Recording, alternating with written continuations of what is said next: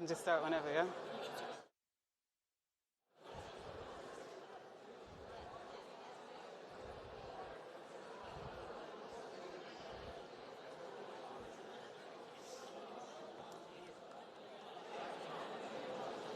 Good morning, everyone, and welcome to Central Hall, Westminster. This building has seen suffragettes demand the vote, the UN's First Assembly, and generations of movements wrestle with what democracy means in practice. Today, it holds another test, whether progressives can offer answers in an age where trust is low, bills are high, their own base feels left behind, and the right is rising. I'm Alita Adu, a political correspondent at The Guardian. Our newsroom has a long tradition of holding truth to power, challenging misinformation and disinformation. It doesn't always make us popular, but ultimately that's the point. Normally I'd be sitting over there in the press pack, but today I've been asked to guide you through this year's Global Progress Action Summit, here in London and in Europe for the very first time. And what a year for it to land here. The stakes are incredibly high. Because let's face it, ordinary people are not talking about progressive ideals. They are talking about Gaza, Ukraine, Sudan, and beyond, where people are being deprived of food, water, and aid. People are being held hostage. They're talking about the cost of living crisis, child poverty, homelessness, antisocial behaviour, mental health, and qualified young people unable to get jobs. They're also talking about Reform UK surging in the polls.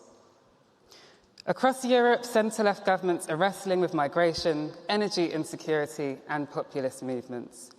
In North America, progressives face fractured trust and institutional fatigue. Meanwhile, climate change is accelerating inequality worldwide, but there is hope. Progressives don't always lose. They're in power in Australia and Canada and here in the UK. And today they're not here to just argue, but to trade notes.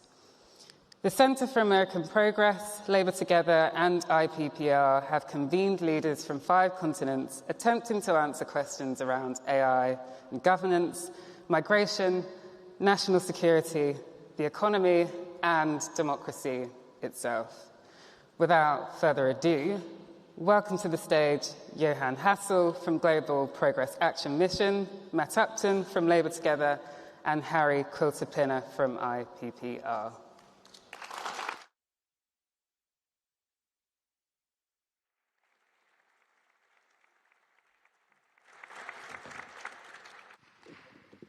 Thank you, Alita. So I'm Matt from Labour Together. I'm really proud to be hosting today with our friends at IPPR and the Centre for American Progress. I definitely recognise a few faces from yesterday. We started off in King's Cross. And anybody who heard me give my introductory remarks yesterday will know I'm quite a big fan of King's Cross. It's the biggest, or one of the biggest, urban regeneration projects in Europe, an area, for those who know it, completely transformed from what it was, and now sits at the heart of something called the Knowledge Quarter, which has institutions like the British Library, where we hosted yesterday, some of the best universities in the world, but also alongside that, cutting-edge organisations working on science, technology, medical research, and so on and so forth. And I think the whole King's Cross development is such a great sign of Britain, the kind of confidence of Britain looking ahead to the future, and a sign that Britain can actually get things done. And then today, we see a very, very different vibe, as Alita touched upon. We're in somewhere much more historic today, not just Central Hall, but obviously Westminster itself, the home, the symbol of parliamentary democracy, going back hundreds and hundreds of years. And for me, it was really, really important for people that travelled so far to come to the conference and come and see London and the UK, that we're able to show you those two sides of the country, the future, where we're heading, but also the historic past that makes Britain such a great place to be.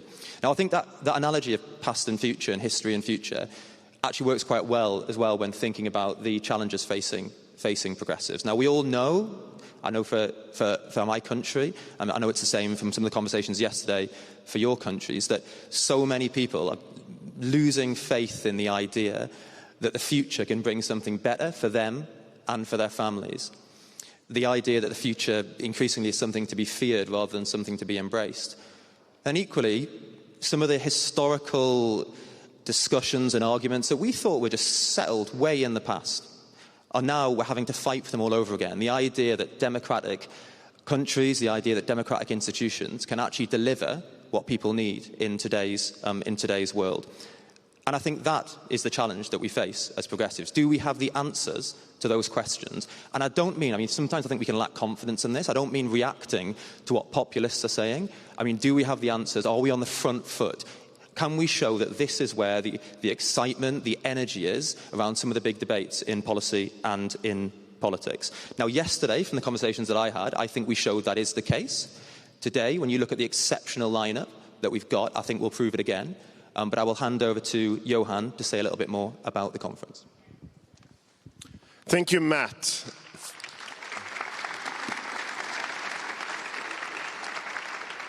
Friends, leaders, fellow progressives, during the most consequential political moment of our time, the Global Progress Action Summit brings together center-left leaders to discuss the world's most pressing challenges to advance a new progressive policy agenda. The Global Progress Summit demonstrates the unity of purpose and the urgency for actions that progressive governments, leaders and change makers share. As the largest gathering of progressive leaders in the world, the Global Action Summit creates connections, ideas and outcomes to drive a global agenda for the future. This year's themes, Governing for Working People, is set in an age of insecurity where global progressives need to find a moment to unite, to meet today's challenges, to deliver bold policies that deliver security, prosperity and democracy for all. We are a global progressive movement which are strong, confident and we are forward-looking. And here in London, we are setting out the direction for the future. Thank you all for being here. Thank you all for your leadership. And over to Matt and Harry.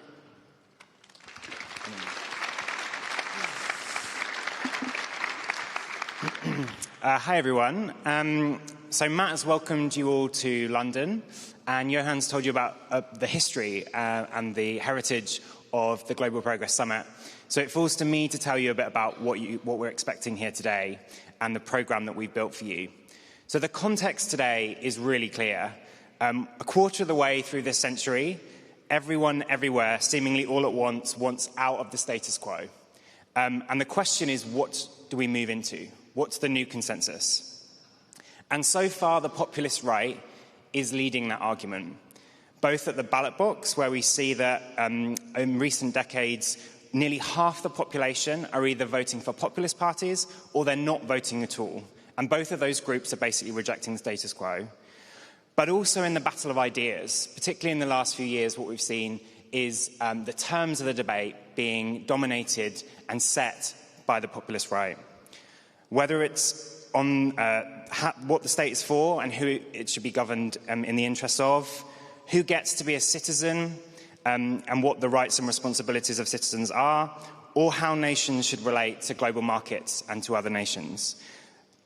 This means that progressives need to renew. We need to be able to come up with better answers to the big questions that voters are putting to us and be able to solve the daily challenges that people face. And today's programme has been built to try and showcase some of the energy and the ideas and the dynamism that we see across the world where progressives are in power. Without new ideas, we risk either reaching back for old ones and trying to repeat the past, and that will not work in this new future, or trying to imitate our opponents, which only boosts their brand and heightens the divisions they flourish on. So in this context, the most valuable resource is imagination, is new ideas, is being bold and confident and making distinctly progressive arguments about what the world needs now and why we have the answers to the challenges people face. And so I hope what you'll see on stage here today is a host of leaders and thinkers and activists who are making those arguments, who are doing the hard work. And I hope that you'll be part of a conversation that helps define what comes next. Before I step away, you're going to see a host of amazing stars on stage here today. But the real stars are those that have managed to put this conference on. And they're backstage, downstairs right now, making sure that we're all here and that we're able to have this conversation. So I want to say thank you to all of the teams from CAP, from IPPR and Labour Together who've made this happen. And in particular,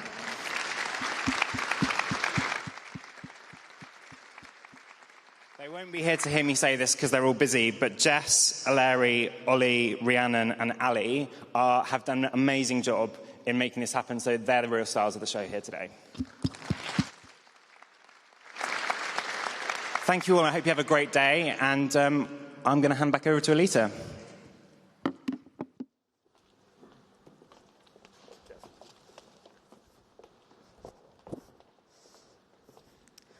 Welcome again, everyone. Now we're moving on to our next session on the AI dilemma.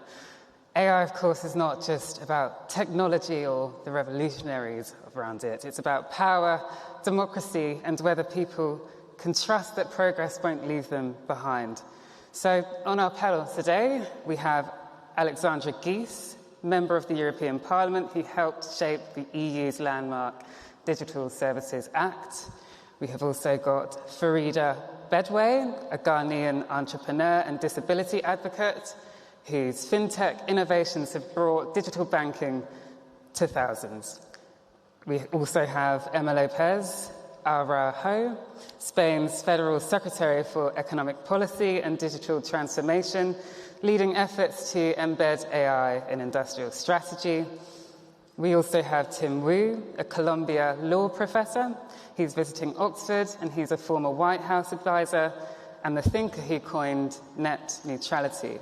And guiding the conversation, we have Megan Shahi from the Center for American Progress. Over to you, Megan.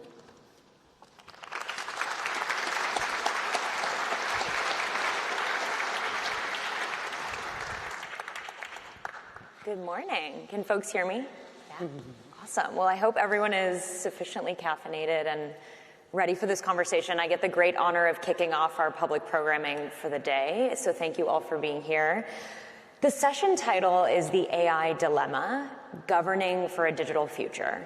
And I think we're at a really pivotal moment in society as progressives, and really at the intersection of democracy and a choice on choosing democracy going forward for our future, and the advent of technology, particularly with the way generative AI and AI has really come onto the scene and blown up in a very big way. And so today I'm honored to be guiding this conversation. I'm surrounded on all sides by the real experts who I'll introduce in a minute. But the big question we're really seeking to answer here is, how do we govern AI as progressives in a way that protects people, strengthens the economy, and simultaneously prevents and mitigates the far-right authoritarian regime and the risks to the way we really see AI thriving in the future, and how to manage those risks and also simultaneously manage the opportunities, of which there are many. So with that, I will introduce our panelists, and we'll get things started. So to my right, we have MEP Alexandra Geese, hailing from Germany. Ms. Geese is a leading digital policymaker within the European Greens, who played a key role in developing the EU's Digital Services Act, or DSA. She sits on the Industry, Budget, Internal Market, and Women's Rights Committees in the European Parliament, and is a prominent voice on international and social issues. To her right is Farida Bedway. Ms. Bedway is a leading tech entrepreneur who co-founded Logicel Limited and pioneered the development of GKudi, a cloud-based banking platform now widely used by microfinance institutions across Ghana. She's on the board of Ghana's National Communications Authority, previously worked as a principal software engineer at Microsoft, and is currently a platform product consultant at Digital Opportunity Trust, where she's part of the team building and managing digital systems that support innovation and youth engagement across Africa. To my left, we have Enma Lopez. Ms. Lopez is the Spanish Federal Secretary for Economic and Digital Transformation and deputy spokesperson of the Spanish Socialist Workers' Party. She's advised successive prime ministers and has been central to setting the country's strategy on economic, industrial, and digital issues. And lastly, on the far left for me is Tim Wu. Tim is a professor at Columbia Law School, the former special assistant to President Biden for technology and competition policy in the Biden-Harris administration, and now visiting at Oxford. He coined the phrase net neutrality in 2003 in the White House and was hailed as the architect of the administration's anti-monopoly agenda. Lastly, he authored the forthcoming book, The Age of Extraction: How Tech Platforms Conquered the Economy and Threatened Our Future Prosperity. So with that, quite the bios. We'll dive right in, wasting no time. So I will open with a high-level question that I would love all our panelists to really start with. Enma, we'll start over with you. What is the biggest challenge that progressives, folks in the room and out of the room, face in governing AI? And how do we tackle that challenge in a way that not just doesn't just consider policymakers, but also considers people? Thank you. Well, thank you so much for giving us this amazing opportunity to talk about probably one of the key topics of these times. From my perspective, the big deal is not falling into the false dilemma between advancing and regulating. They are not opposite, and in our perspective, they must be together. Why so? Because if we have rules in the real life, why don't we have that in the digital life? Do we really want the digital life to become some kind of the Far West? We don't. But actually, we cannot deny the advance. We need to embrace it. And to embrace it, we have also to create public policies that doesn't leave anyone behind. That has been on the mind of the Spanish government during all those years. For us, it's very important not only to create the material conditions for AI to develop, for instance, 5G in almost the full territory of Spain, but also this high-speed velocity broadband.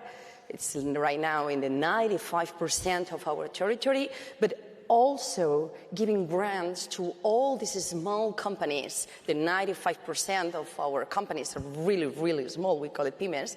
And giving them the opportunity to also embrace that technology. And also we're talking about rights. We have passed this digital act with rights, and not only we've created an agency to protect and to preserve all those rights. We are talking about digital disconnection, we are talking about neutrality, we are talking about things that in real life are so clear, but they must be also in the digital life. So as a sum up, that could be that we need to embrace it, we need to regulate it, and we need to advance in that sovereignty, not only in language, that of course is important, but also in terms of chips, in terms of semiconductors, in terms of all these algorithms and the data that is going to rule the next years of our lives. Thank you. Tim, we'll turn to you. Sure, thank you. It's great to be here. I think this conference has been great and very inspirational and motivating, so thank you again for having me on this panel and being here in general. I think the rise of artificial intelligence does pose significant challenges for the progressive movement, and I'll say why.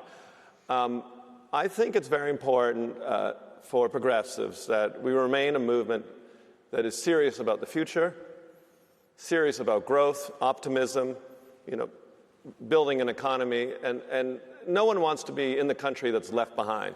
Exactly. On the other hand, I think we do have to learn from some of the lessons of the last revolution, of the internet revolution itself. The promise in that time, thinking back to the 90s and the early thousands, is that the internet was going to make everybody rich. It was very simple. Didn't matter where you go. Geography was no longer going to matter. Doesn't matter where you were, everybody was going to make it. because you could work from home, you could invent an app, you could do this, you could do that, you could do this. 30 years later, we look back, and in fact, there was an acceleration of the process of winner regions and loser regions that was accelerated by the internet. And when you think about it, what happened was that mainly the returns went to the platforms, mainly in the United States, mainly on the coast. And the rest of the world, and where I live or lived in most of the United States, got a lot of great stuff, was able to buy things quickly and so forth, but didn't reap the same kind of returns. And so I think as the AI revolution goes forward, I think we have to have that example in mind. And we have to think about a kind of building that builds the entire economy, not at the expense of parts of the economy. Frankly, I think voters are attuned to this. I mean, voters are more skeptical of AI than they are of the internet. People are just actively worried about having their jobs replaced. So I think thinking through the economics is really important.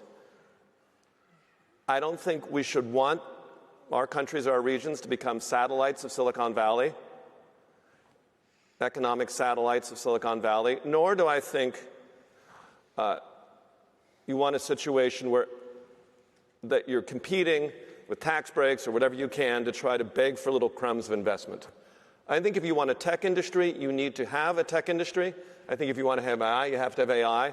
But depending on this model, of hoping to lure a little bit of investment is, I think, a risky proposition if you look at the history of the internet in the last 30 years. Thank you, Tim. Alexandra, we'll turn to you. Well, I think what we have tried to do is look at AI as a technology. And what AI is today is a power structure. It's an enormous power structure. Just let me give you two examples. I think the first one is the monopoly on information that large language models now have. If we increasingly use those large language models to produce text, that text goes to the internet. This is what AI models are trained on. You see how big the influence is. And we're already seeing that, for example, NewsGuard showed that there was a Russian disinformation campaign that produced text just to train AI models, and 30% of that material spreading disinformation about the war against Ukraine in Russian and Ukrainian language ended up in those large language models, in those AI chatbots. There are other examples from Elon Musk even being proud of saying, well, we tweak the algorithm, we change the output of Grok. So if you control the global knowledge production, this is pure power. And we see in the US the attack on universities, the attack on teachers, the attack on education in general. This is a global effort to reduce knowledge, to reduce the access to objective knowledge, and to control the knowledge production. The second point is that AI is an infrastructure. It's about data centers, it's about satellite, it's about undersea cables. Where does this information travel?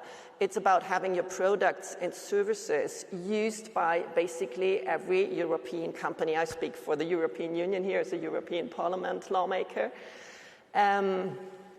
So that gives you a power to blackmail people.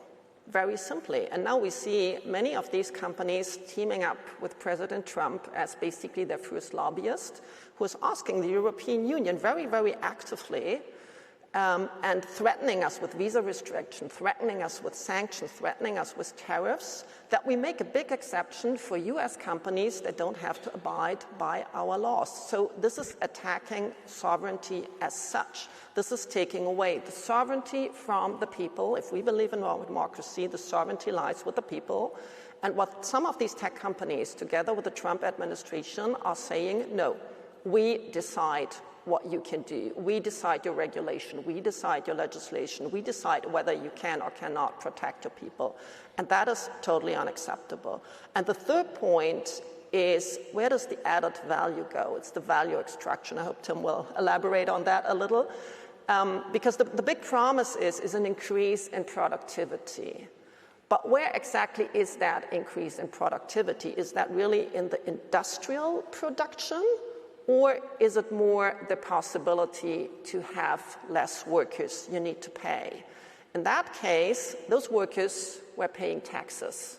Now they might need social services. So where does the added value go? Does it stay in Europe? Does it stay in the place where you employ the AI tool or the infrastructure?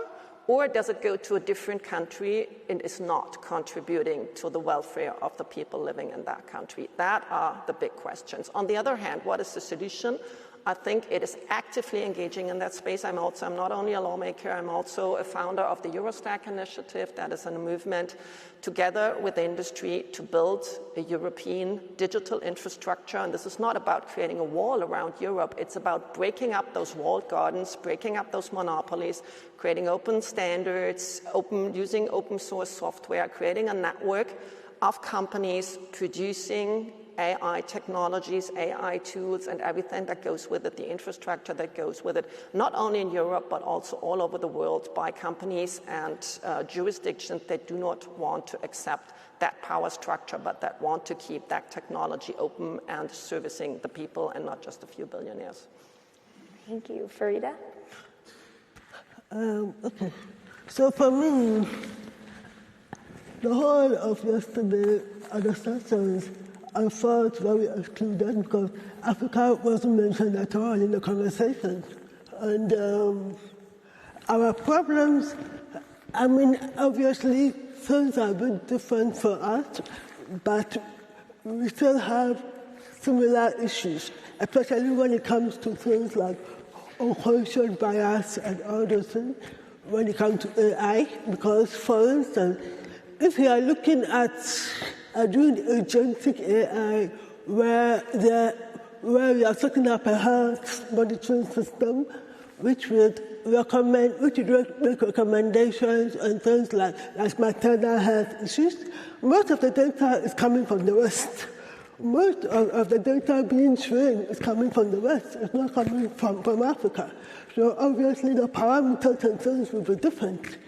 So a couple of weeks ago, I was actually talking about why Africa needs to get more involved in the conversation. Because if not, what's going to happen is that things that will work for people in the West would be implemented for us, and it will not work because our parameters are different. And our social constructs, our cultural constructs will not come into play in the whole conversation. So it's very important that in Africa we also look at how can we contribute to this whole AI conversation. We are the second biggest planet, we are the second biggest continent in the world. We have the largest population of youth.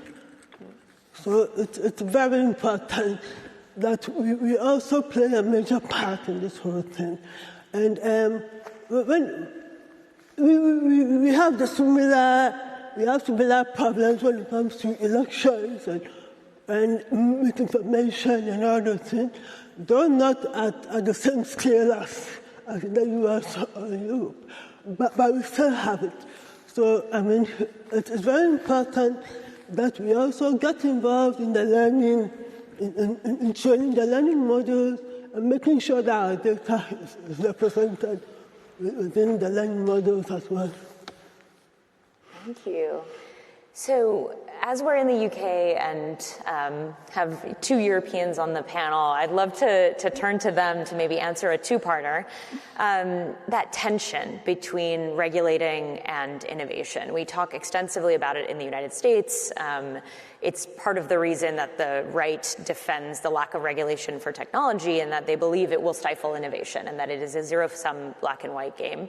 And we've seen cases in Europe that really prove that otherwise. And we have two experts here who have worked directly on various pieces of regulation in Europe. And so maybe we'll start with you, Alexandra. How did you approach the DSA and the AI Act when it comes to the right protections, but also not stifling innovation, or really responding to that argument that you're trading off against innovation in order to protect? And how do you respond to that with other members in Parliament and the kind of folks in the room?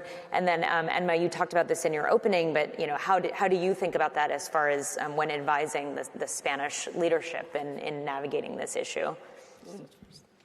Well, I contest that there's a trade-off between innovation and regulation. There's good regulation and there's bad regulation. And what we shouldn't do is bad regulation.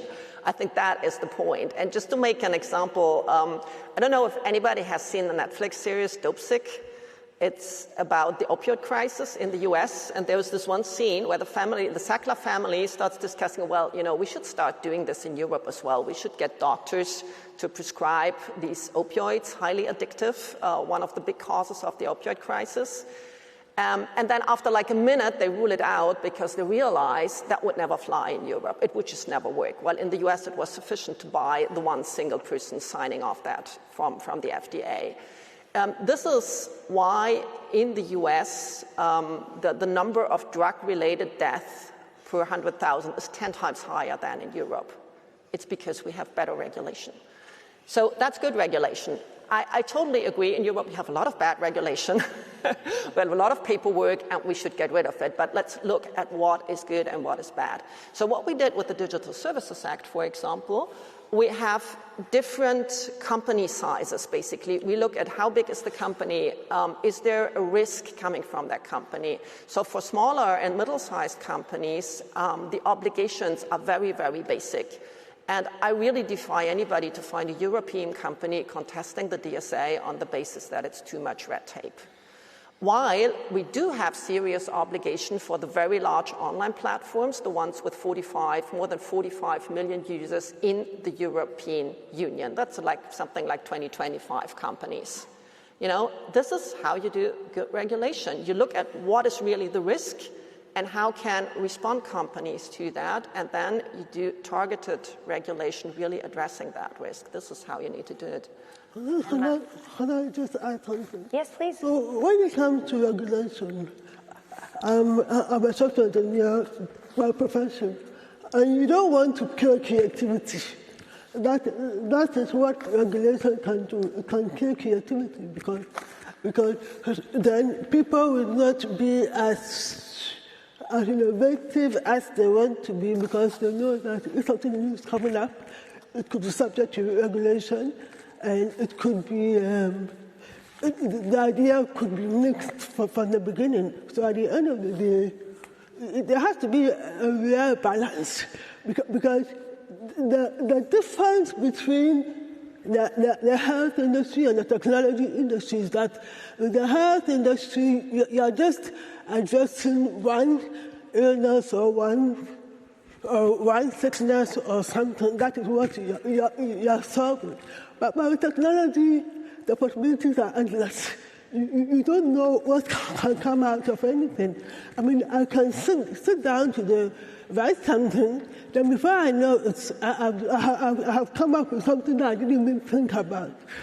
So if I have a regulatory body that is actually monitoring my work and telling me I can only do A and I cannot do B, then it would kill the creativity. So we have to strike a real balance. And I don't think we have been able to get it right up to now. That is why the social media platforms and things are largely unregulated, because where do you draw the line?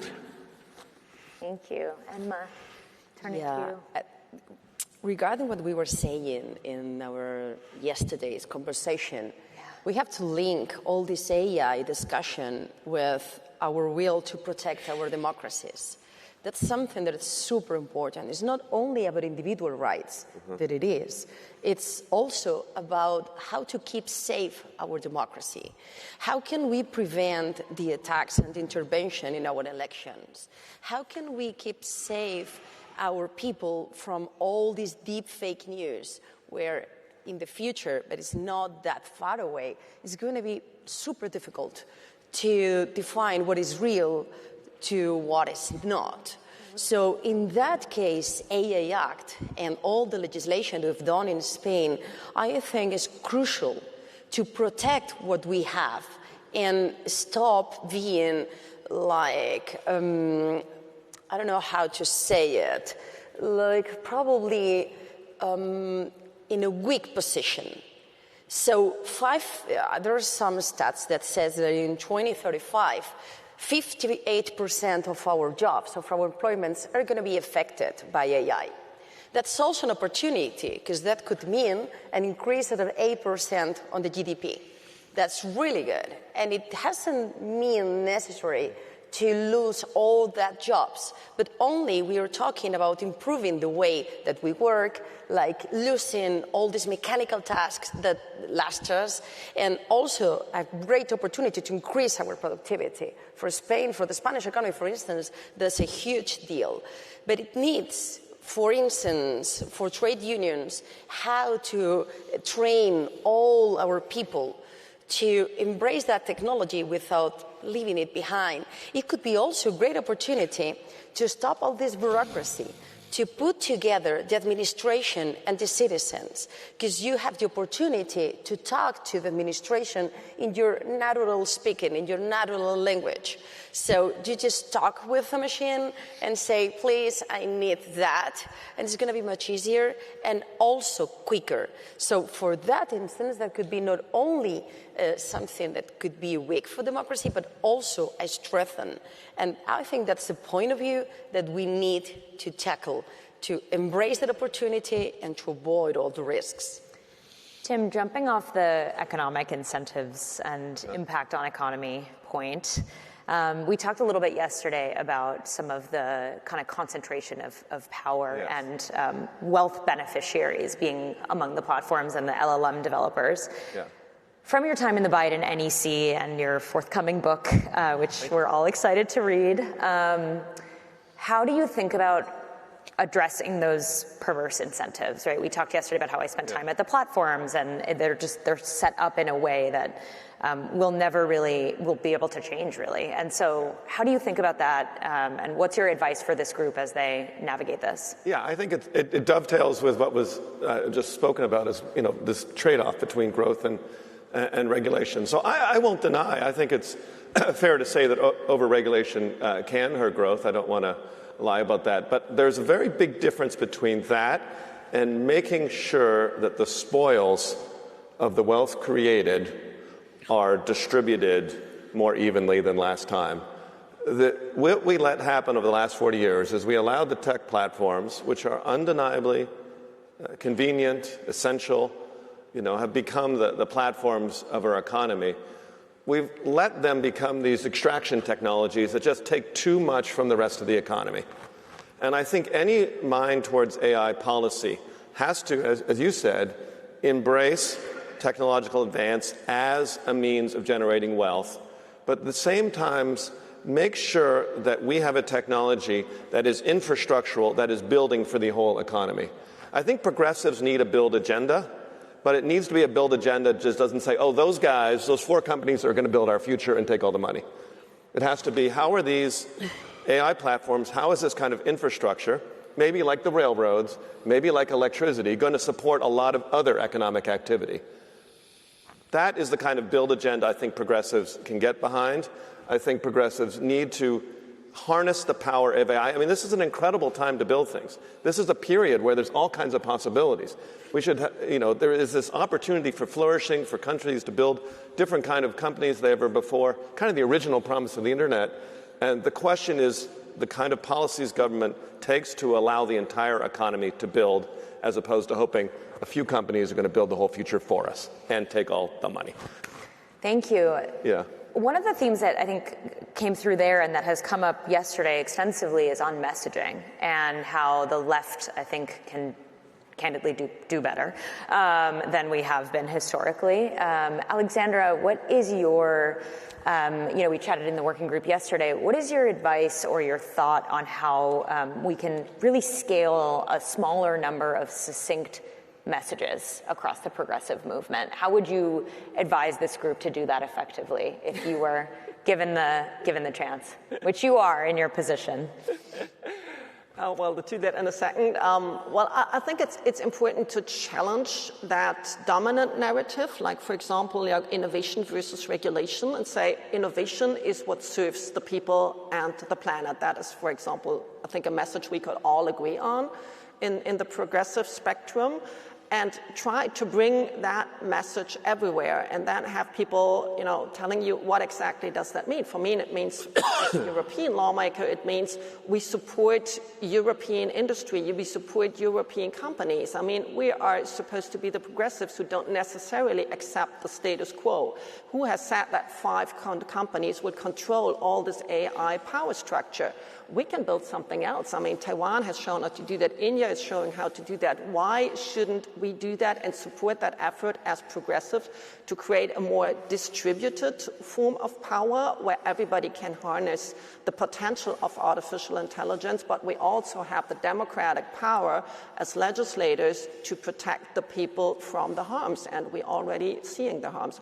I think that is a common message. Artificial intelligence really needs to benefit the people. And in order to benefit the people, we need a lot of companies working on it in a very networked way. It needs to be open, it needs to be transparent, and let's do this together. Thank you. Farida, you had really good points about bringing the Global South into the conversation more prominently. And that's something really a priority for global progress as well, in really uniting the perspectives on AI and on progressive issues more broadly. How can we, as progressives, do a better job of incorporating the importance and the feedback and the prominence of the rising Global South, and how technology impacts the Global South maybe in different ways than it does other countries? How can we do better at incorporating that perspective? So I think we need to engage a lot more with African tech companies, as well as the governments. They are very important, because we have a similar problem as she just said, because of where the data is. Data is the most expensive commodity these days. But if you have data, you have everything. Our data is being housed within these 5 big tech companies. We have no control over it. So I think I've been advocating for Africa to have its own data centers where we can house our data, where we can train our own data models, so that we will not be reliant on information from the US or wherever, because it's scary knowing that your whole infrastructure and everything is being housed in a country or in a region which if today they decide they are going to cut you off, you're screwed. So it's very important that you come and you listen to us. Because for too long, the West has been telling us what to do, instead of asking us, how do you want us to help you? The conversation has to change from do this to we are partners. How can we work together to make the world a better place? Thank you so much. Thank you. That's time. So unfortunately, we have to wrap it. But a round of applause for our panelists.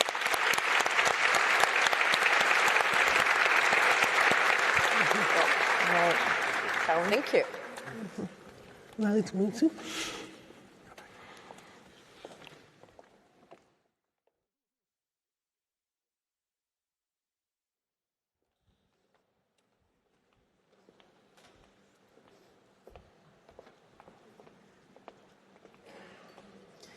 Well, our next session takes us to one of the defining challenges of our time. That's migration. The UN estimates that more than 120 million people worldwide have been forced from their homes. While most are hosted in low and middle income countries, irregular migration into Europe and the US has reshaped politics, fueling populism and really testing democracies. The question for progressives is whether we can manage this scale of displacement in ways that reassure citizens at home while staying true to their values. On the next panel today, we've got Peter Hummelgaard, Denmark's Minister of Justice from the Social Democrats, Diego Rubio, Director of the Cabinet of the Prime Minister of Spain, Dan Restrepo, Senior Fellow at the Center for American Progress. He's also a former advisor to President Barack Obama. Frank Sharry, founder and chief executive of America's Voice, long a leading advocate for immigration reform in the US. And guiding this conversation, we have Christabel Cooper, Director of Research at Labour Together.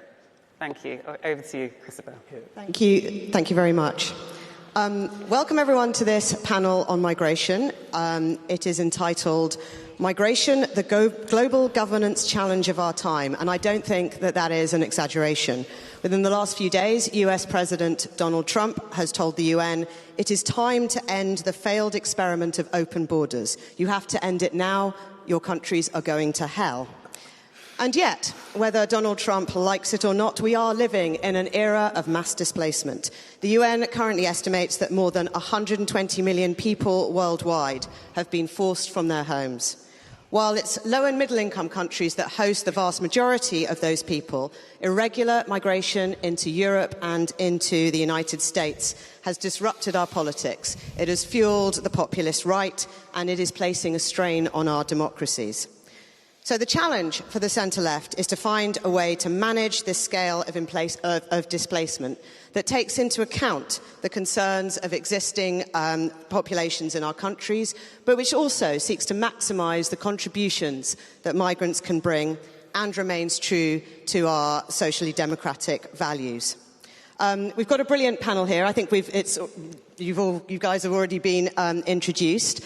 So I won't go through that again, though I would just like to add a special thanks to Lasse Ryberg from Denmark, who has stood in at the last moment. As many of you may be aware, the Danish delegation, much of it has not been able to arrive due to what we can only assume is Russian aggression in closing Copenhagen airport at the moment. So big thanks to Lasse for standing in. And I will come to Lasse first. At the Danish general election in 2022, the governing Social Democrats achieved their best result in 20 years, while the hard-right Danish People's Party gained 3% of the vote. Absolutely. A rare success for the centre-left over the hard-right at a time when migration is such a prominent issue in our politics. Would you be able to just give us an overview of the approach that the Danish government has taken with regard to migration, both in terms of the policy and in terms of the narrative that you were trying to get across to voters? Yeah, I will certainly try to do that and maintain the focus on an overview and not a historical run-through. But it's important to know the political history in Denmark in terms of immigration to understand why we are at the point we are now. I mean, we all concur that we live in troubling times with war, instability, and we are seeing right-wing party taking power in numerous countries around the world. So therefore, it has been very important to us to be in sync with our population. There are no easy solutions. Often in our progressive family, we have this mantra saying, when they go low, we go high. We would say when they go low, we need to go relevant. This is a question about relevance without losing your fundamental ideological aspects.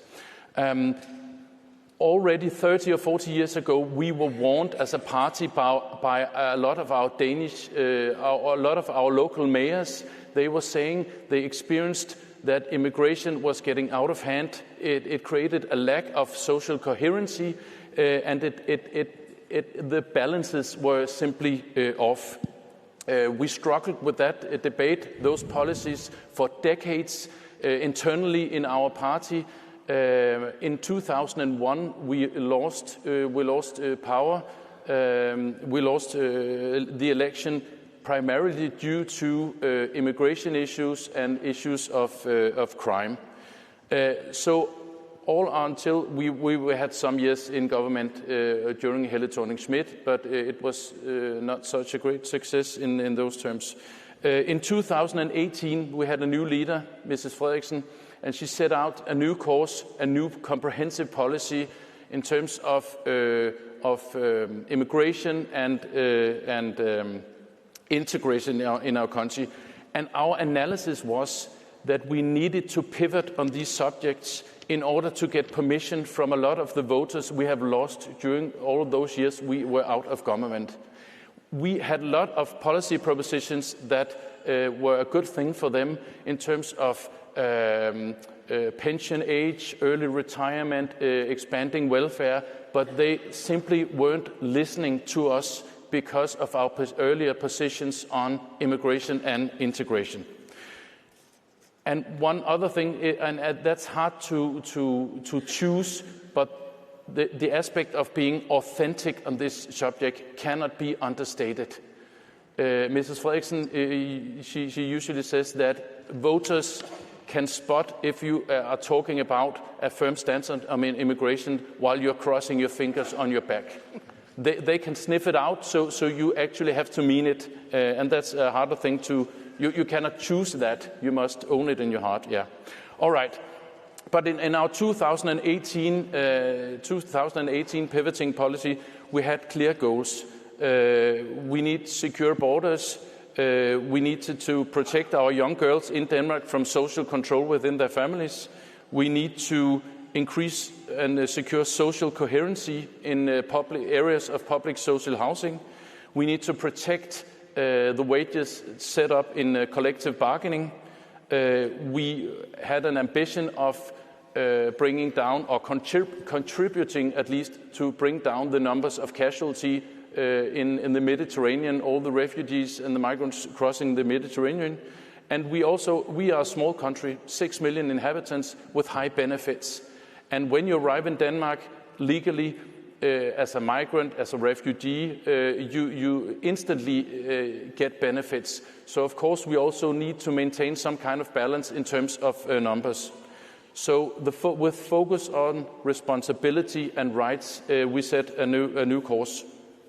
Just to point out some of the actual policies, we raised the legal marrying age for non-citizens. We are seeking to establish centers for refugees in countries outside the EU. We pushed for more deportations when people are convicted for violent crimes. And we are actually relocating people, both immigrants and Danes, from the most burdened social public housing areas in order to gain social coherency, in order to re-establish those balances. And as said before, the Danish People's Party, they were at 22% in 10 years ago, and now they came out with 3.5% the last election. And the last thing I would like to say in this round is that we have both enacted hard policies, firm policies, restriction policies, but we are also pursuing a lot of the things that we usually stamp being progressive. We are at 7.7% in 0.7% in foreign aid. We are respecting and upholding international treaties. We are pushing for further deals with bordering countries. We are offering housing and benefits for those who are legally in our country, and we are enacting more anti-racism and anti-discriminatory legislation. So we are quite resolute in our firm policies, but we are also doing a lot of the things that we usually call progressives. But of course, or not of course, we are maybe communicating the firm stances more than all the traditional progressive things in order to maintain this permission with the voters to talk about them, to talk to them about a lot of the other things we want to do. Thank you. Thank you very much. Yeah, please. So, a year after the Danish elections, the Spanish Social Democrats PSOE also won re-election with an increased share of the vote, and the hard-right party Vox losing both vote share and seats.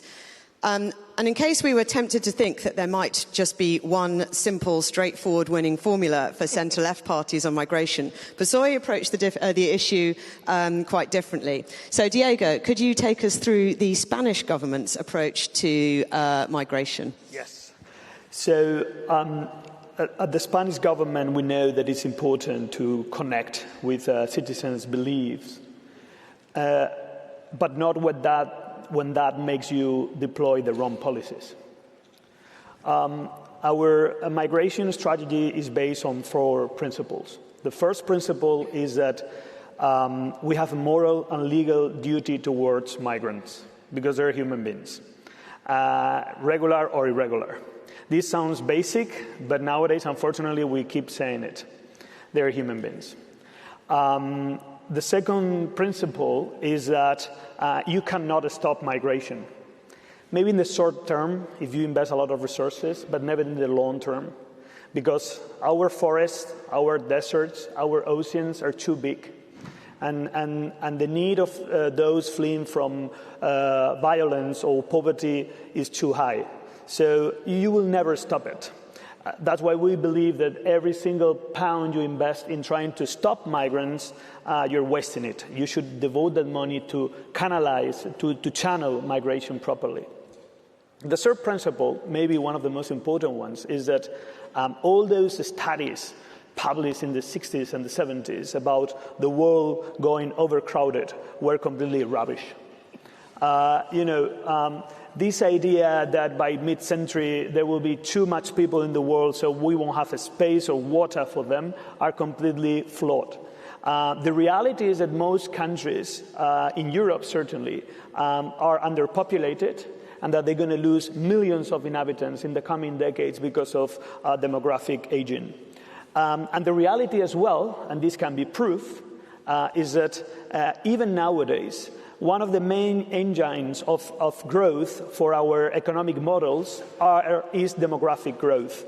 If you look at Europe over the past decade alone, was more than 25% of our economic growth was driven by demographic growth. So what we believe, and AI is not going to change that, by the way. So what we believe is that in 20, 30 years from now, we will look backwards and we will see 2 kinds of developed countries. Those who remain close, they will go stagnant. They will struggle with deficit and debt. They will struggle to keep their welfare state alive, and life for everybody will be worse. And those who remain open, they will remain growing economies, and therefore they will be able to keep their welfare states alive.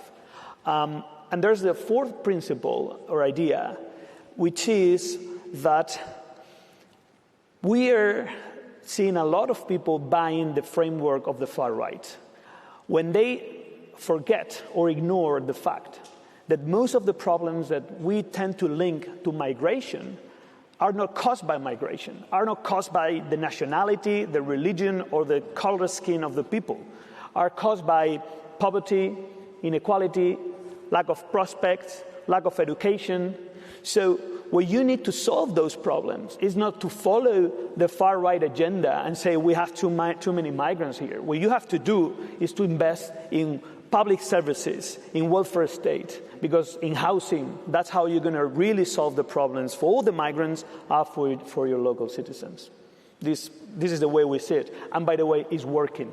It is working.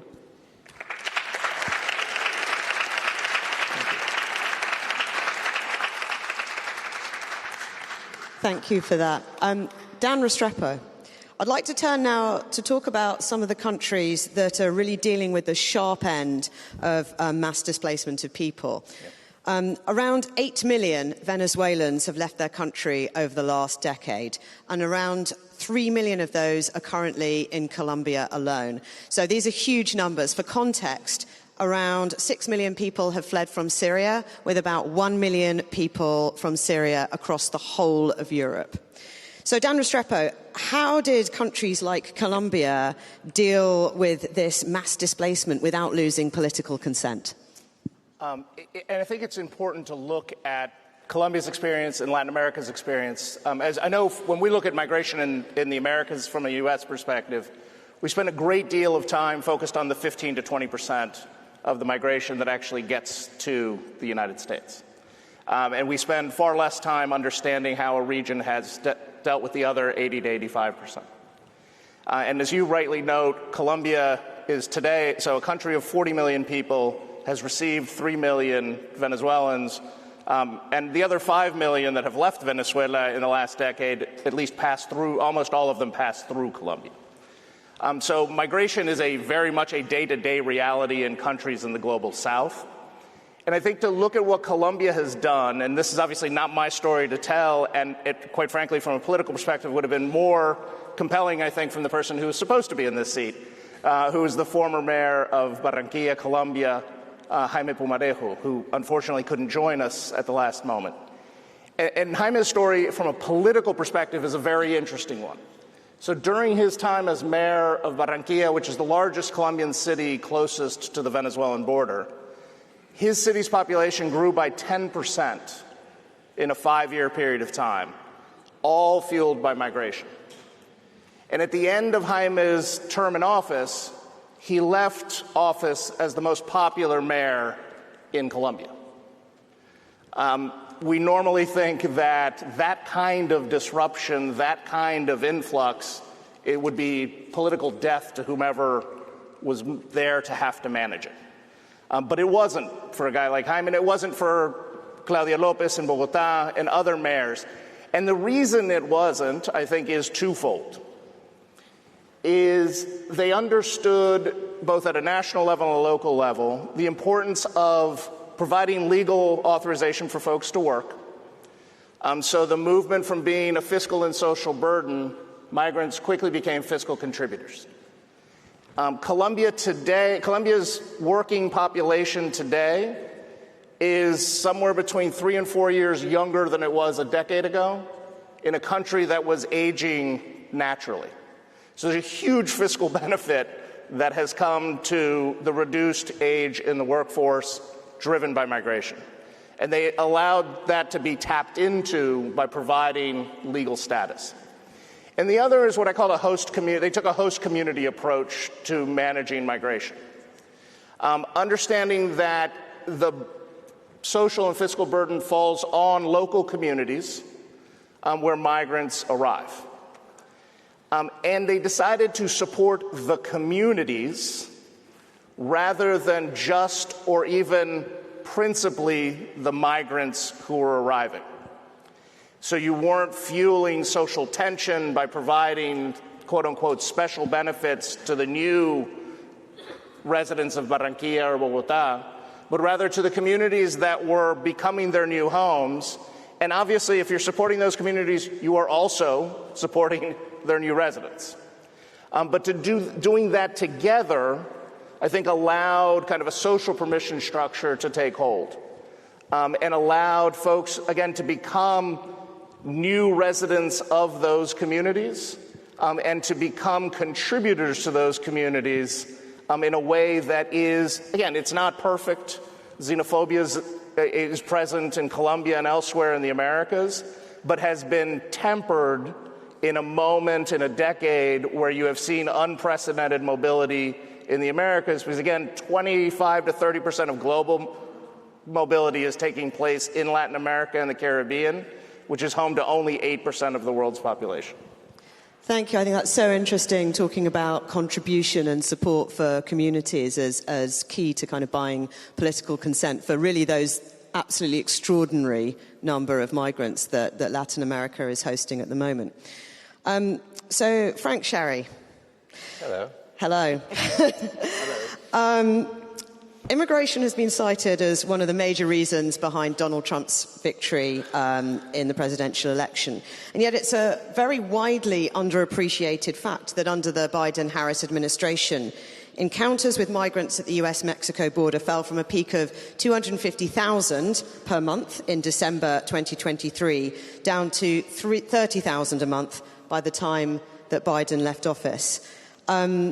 You worked on the Harris campaign.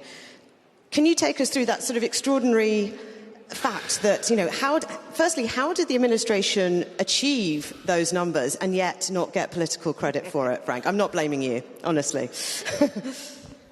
Everybody want to watch heartbreak happen as we speak. The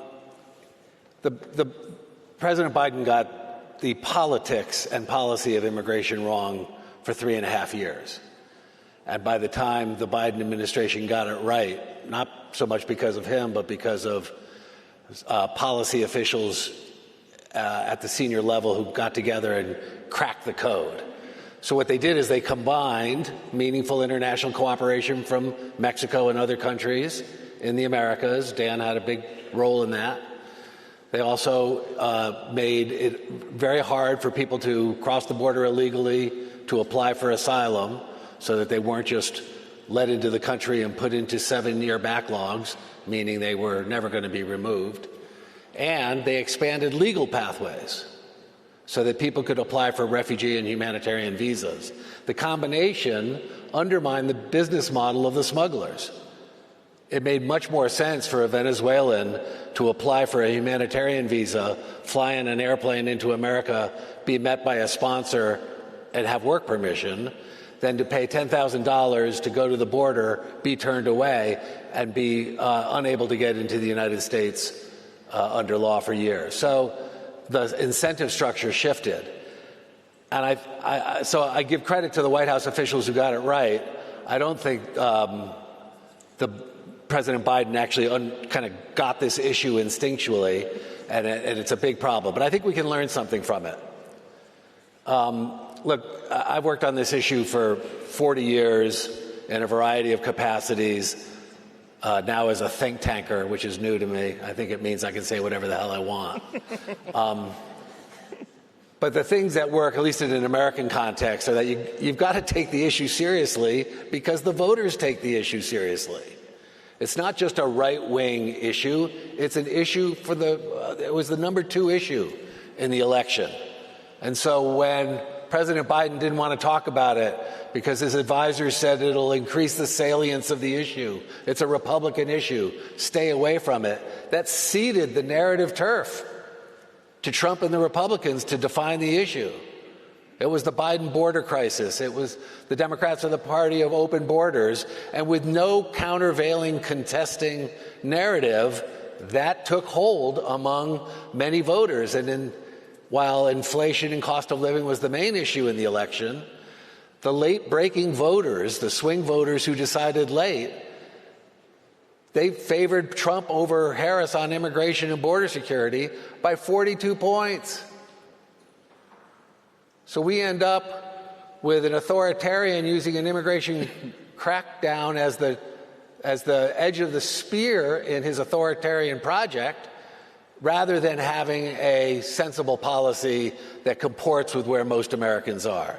So here are the 3 things that I think for America, to get for the center left to get immigration right, you've got to take the issue seriously.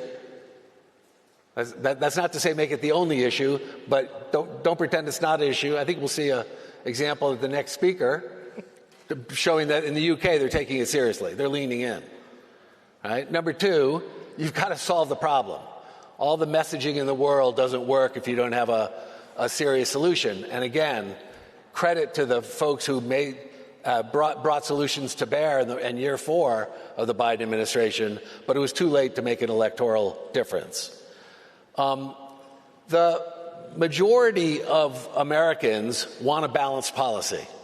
This is what the contours of the debate are often a mobilized right slinging simplistic slogans to mobilize fear and hate, and dare I say, a shouty left advocating for maximalist demands that make the debate seem in the public mind as it's all or nothing.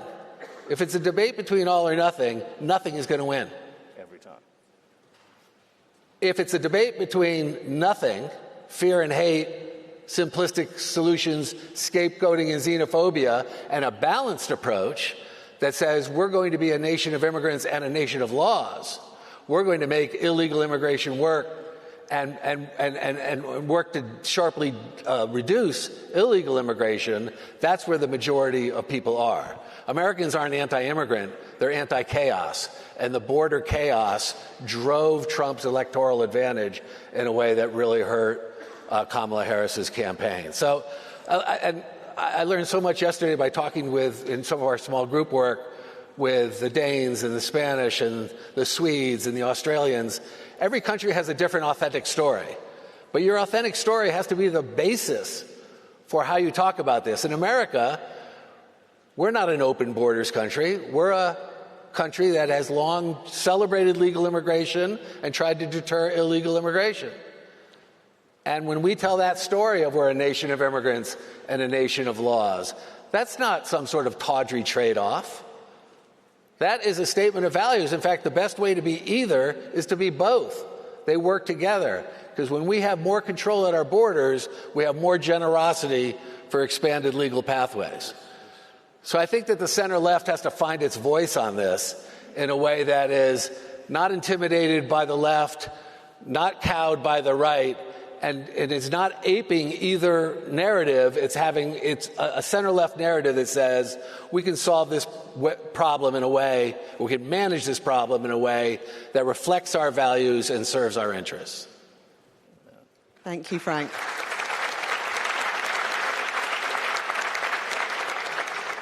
We've just got a couple of minutes left. I'm just going to very quickly ask Diego and Lasse.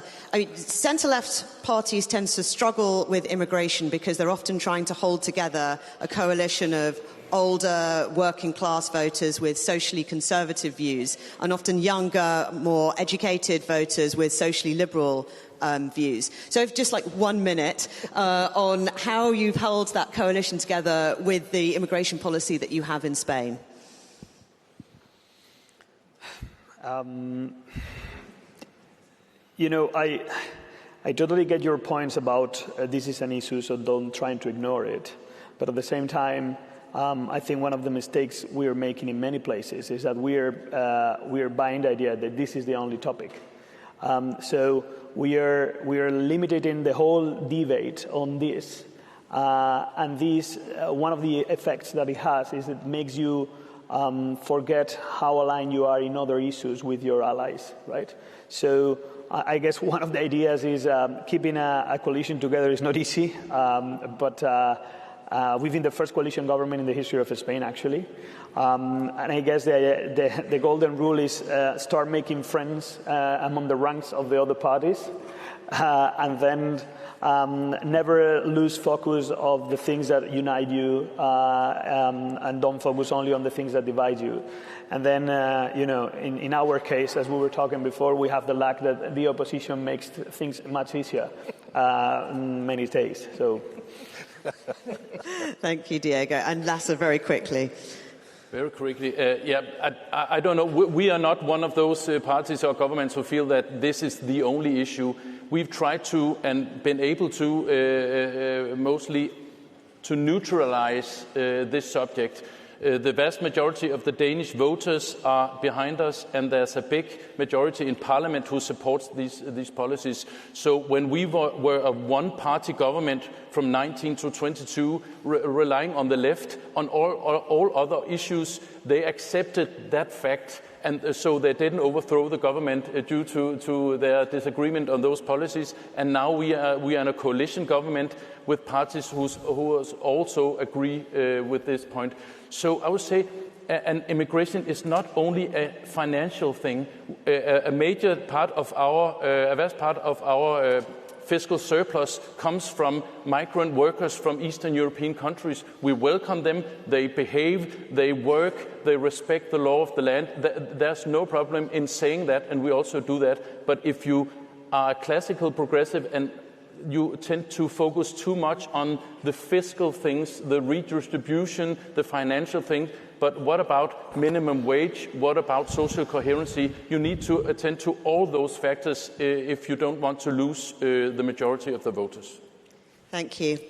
So I think my conclusion is that centre-left parties do not have to be powerless in the face of this issue. We've got different political situations in different countries, and the answers will be different in all of those countries. But I think you made an excellent point right at the beginning that whatever the solution, the government needs to be authentic. They need to make clear choices that are in line with the values that they feel authentically comfortable with advocating. And I think, if they do that, they can both shape conditions on the ground and be able to influence the political narrative and be able to give an answer to Donald Trump's challenge. So I'd just like to thank our excellent panel, and can we have a round of applause, please?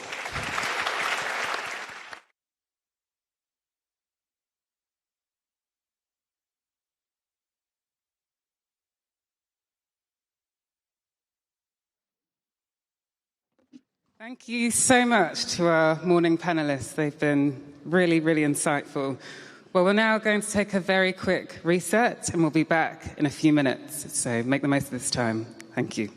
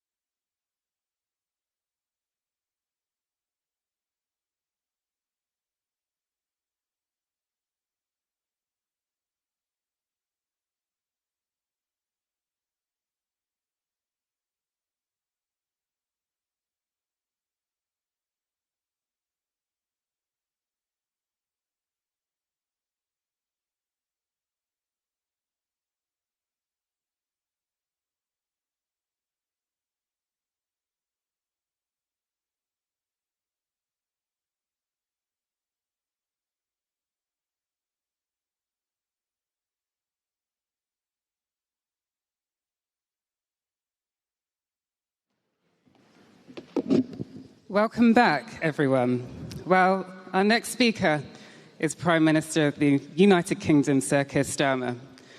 He needs no introduction here, but he comes to this summit a real test for his leadership.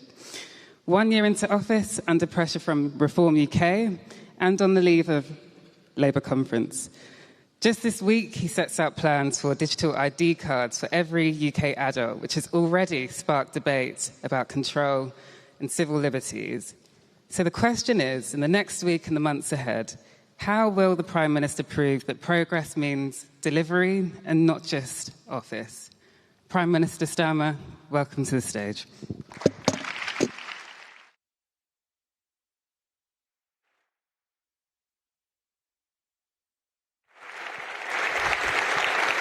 Thank you. Thanks very much.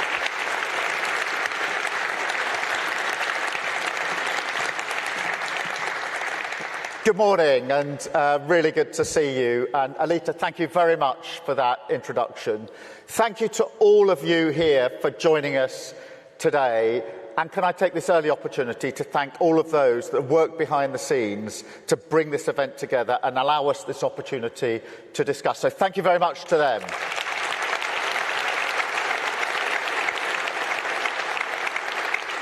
Now, this is a gathering of people bound by a common cause, the patriotic renewal of our nations, that is underpinned by the values of dignity and respect, equality and fairness, and the belief that social democratic means are the best way to pursue that goal. But it's also a room that puts paid to a story we often hear in the press these days, that somehow our politics is dying out. Now, yes, we are in an era of huge challenge, but we can take heart when we look around the world. In fact, we only need to look around this room. Kristrún from Iceland, Pedro from Spain, Mark Carney, who stormed to victory in Canada at the beginning of this year, followed by Albo in Australia, and of course Jonas in Norway just a few weeks ago. So in fact, pitted against our right-wing opponents, I'd say centre-left parties are having quite a year so far. And not forgetting, there is...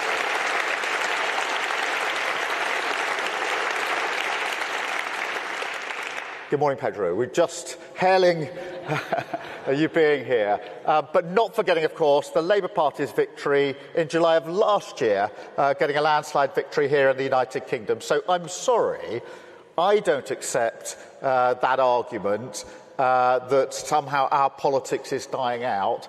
But I do accept that it is now time for Social Democrats to confront directly some of the challenges and some of the lies, frankly, that have taken root in our societies. Because we don't just hear these stories about our politics, we also hear stories about our great countries, our communities, our cities, that simply do not match the reality that we see around us. And it's very good to have you here in London. I hope you've enjoyed yourself here in our capital city.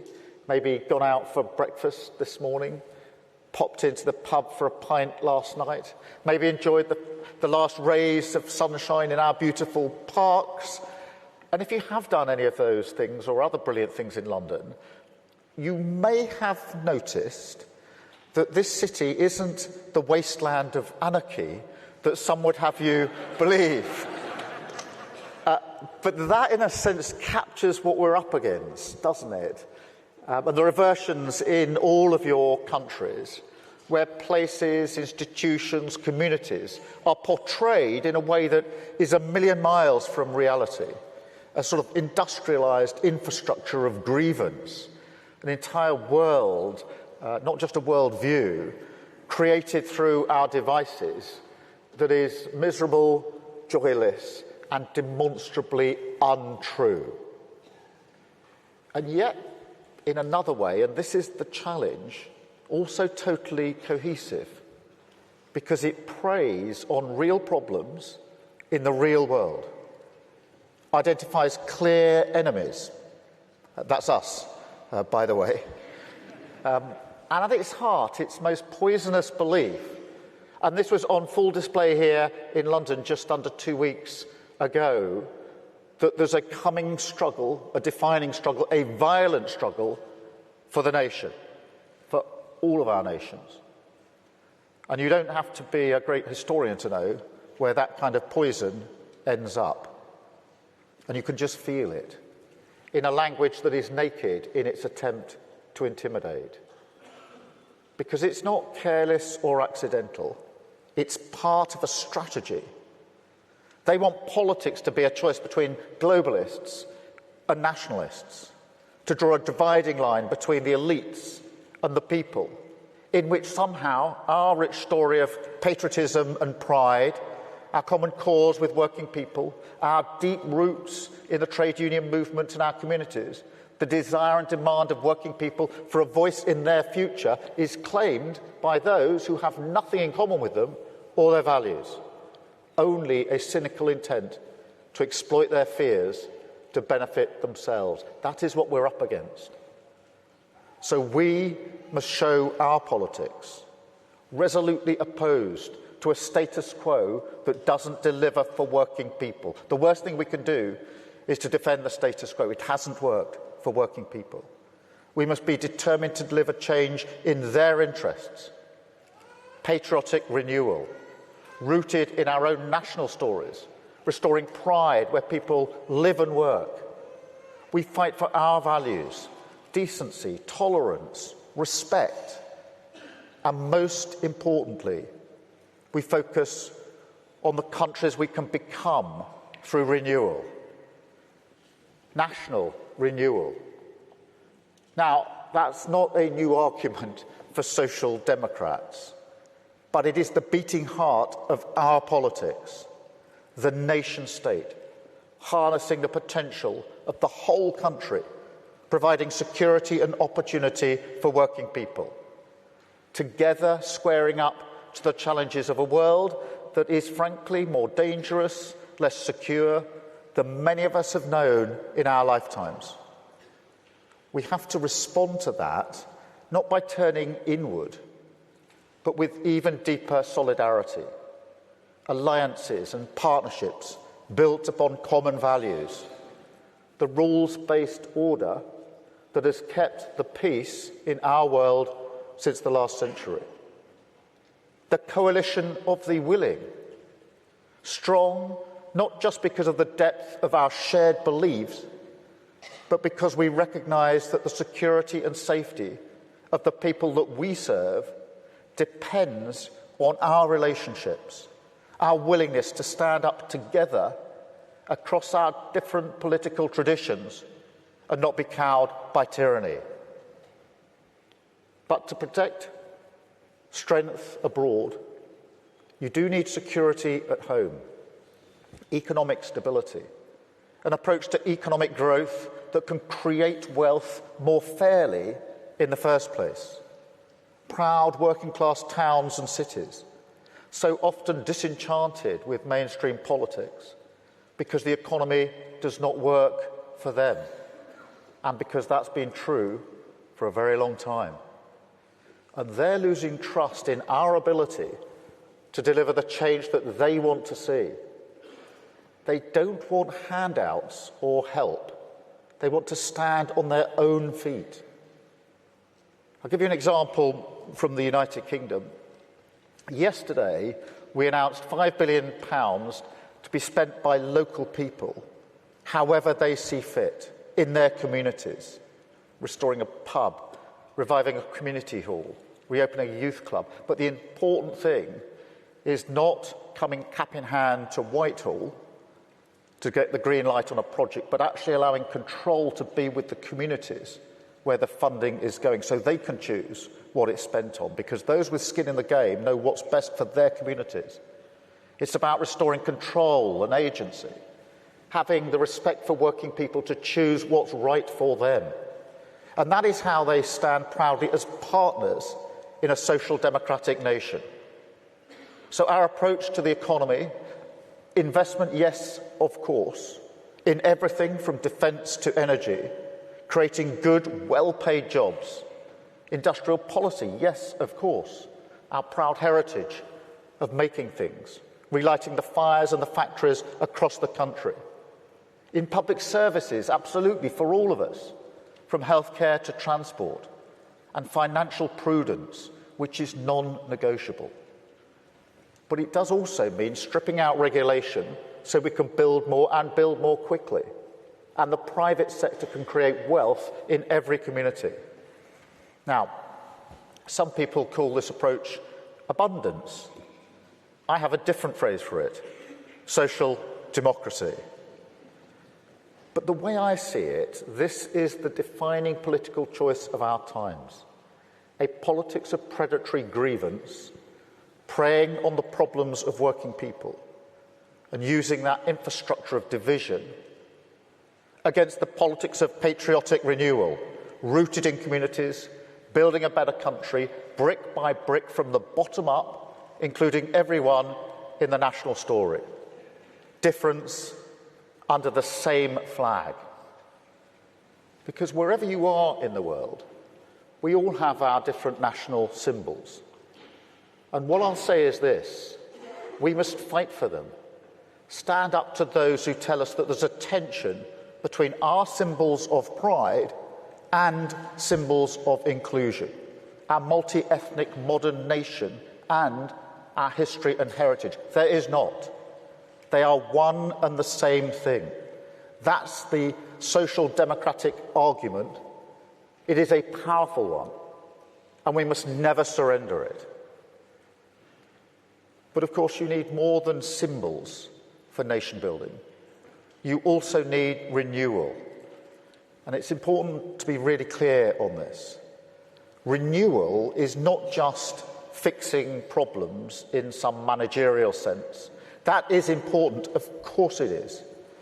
People are very disappointed with the pace of change in government. It's so much slower than almost every other facet of their lives. So we do have to speed up. Poor delivery is a threat to mainstream politics. But renewal is a deeper argument. It means demonstrating to working people that, as well as the economy, the state is being run in their interests. And that does mean we've got to look ourselves in the mirror and recognise where we've allowed our parties to shy away from people's concerns and let the politics of purity patronise people. Now, you will all have issues in your own countries, but in Britain, it's illegal migration. And I suspect that may be the same in a number of other countries. For too many years, it's been too easy for people to come here, slip into the shadow economy, and remain here illegally. Because, frankly, we've been squeamish about saying things that are clearly true. It's not just that it's not compassionate left-wing politics to rely on labour that exploits foreign workers and undercuts fair wages, but the simple fact that every nation needs to have control over its borders. We do need to know who is in our country. Our immigration system does need to be fair if we want to maintain that binding contract that our politics is built on. Otherwise, it undermines trust, undermines people's faith that we're on their side, and their belief that the state can and will work for them. And that is why today I am announcing this government will make a new free-of-charge digital ID mandatory for the right to work by the end of this Parliament. Let me spell that out. You will not be able to work in the United Kingdom if you do not have digital ID. It's as simple as that. Because decent, pragmatic, fair-minded people, they want us to tackle the issues that they see around them. And of course, the truth is, we won't solve our problems if we don't also take on the root causes, looking upstream to tackle poverty, conflict, climate change, issues that aren't just intolerable for those of us who care about inequality and injustice wherever it's found in the world, but which have clear consequences for our own citizens. Take Russia's aggression in Ukraine. We all have a responsibility for the future of our continent, to stand tall where oppression and violence rears its head. But it is also about energy security, because Putin and other tyrants have used their control over energy supplies as a threat. They've pushed up energy bills, threatened to keep doing so unless they get their way. And that's why we're investing in our own energy, sovereign control over our own future, whether that's nuclear, wind, solar power. Now, this will create good jobs, but it will also take the boot of tyrants like Putin off our throat. So our mission to become a clean energy superpower is about future-proofing energy supply, bringing energy bills down and protecting the planet that we all live on, doing right by our values and by our countries and our citizens. Because in this era, we must be the nation builders. We must be the patriots in our countries. We must show working people that we, and only we, can deliver the pride and belonging they seek. Their communities strong, cohesive, changed for the better, taking control of our future, tackling the big challenges, whether that's climate change or illegal migration, not shying away from them. That is how we win. That is how we rebuild. That's how renewal defeats grievance. Thank you very much for listening. Thank you very much for being here. I really appreciate it. Thank you very much.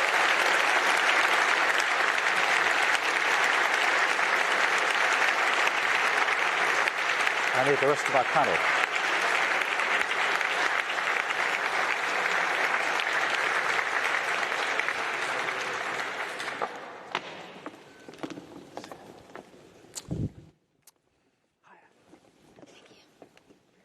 Good to see you, Albert. Right. Thank you so much. My name is Neera Tandon, and I'm the president of the Center for American Progress Action Fund, and we are so excited to co-host this day and really thrilled to be here with such incredible leaders from around the world. I want to thank Prime Minister Starmer for his words of inspiration and strength of resolve, and for being with us at the Global Progress Action Conference. And of course, it's my great honor to welcome Prime Ministers Mark Carney of Canada, Anthony Albanese of Australia, and Christian Frostadottir of Finland. Iceland. I'm so sorry. I'm so sorry. Oh my God, it's so embarrassing. I'm thrilled to join you all for this conversation. We're living, and this is a really crucial moment because we are living in a new political moment. And as we all face rising authoritarianism and essentially significant disruption under the guise of change, we have leaders here who are addressing the challenges of their countries, people who are addressing the economic insecurities, addressing basic needs, meeting the moment without inducing fear, but inducing hope. And so as we face these challenges, we're thrilled to have these leaders here. And I'll just get right into the questions. Your respective electoral and policy victories. We have leaders here assembled who've all won election in the last year and a half. These have been points of inspiration for the progressive movement, for center-left parties, and for really democracy defenders around the world. And I'd love for you to share with us, how your messages, how that resonated, and how you are meeting the needs of your constituencies, people who are deeply concerned with cost of living and other issues. Mark Carney, please take it away. Mr. Prime Minister. I see. That was introduction, discuss. Okay, so I will go. Thank you, Neera. Thank you. This is fantastic to be at this gathering. So maybe I'll frame it a bit this way, which is our election and what Canadians were feeling, like in many electorates, but in a slightly different way, is a sense of loss of control. That's what happens when inflation is too high. And, that's what happens when there is a sense that migration isn't being adequately managed. It's also what happened, and the most sharp version of this was, of course, the tariff relationship with the United States, when all of a sudden our largest trading partner was fundamentally changing the relationship. So our election and our policy was first and foremost, it was fight the tariffs, have a reaction. We had one of the strongest reactions. Protect our workers. So there were many ways we were doing that, but one of the things is we were taking all of the tariff revenue, putting it back into workers, helping workers retain their jobs, but also retrain, protect our communities against crime. But the core, the core message was build. And it was to build and build in a positive way. You need a positive agenda, and it matters how we build. And I'll just leave you with a couple of core messages that ground our approach in the election, but very much in governing. First and foremost, we can give ourselves more than any foreign government can take away. So our ability to have one Canadian economy, we have a bunch of internal trade barriers. We're removing all of those. Our ability to build for the future new trade corridors, clean energy, artificial intelligence, diversify with partners, all of that is much greater than what could be taken away, even in the worst tariff scenario. So you have a positive element to that. The second thing that we emphasize is how we build. So we build as a nation. We build first and foremost thinking about workers. So the message to Canadians has been, we are going to create not hundreds of thousands of jobs, but hundreds of thousands of careers in the skilled trades and other skilled areas, and setting up in parallel with major projects and investments, apprenticeships, skilled training, so that Canadians are ready to take advantage of that. Last point, we have historic issues that are current issues in terms of reconciliation with Indigenous Canadians, Indigenous peoples, and the nature of the major investments we're doing is that there will always be Indigenous participation in the equity, in the ownership, in the building. So it's a progressive element, thinking back into workers and being inclusive with all groups in society, with a core positive message on build. People want and deserve that positive agenda, so it's not engaging on the turf of the more negative agenda, but focusing on the positive. Thank you so much for that. We're going to return to the theme of rebuilding. But Prime Minister Albanese, in your time in office, you had a historic election, really one of the first times in a long time, re-elected. And how are you seeing this year? How are you meeting the needs of your constituents, of Australians, in this time of rapid change globally? A big contrast in our campaign, I think, was we had a positive agenda. And there were two themes we kept going back to make a positive difference to people's lives. No one held back and no one left behind.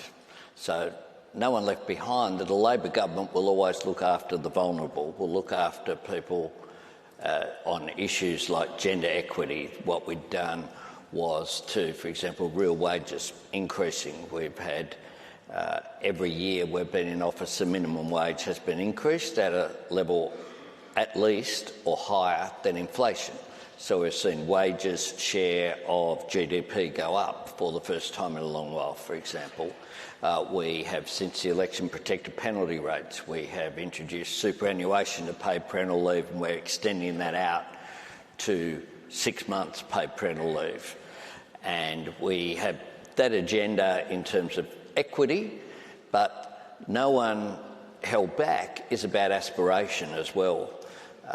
Progressive parties have to be the party of success as well. So engagement with business, engagement with job creation, new industries. How do we seize the opportunities from the clean energy transformation to create new industries, new jobs, as well as enhance blue-collar jobs which are there as well. So we have an agenda, a Future Made in Australia agenda, which is about value-adding, not just digging things up, resources, which has been a traditional strength, and exporting them, but how do we value-add in Australia, create those blue-collar jobs, so it's connected up as well with skills and training and high-value jobs to give people that opportunity.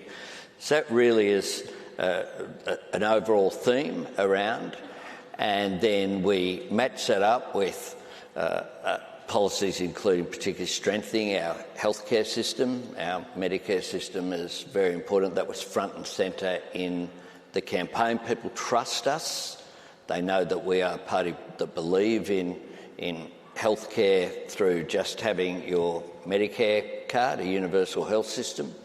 And our opponents really went back into grievance and we were able to point towards as well economic management. We produced 2 budget surpluses in our first term, the first time that had happened for a couple of decades. So we also emphasised the progressive patriotism idea as well, that we could go the Australian way.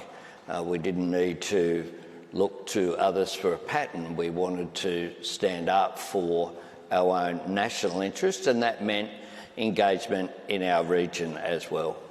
Thank you so much.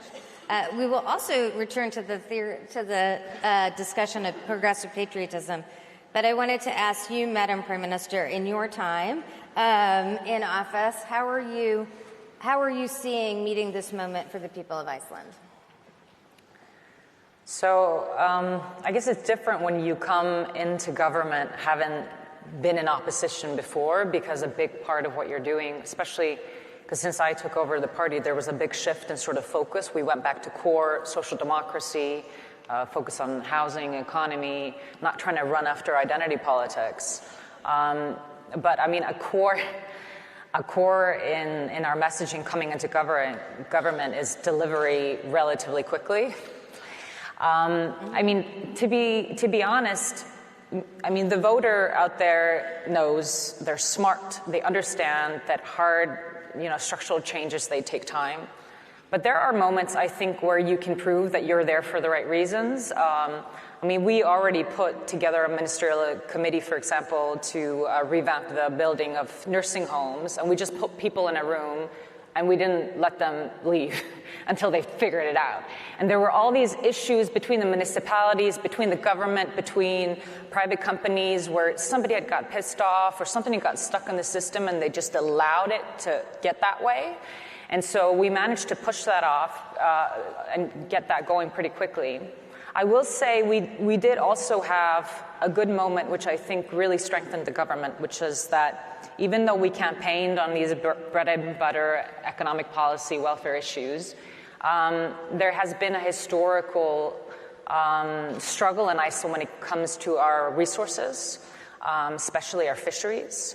We have a very profitable fisheries system, but the quota holders, they've retained much of the resource rents, and a large proportion of our citizens find this an unfair situation to be in. And so one of the first things we did was raise the resource rents, and we pushed for a new bill in Parliament, and we ended up getting filibustered by the opposition, not for days, but for weeks. And we stuck with it.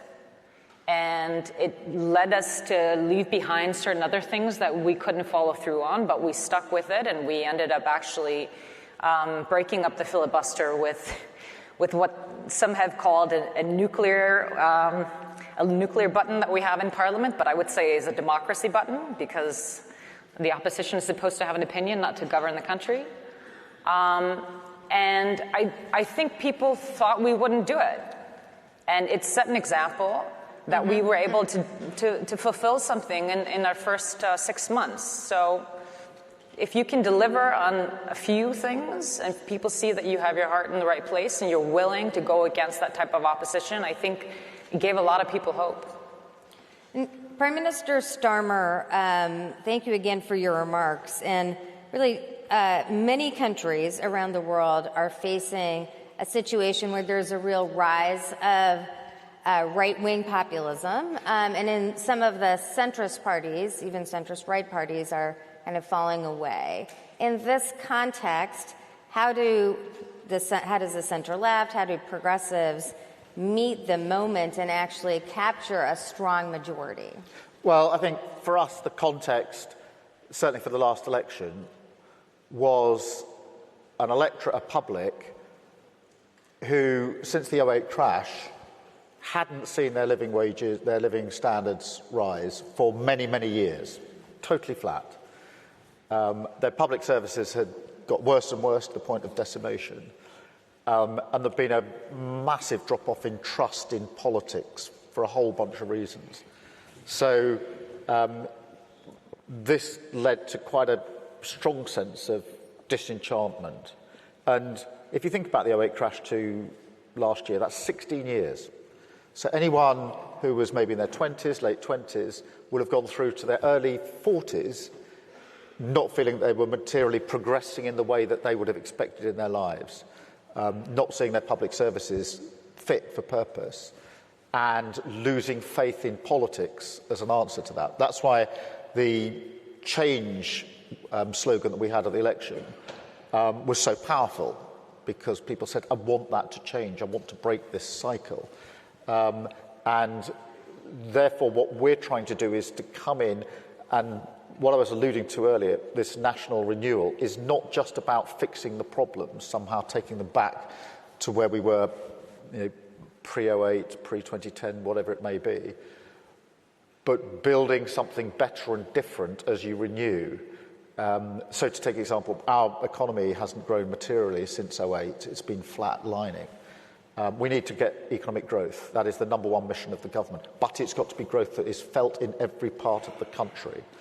It can't be a line on a graph, and it can't be growth in some parts of the country. It's got to be in every single part, which is why we've worked really hard on things like inward investment, record inward investment in the first year of the Labour government, and then a big top-up last week with the US state visit. But that has to be identified as to the places it's going in, to Hartlepool, into the various different, the Clyde. It's got to be place-based, and people need to see it's in my region, economic growth everywhere.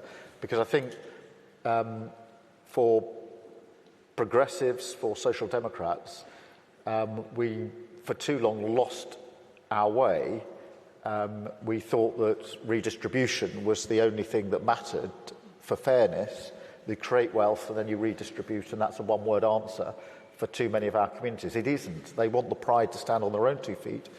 They want the wealth to be in their community. The stuff we did yesterday in Pride in Place is really important, because what we said there was, here's a pot of money for your place, because frankly, you've been overlooked for too long, and you will decide what that money is spent on. So you're not coming cap in hand to Whitehall for somebody in Whitehall to tell you. It's your decision.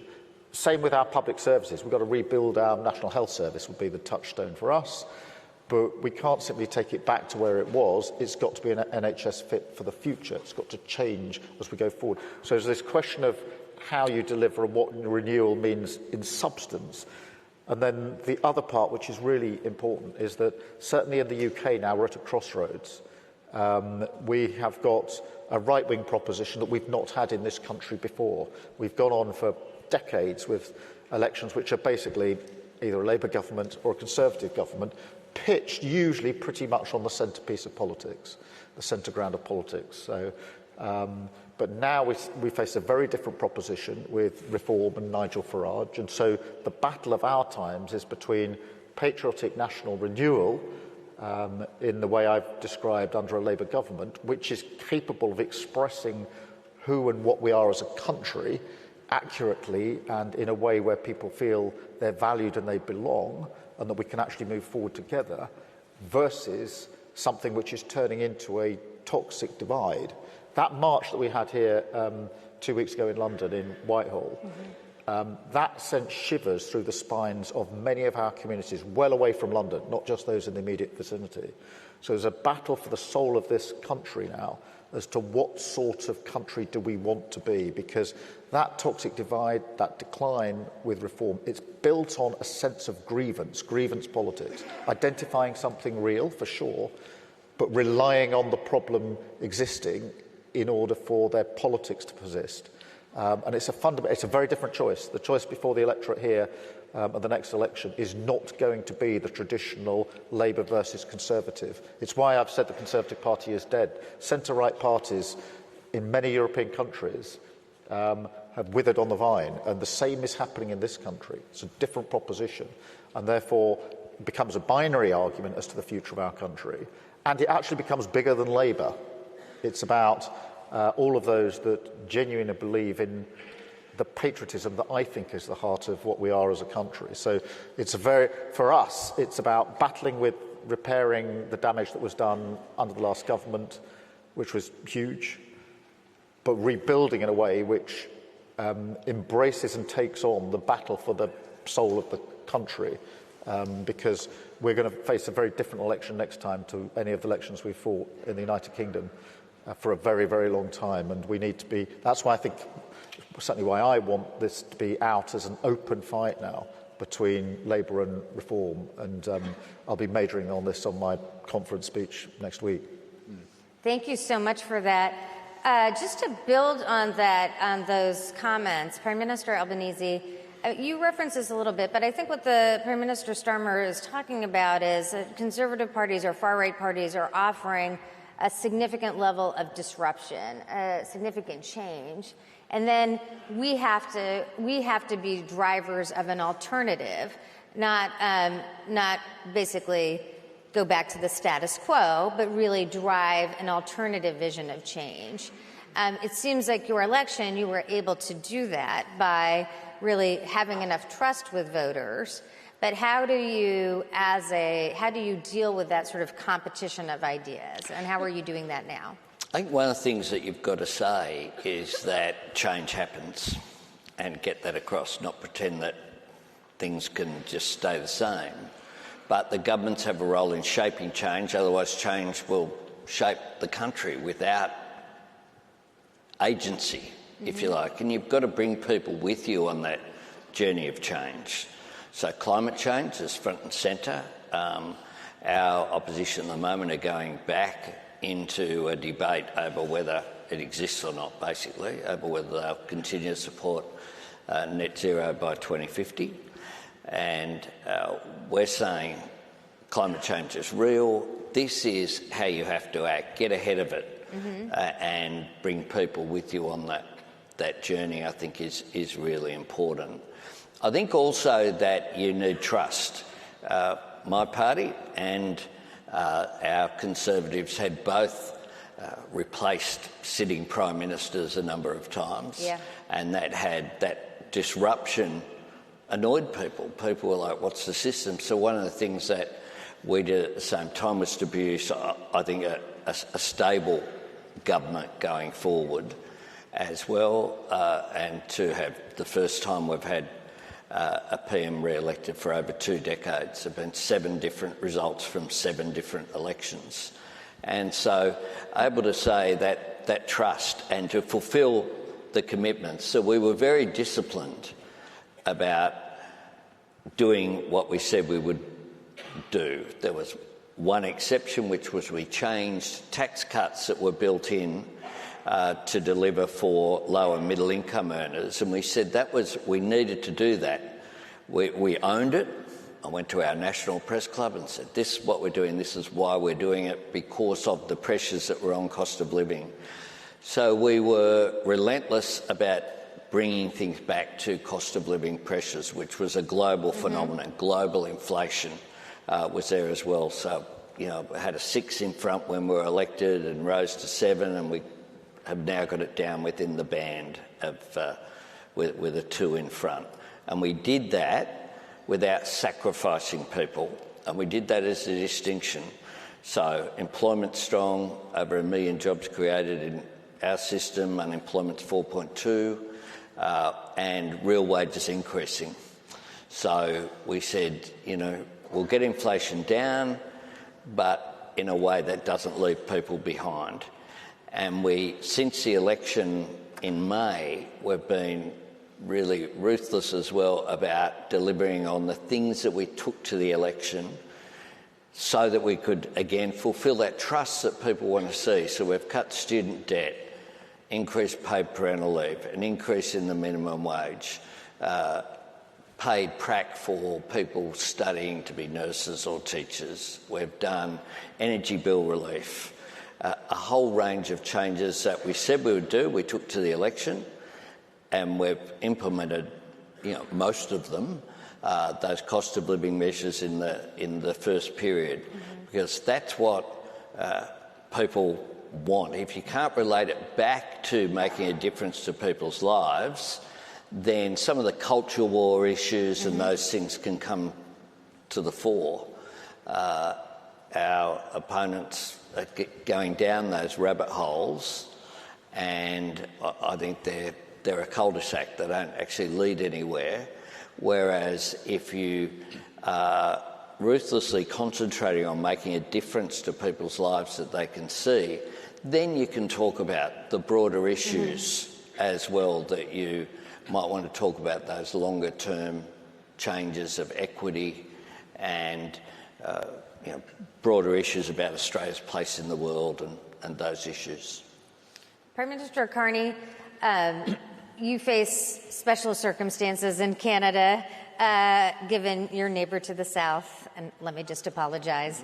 And so how are you, just building on the Prime Minister's remarks about delivering and how delivery creates trust, how do you see that in the context of Canada? Yeah, we all have special circumstances in our own way, I suppose. So, and I'm going to pick up what Prime Minister Albanese just said.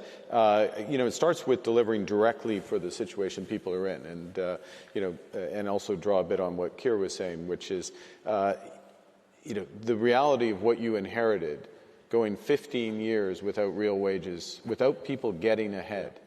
Like, the last time that happened was the middle of the 19th century. Karl Marx was writing the Communist Manifesto in the British Library. I mean, there's a connection here. So you've got to deliver real wage growth first and foremost. And so, similar to in Australia, slightly different measures. First thing we did is we cut taxes for the middle class. We cut taxes for 22 million Canadians. Boom, right away. First thing we did, we cut a tax effectively for young Canadians when they're buying their first time home, cut taxes on carbon, which was also the direct carbon tax, which had become a divisive issue. It was in textbook a good policy, but a divisive issue. So very tangible things that directly affected affordability, cost of living. Those are fiscal choices, but they had to be made, and they're delivering, and Canadians are beginning to feel first that. Second, building in a way that is as inclusive as possible. I'm going to give another example, which is we need to double the pace of home building in Canada. Okay, there's lots of ways you can try to do that, but the core, we're starting from the deeply affordable end of the spectrum and building on out with some interventions from government, but driving through the private sector. The point on this is it's by Canadian, so it's Canadian technology, Canadian lumber, which America is keeping out for the moment, he says, hopefully, and Canadian technology factory built and other aspects of that. But it's an affordability point. It's progressive in its approach because it is lower carbon in construction, it's lower carbon in operation, it's cheaper, and it fills a housing need for half of our households that we're just simply not being addressed. So all of what I've said has actually nothing to do with U.S. tariff policy, and it goes back to something I said earlier, and we say over and over again. We have learned the lesson that we need to be, we use the expression, masters in our own home. We were over-reliant on one trading partner. We can address it by building at home and diversifying, we'll get to it, I'm sure, with like-minded trading partners around the world. That's not everybody in the world, but countries that share our values, share a commitment to open markets, And again, that can more than compensate for what's happening elsewhere. And the key thing is it gives people agency. We're in charge. We're not reliant on a decision that's taken outside our border. Madam Prime Minister, you just gave us an extremely concrete example of delivering. And I just wonder if you wanted to offer more ideas about rebuilding that sense of social trust and by delivering, and how you have a different ethos in government than your predecessors. So there was a big change in government when we took over, because this is the second time in history where the Conservatives are not the biggest party. And the last time when the Social Democrats were in government, it was after the crisis. It was a very difficult time, so sort of the room for renewal or policy drive was very limited. And so there was a big mandate for change, but at the same time, I think there was still this sense of disbelief that a social democratic party could sort of have control of the economy, do things properly. So one of the first things that we did was to make sure that people knew that we were taking the economy very seriously. We put on a new fiscal rule, which excluded investment, and said, okay, there are limits to how much, fiscal can grow. Mark likes this. We've discussed this. We discussed this. Yeah. We're gonna be balancing the budget. We're gonna be balancing the budget by 2027. And we started out by asking for ideas from the public on tidying up ideas. How do you tidy up with the government? And a big part of that is, it might sound like it's for show, but at the end of the day, a big driver of distrust, I think, in politics today, and I feel this especially because I didn't grow up in politics, I'm relatively new in all of this, is that people just feel like they're not listened to, like their ideas aren't good. And most of the times, they have pretty good ideas. And so we collected all these ideas, and it was also a signal to the public that we, despite being a center-left-led government, we like the government, we like systems, we support welfare. We're not watchdogs of the system. It's not, the right tends to say the government is in our way, it needs to be broken down. We would say, okay, there are parts of it that need to be disrupted. And so we're okay by going into systems change, by talking about tidying up, doing things better, even though we might be wanting to spend more on welfare. And I think that gave us an aura of sort of cleaning up in a way. There's 3 women who are in this coalition, so like the leaders of all the parties are women. And we just have this aura of taking care of business. And I think it's really given us a good platform of then doing all sort of the progressive ideas that we need to do in housing and welfare, because we have ownership of what we're doing. So this has been a big focus of us. I also want to say, for example, when it comes to building, Iceland is an energy-rich country, but one thing you might not know is that over the past couple of years or even a decade, there's been this backlash against power, against harnessing nature. And, even in my party, we have people who want to conserve nature. I want to conserve nature. It's very important. But there needs to be a balance between ramping up, building up, getting growth. And we've been very critical of the regulations that have been set that we feel like is not promotive to growth. So we're doing these little small things that show that we're not just there to spend everybody's money. But at the same time, we have a righteousness check like we did with the fisheries. We're hitting back on the fisheries fees. We're getting income in, we're getting taxes in, and we're not just focusing on cutting. So I think that's definitely given us a lot of trust. And then I will just say at the end of the day,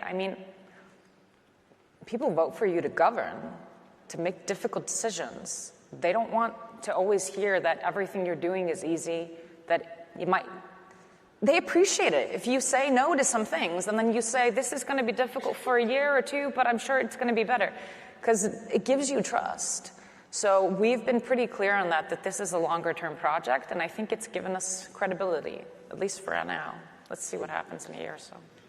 I just want to pick up on some of what Mark was saying, because on the one hand, we've got the domestic situation here in the UK, as I described, a different political divide that's opened up. But that's happening at the same time as much more instability and conflict around the world. The global situation is as fragile as I think many of us have known it.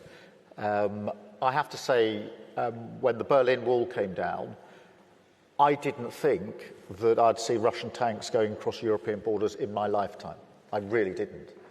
I mean, yet we've seen it. That conflict is not just about the sovereignty of Ukraine. It is about the ambition of Putin and our values, our freedoms. It's already impacted hugely on energy prices, etc., here in the United Kingdom. And it has shattered the idea that the comfortable peace dividend that we have enjoyed for years is here necessarily to stay, and therefore we have to rise to this moment.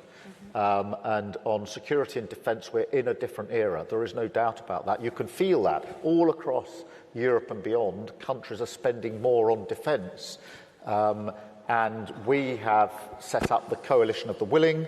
That is a group of like-minded countries focused in the first instance on how do we provide the security that will be needed if there's a ceasefire in Ukraine, but equally, and really important for me, as a vehicle to ensure that the countries in the Coalition of the Willing, particularly the European countries, step up on defence and security in a way we haven't. Because for years we've pretty well neglected this. We haven't been in the right place. We've assumed that the peace dividend would last for much longer.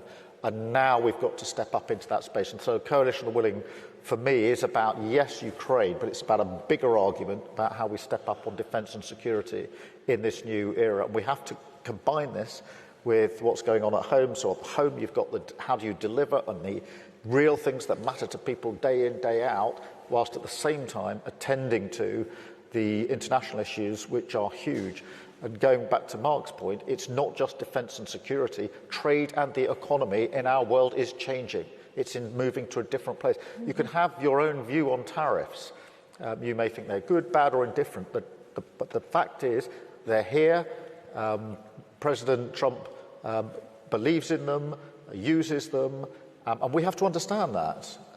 It's a profound belief that he has about the way he wants his economy to be reshaped.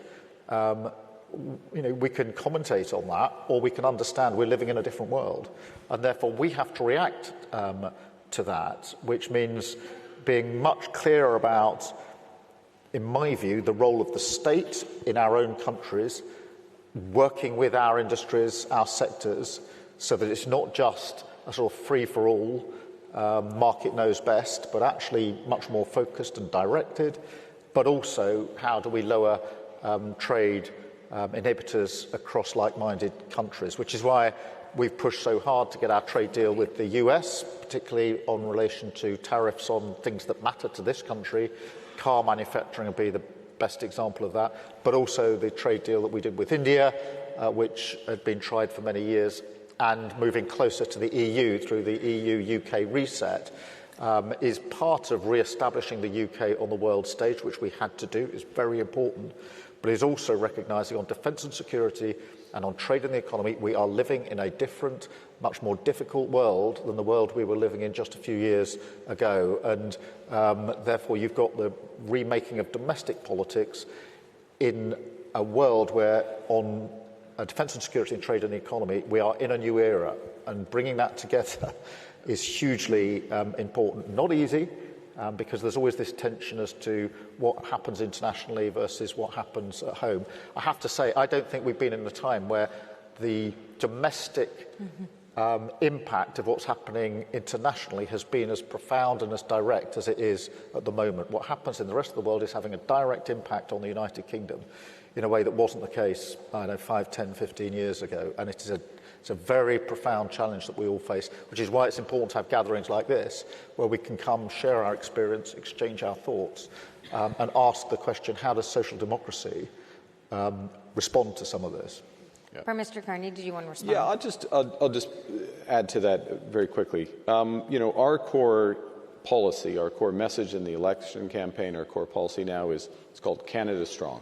Okay, we're building Canada Strong in a variety of ways. And our foreign policy, to link it to foreign policy, has traditionally been a value-based foreign policy. Okay.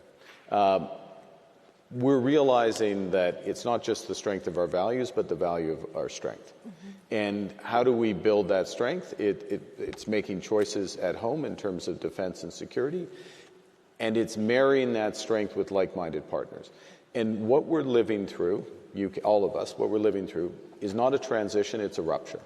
Mm-hmm. It's a big change in the trading system, and we're not going back. Nostalgia is not a strategy there. Big change in geopolitical risk. We have agency, but we have to build strength at home, find those like-minded partners, bring together. And in doing so, we deliver for our citizens, but also it gives a confidence and a purpose to the country that is empowering. And I think that speaks to the patriotism that you talked about.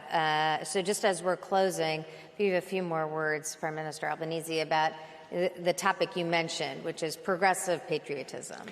Yeah, that I think on the range of issues, be it trade, that means standing up for, in our case, Australia's national interest. We're also aiming to diversify our trade interests, and from us, the driver of that in part was that there were restrictions from China, our major trading partner, so we've reached out particularly to ASEAN, to the growing economies to our north, but also the other partnerships that we have as well.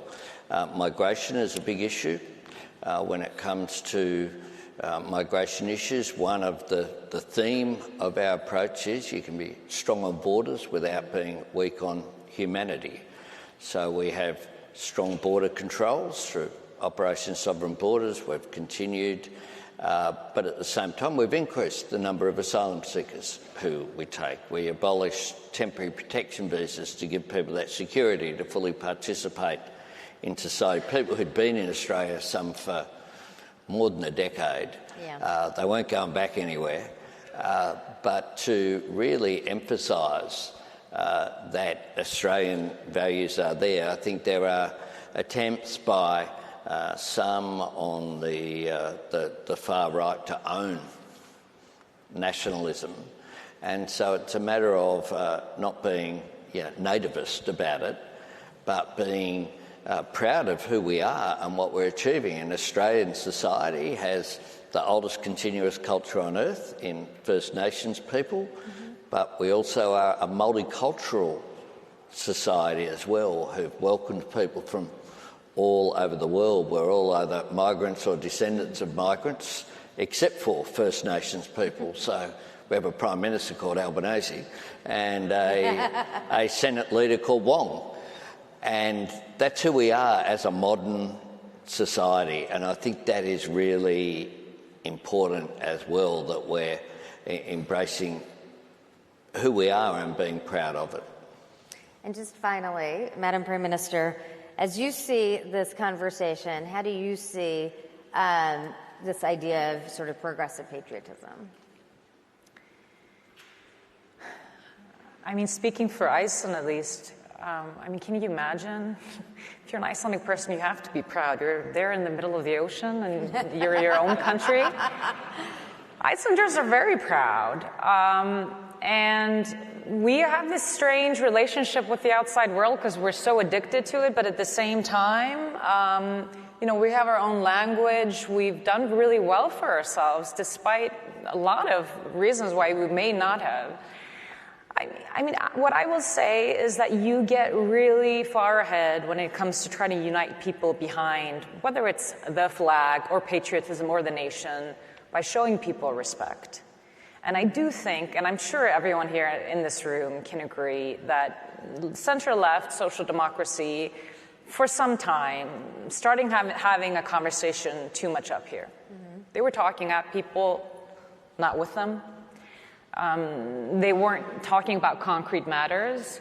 And what is patriotic is meeting people where they're at, understanding that your mandate comes from the people, that you're not supposed to tell people how they feel, but you're supposed to experience how they feel and try to run based on that.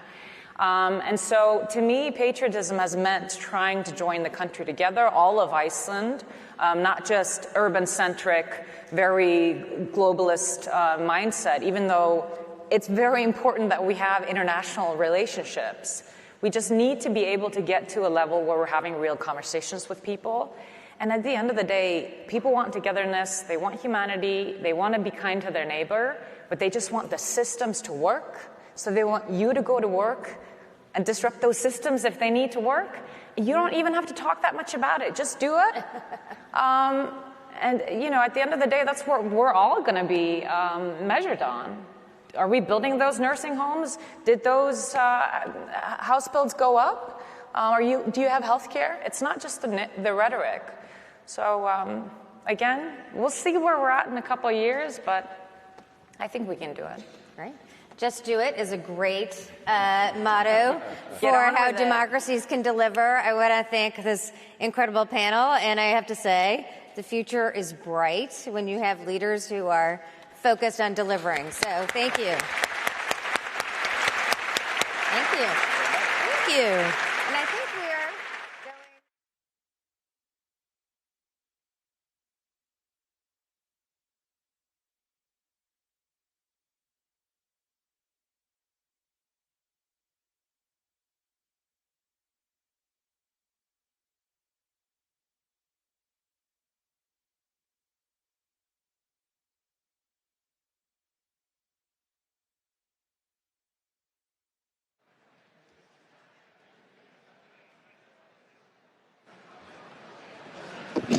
Well, don't run away just yet. We're on to our next panel, which is about meeting the moment.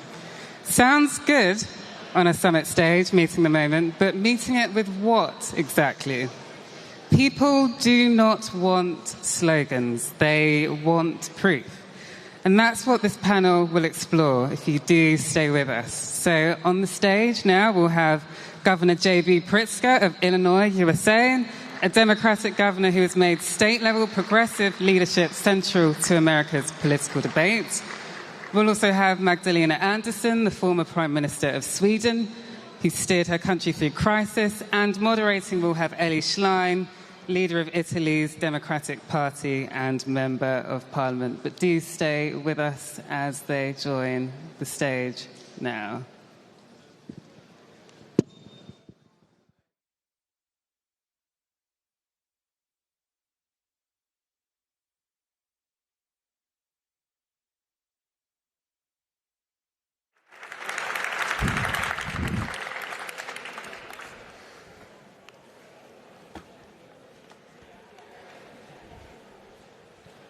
So we should have... Okay, we can start. Thanks a lot for the invitation. It's an honor and a pleasure to be here and to be with GB. I'm Elly Schlein, the leader of the Partito Democratico in Italy, opposition party right now, with an extreme right government of Giorgia Meloni. And I suppose I'm Governor J.B. Pritzker, and I'm in the opposition party, but not in my state. I am the governor.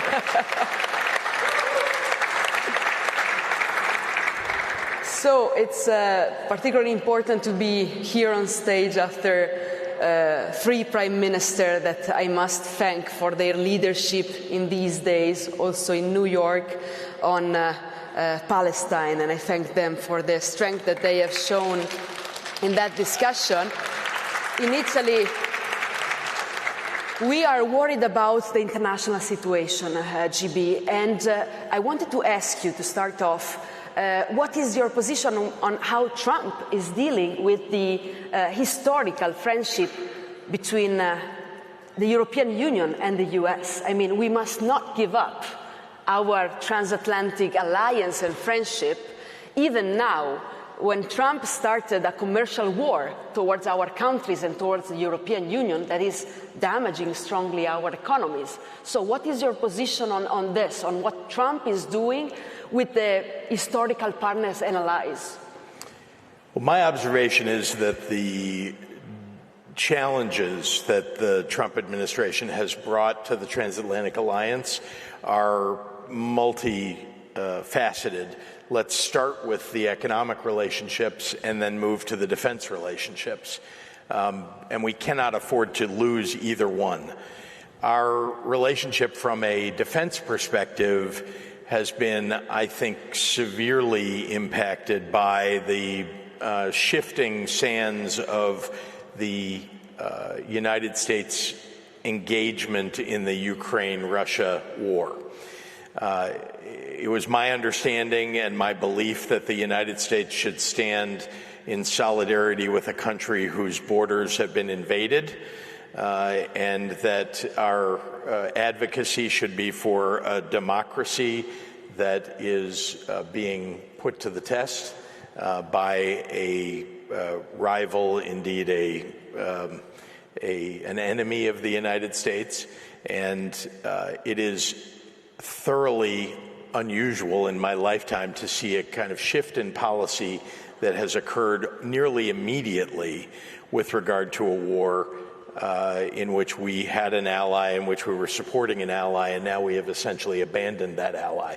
I say that in the context of a broader transatlantic relationship because obviously our view of the war between Ukraine and Russia is really about preserving the democracies and the protection of and the defense of Europe writ large. And we all know that Vladimir Putin has designs that are much further than just Ukraine. And if he's allowed to hold territory or even advance further in Ukraine, it's an admission that we're okay with his expansionist policies. So I worry a lot from a defense perspective about what the transatlantic relationship is now as a result of the change in that policy, not to mention Trump's attitude toward NATO, which we could talk about, how much defense spending Europe should be putting forward, and that's all worthy of some debate and discussion, but it is challenging from my perspective for that continued defense relationship. The economic relationship, bewilders me. I do not understand why Donald Trump has taken it upon himself to put tariffs across the board. We're believers. I'm a believer that tariffs are okay if you're working on getting a trading partner to drop some tariff or some barrier that exists, and that you need to counter that existing economic relationship in order to, again, bring down barriers. Trade is good in general for multiple countries to be doing with one another. Tariffs impede that trade. They raise prices. In the United States, they've raised prices significantly for working class and middle class people. So I'm worried a lot about how the relationship between the United States and Europe in particular has been affected by those two big policy changes from this administration. Well, the damage is huge. I'll take as example our country. You know that Italy has an economy with a strong vocation in exports. And according to the figures, we might lose next year more than 20 billion in exports. And it might put at risk up to 100,000 jobs. So you can understand the strong impact that this decision, coming from an ally, is having on our economy right now, without the Italian government saying what they would do to support our economy, our enterprises, our workers and businesses. So we are in a tough situation in which obviously it was shocking. No, and you can see also from the, let's say, from the polls that this was shocking coming from the U.S. and the U.S. president in our country, in our debate. But we have to react as European Union. We know that we should invest more in our strategic autonomy. That's why we think we have to go further in our European integration. And even more than that, in the relation with the UK, where we are, to do something together, to plan common investments at the European level, because otherwise we could not compete. For example, think about artificial intelligence. The US are investing hundreds of billions in research and innovation. And the same is doing China on the other side. So we still have to work on strategic autonomy of the European Union, common investment in these very important matters. But we must not give up, I will insist, our relationship, even with a president that is attacking us, as he did in the UN General Assembly just a couple of days ago. So it's quite shocking, because he appears to be attacking the closest allies and friends that the EU has had in the European Union, and not only. We had here before the Prime Minister of Australia, Canada, other countries that were particularly hit by tariffs. But we have, I think, to insist on something else. Why are they winning, GB? In my country and in your country, I see similarities. They work on the same agenda. The extreme right are using the same enemies every day. They need enemies because they are not delivering. And they pick every day the same enemies: migrants, LGBTQI communities, emancipated women, but also journalists, judges, the opposition, because they have to distract also the opinion from the fact that in the first 100 executive orders of President Trump, there was nothing on the health care of Americans. There was nothing on wages of the American. And at the same time, in Italy, our Prime Minister has cut the public health system, has cut 6,000 teachers from public schools, and is blocking our proposal of the opposition on a minimum wage in a country that has among the lowest wages in Europe. So I think we can beat them, but in order to beat them, we must not run after their agenda. We must have our progressive agenda, talking about the problems that everyday citizens are facing. And if we push them and force them to the ground where they are feeling most uncomfortable, which is social justice. If we do that, I think that we might again win against them, because I don't know what you think happened in the last election, and I'm interested in understanding better what happened according to you. I think that the living conditions and inflation, for example, had a role in that election. Yes. But I think that tariffs and the lack of political will of this extreme right wing to address the living condition of our population, again, will put us in a position where we can set high in the agenda social justice. What do you think? Well, the simple fact is that Donald Trump won the last election with a series of lies, and now we are 8 months into his administration, and many people among the American public who voted for him have seen that he was lying. He said, for example, that he would end the war in Gaza, that he would end the war in Ukraine immediately. He said day one. He said he would lower prices in the United States day one. And forget about whether he could do it day one or not. We're 8 months in, and all of those things got worse. All of the things, and I only mentioned three, but for the average voter in the United States anyway, the fact that going to the grocery store is still quite expensive and prices continue to go up, and he's done nothing. Indeed, he's added to the burden because tariffs are a tax on the American people.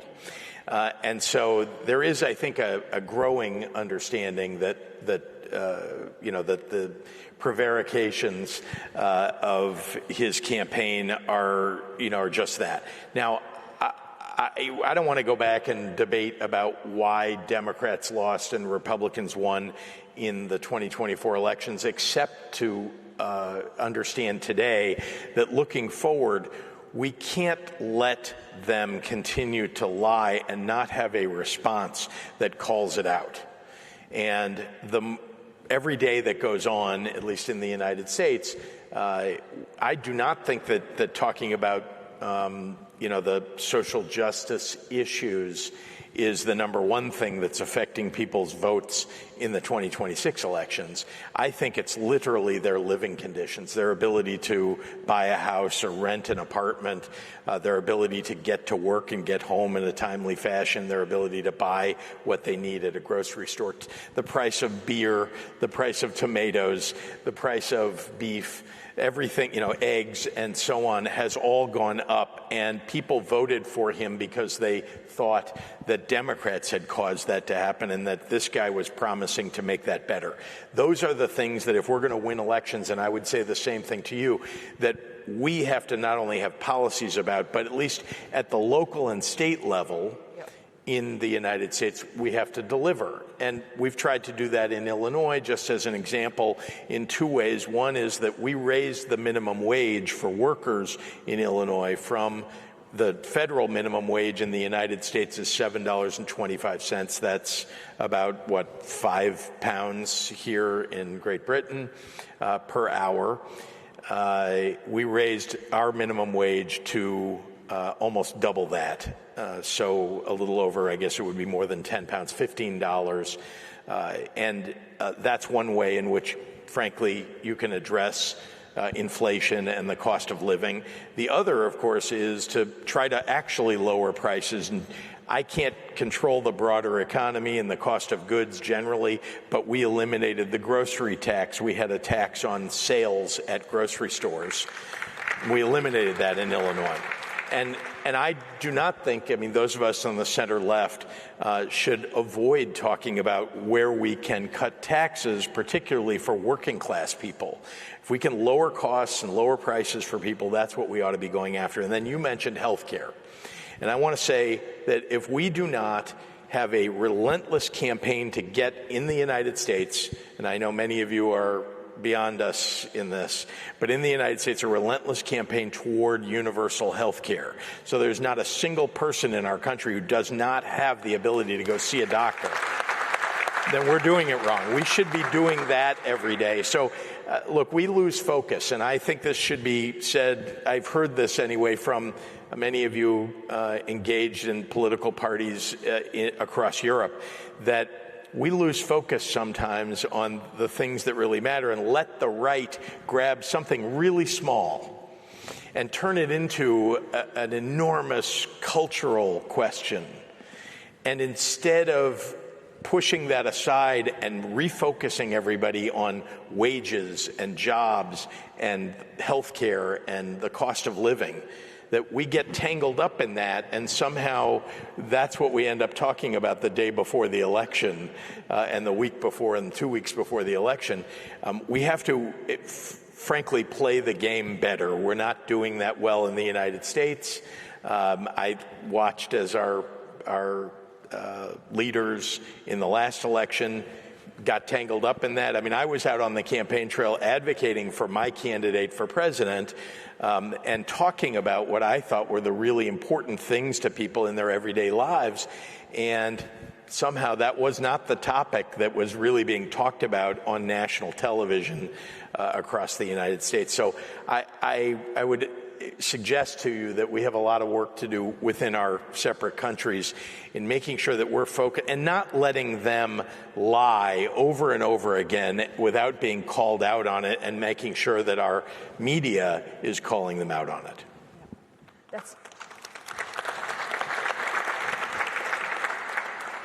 Sure, it's not easy because you know that they are getting control.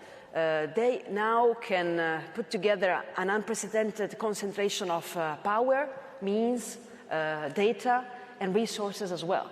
In my country, the government basically controls the public television, and they got rid of dissenting voices, and they control the most part of the private television, still the ones of the Berlusconi family.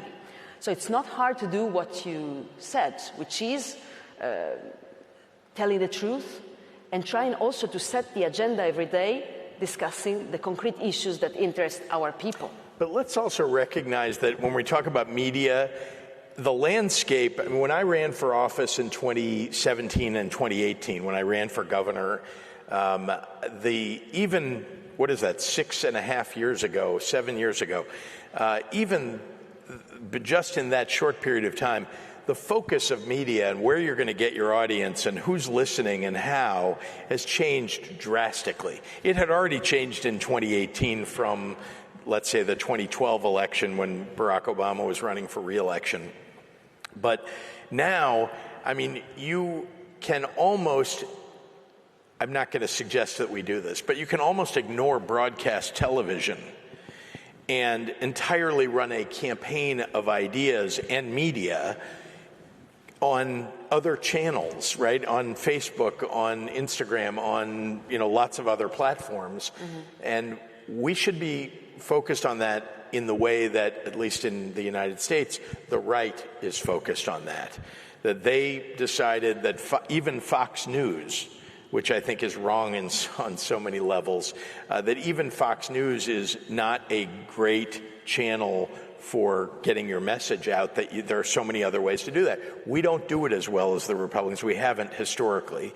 And we need to not only create more channels, do better in terms of having more outlets that are at least fair, but also that those of us who are in public life and who are speaking to the public are going to those programs that people are watching. I mean, in the millions now, people that you never heard of 3 years ago are now having their own programs that are listened to and watched because of people's deep concerns. And particularly, people have deep concerns who are at least on media about what I would just broadly say is, challenges to democracy in the United States.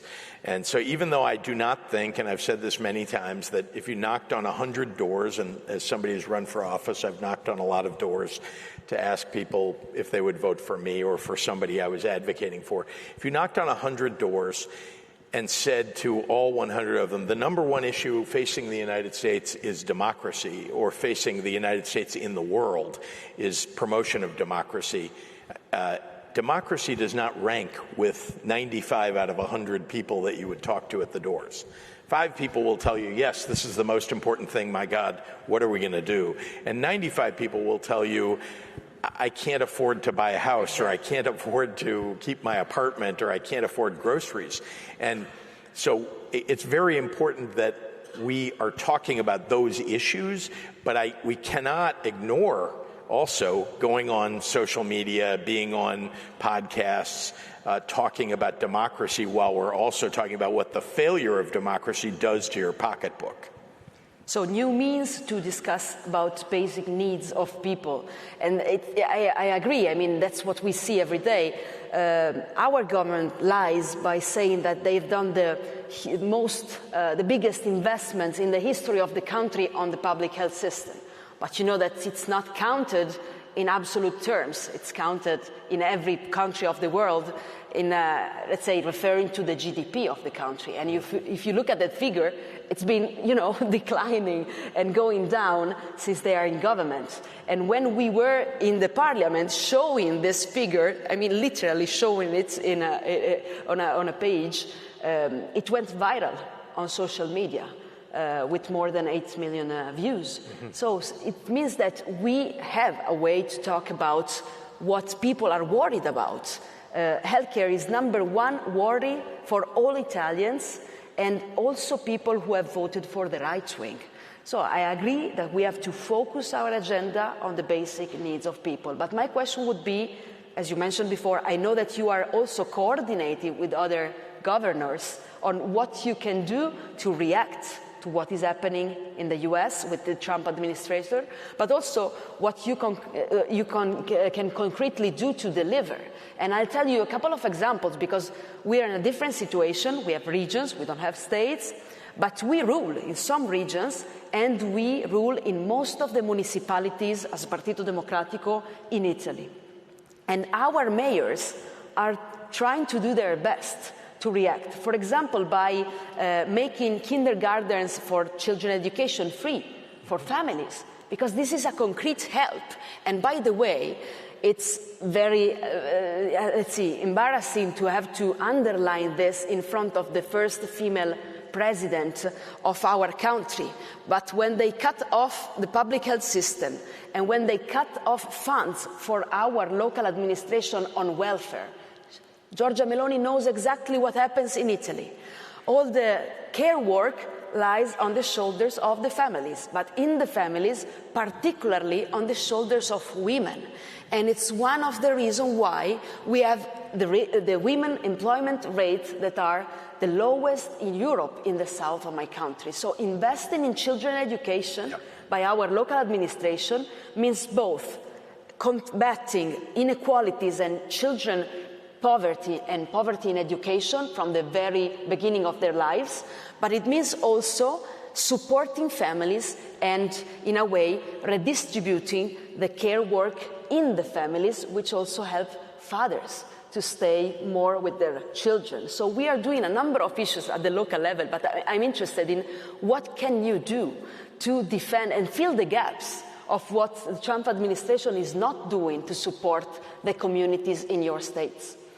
Well, I would start with the challenge that I think we all face. People's trust in government broadly has declined significantly.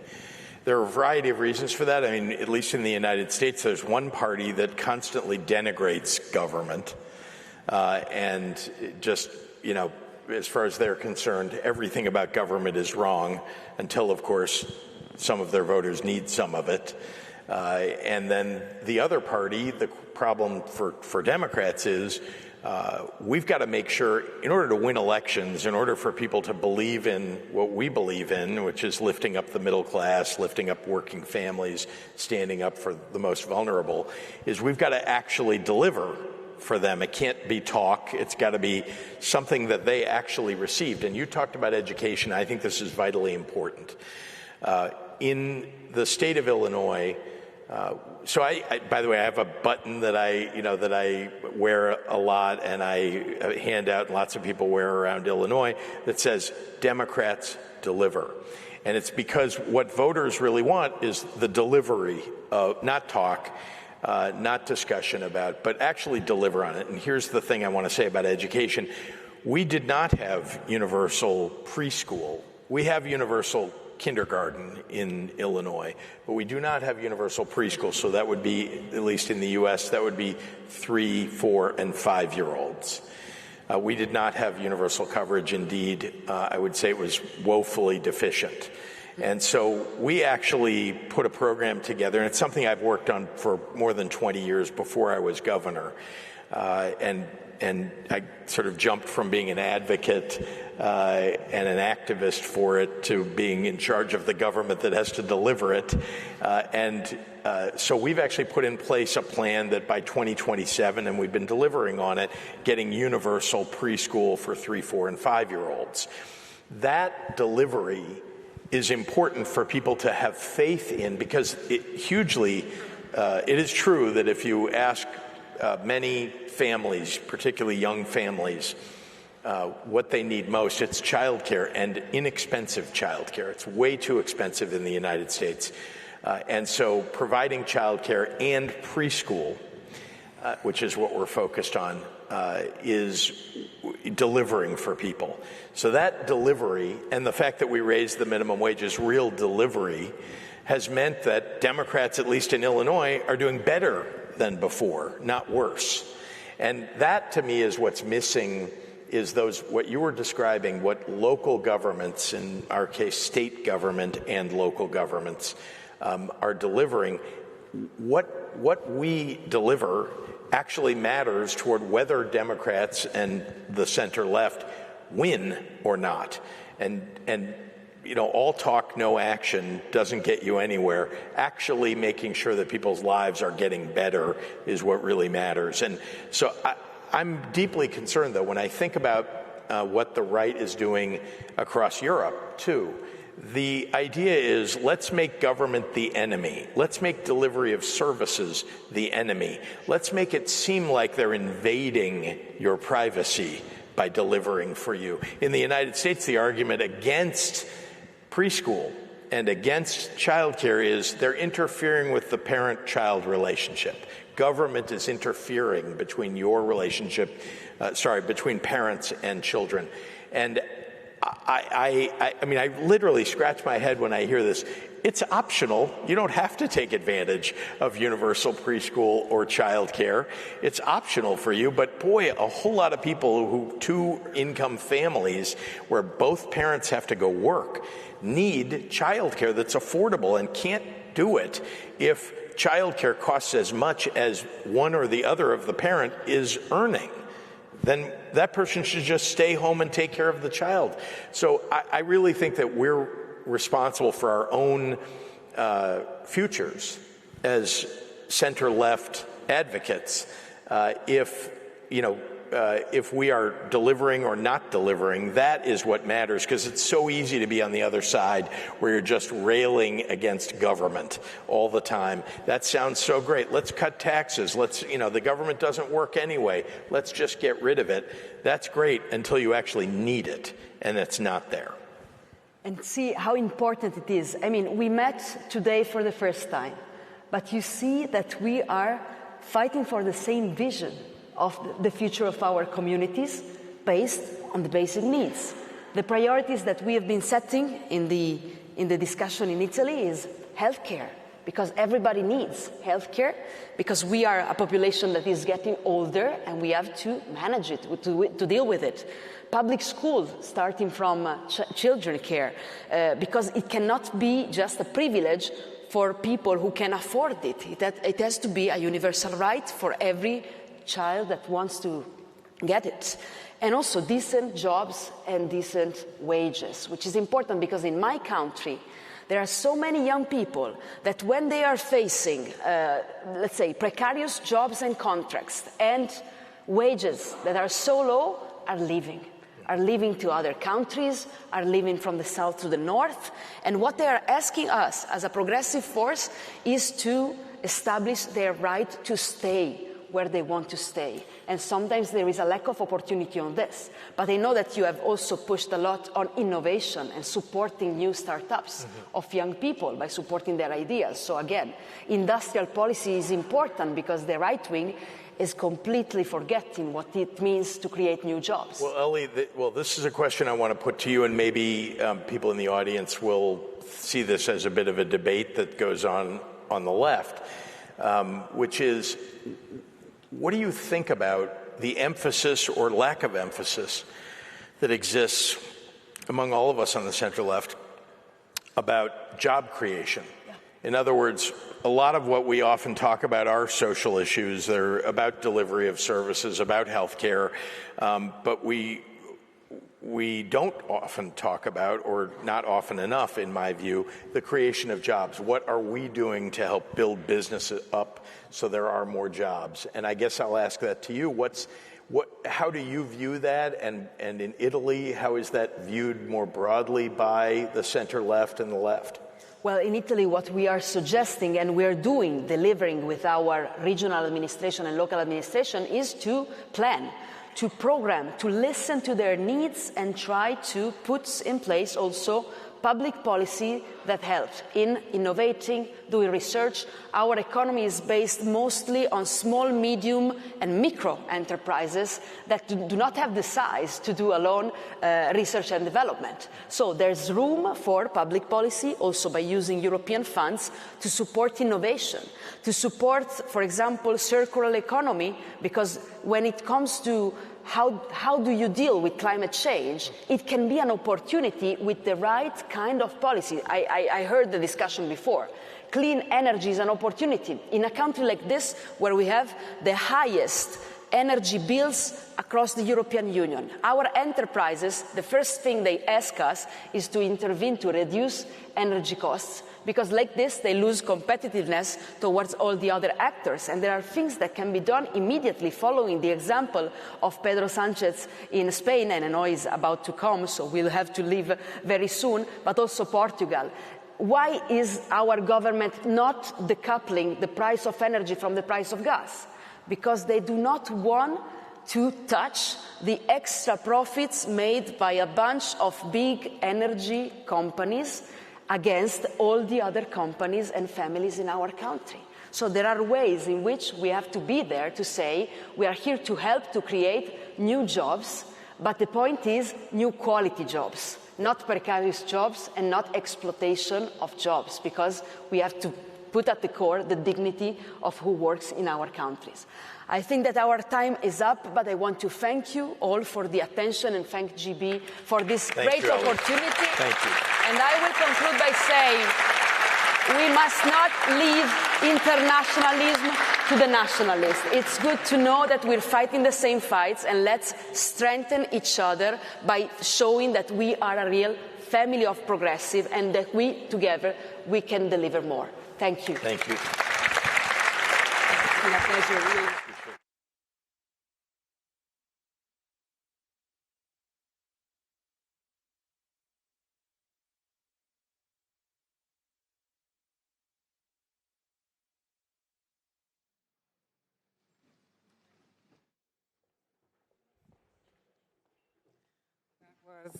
That was another insightful discussion. Do stay with us before we do head off for lunch.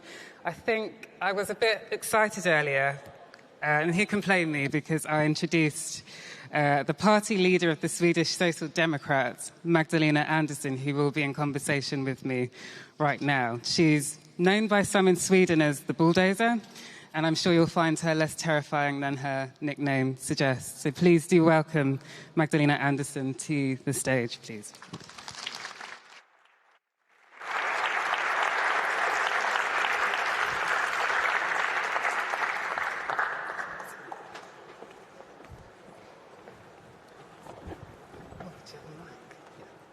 Thank you so much for joining me, Magdalena. I would just like to highlight that we are living in really turbulent times, as you know, and the war in Europe, global instability, voters are feeling really discontent. From your perspective, how should progressive parties face this moment? How do you give people both security and a sense of community? Well, thank you. I mean, we do live in, as you say, very, very difficult times. But at the same, as the governor said earlier, most people care about how they can get along in their everyday lives. So for progressives, and I think most of us want to win elections in order to improve the everyday lives of ordinary people, of building inclusive societies with opportunities for all. And I mean, this is our core business as progressives. But we also live in a time where we have to fight another fight, and that is for our democracies, with far-right, extremist, even fascist parties that are undermining the pillars of our democracies. And this is a fight about life or death of our democracies.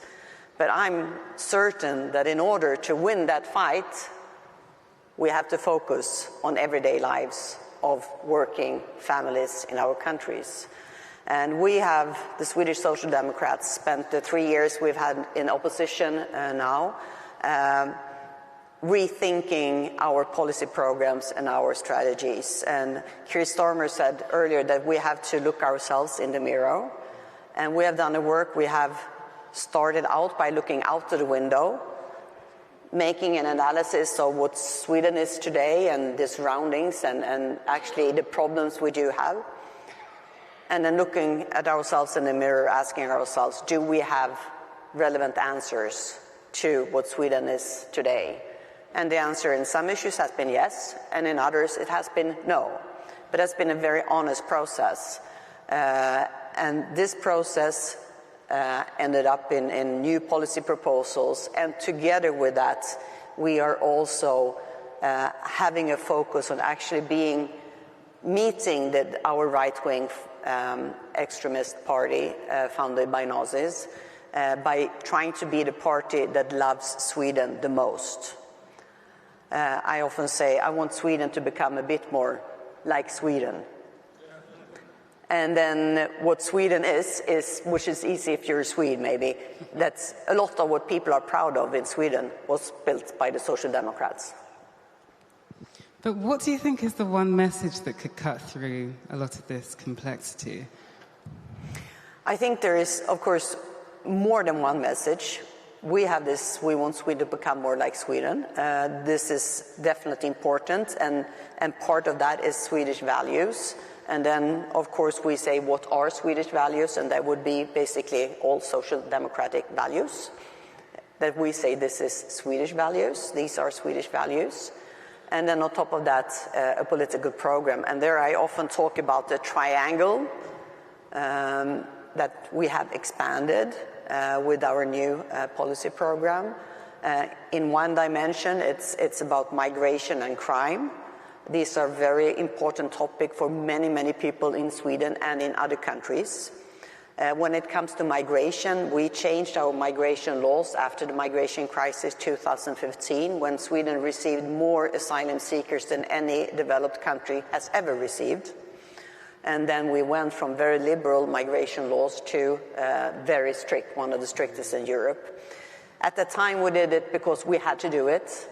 But what has changed now is that we're not forced to do it. We really, really say this is absolutely necessary, because we have to take care of all those people that do live in Sweden, have the right to be there, but are now out of employment, not schooled enough, and we need to focus there. When it comes to crime, we are much, much tougher on crime than we were before, and this is necessary given the development that we've had in Sweden. So we are more in that direction. We have expanded the triangle in that direction, but we also expanded the triangle when it comes to more traditional social democratic policies, when it comes to, well, our welfare systems, our schools, healthcare, elderly care, but also when it comes to our insurance systems, where we, for instance, want to have better pensions for blue-collar workers, but also better conditions for sick leave, which the system we have now is actually disadvantaged, particularly for blue-collar workers. That's something we want to change. So we're expanding in that direction. And then on top of that, I think more new and more progressive policy when it comes to economic growth, actually promoting new industry and businesses. And this is a good contrast right now when we do have our far-right party that is, as many others, waging a culture war against the green transition and the new green energy industry. And the Swedish industry at least, they are already there. They know this is the future. This is where they want to go. So there we have a good contrast, and we actually do have the Swedish business industry on our side right now. Yeah, you alluded to your stance on crime. Some progressives might feel as though sometimes a tough stance when it comes to crime may reinforce the very narratives populists may thrive on. I mean, how do you go about avoiding that? Well, the development we've had in Sweden when it comes to crimes, shootings, and also crime going to younger and younger, even children, there is no other issue, but there's no other possible stance to be tough on crime. This is a main concern of Swedish citizens, for a good reason. But also there, the government and the Sweden Democrats, they are only focusing on when it comes to punishments and more police, which of course is necessary. We vote together with them on the same stance in Parliament most of the time. We need to do that. But on top of that, we have more proposals, both when it comes to actually getting to the gang leaders with the kind of legislation you have in the US, the RICO legislation that has been efficient to tackle the mafia in the US before. And then, of course, also, which is more traditional social democratic, a more thought-through program when it comes to avoiding new generations entering into criminality. And also a part of that is an ambitious program to lift up those parts, those neighborhoods that are disadvantaged right now, with problems with poverty, unemployment, schools that is not delivering, open drug scenes, to actually have a true program trying to lift those neighborhoods. And whilst you're lifting those neighbourhoods, I mean, how would you go around reassuring people who feel slightly unsafe or unheard in their communities? How would you reassure people who feel unsafe? By having really good policies and really having a program for lifting these neighborhoods to integrate people into the Swedish society. And that's also a good contrast to the Sweden Democrats, because they don't want that. And most people realize that they want to get people out of the country. But if people have permanent residency and even are Swedish citizens, they will stay in Sweden. And most people realize that. So having a good program to actually make sure people get into the labor market, start working, pay their taxes, be a part of the Swedish society. That is really the way forward. But of course, with the very high migration we have had in Sweden, of course, there is a discussion on Swedish values, which is also a concern of many people in our country. And that's also the reason why we are actually trying to be there, showing that we also care about Swedish values, and not being afraid of talking about Swedish values, but also defining what are then Swedish values. Like, we don't value the people that is in front of us according to where they were born, what they believe in, or if they're a man or a woman, but actually the person that is in front of us. Standing for gender equality, inclusive societies, dislike of hierarchies, but a love of standing in line just like the British. Just touching on the economy, cost of living and climate, after years of high inflation and a cost of living squeeze and the now escalating climate pressures, what does a progressive economic policy look like, and how do you capture the sort of mood of ordinary people while still driving that transformation? I think we really have to discuss short-term and long-term at the same time. In the short term, of course, we have to make things easier here and now for ordinary families. If that is tax cuts for low-income earners, or if it's different kind of handouts, lowering VAT or whatever, that is necessary to do here and now.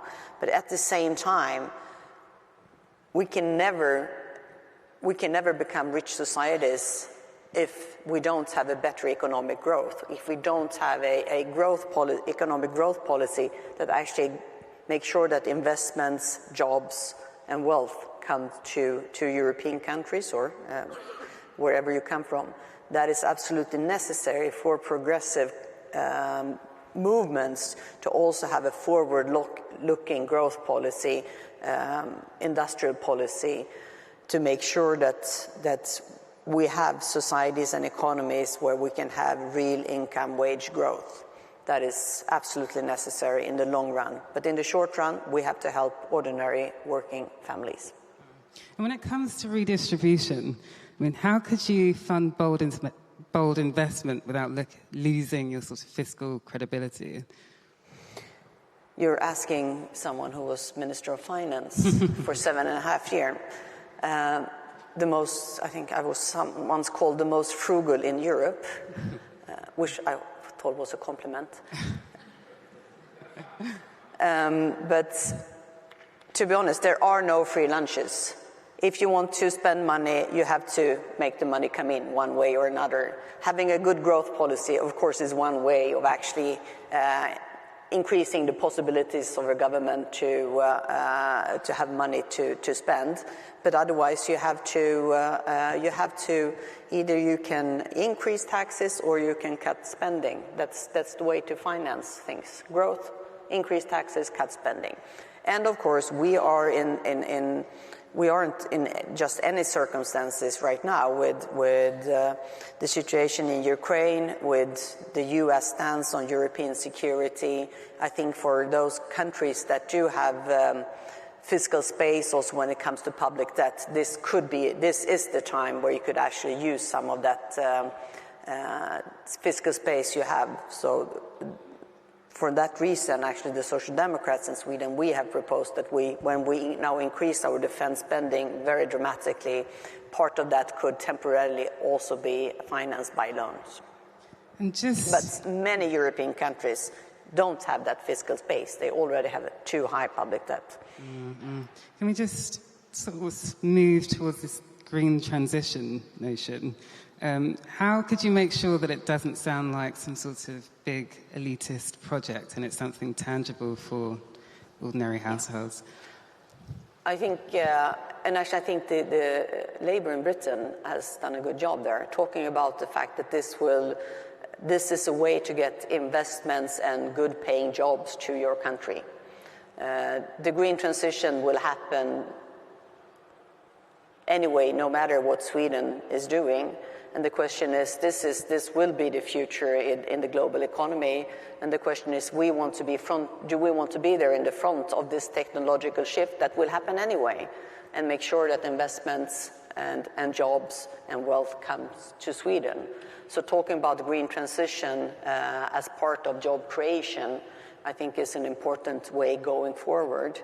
And I think I also sometimes I think that the prospect I see for Sweden in the future is not to be dependent on fossil fuels from dictators in other parts of the world or from batteries produced by the Chinese Communist Party. I think we could do more ourselves.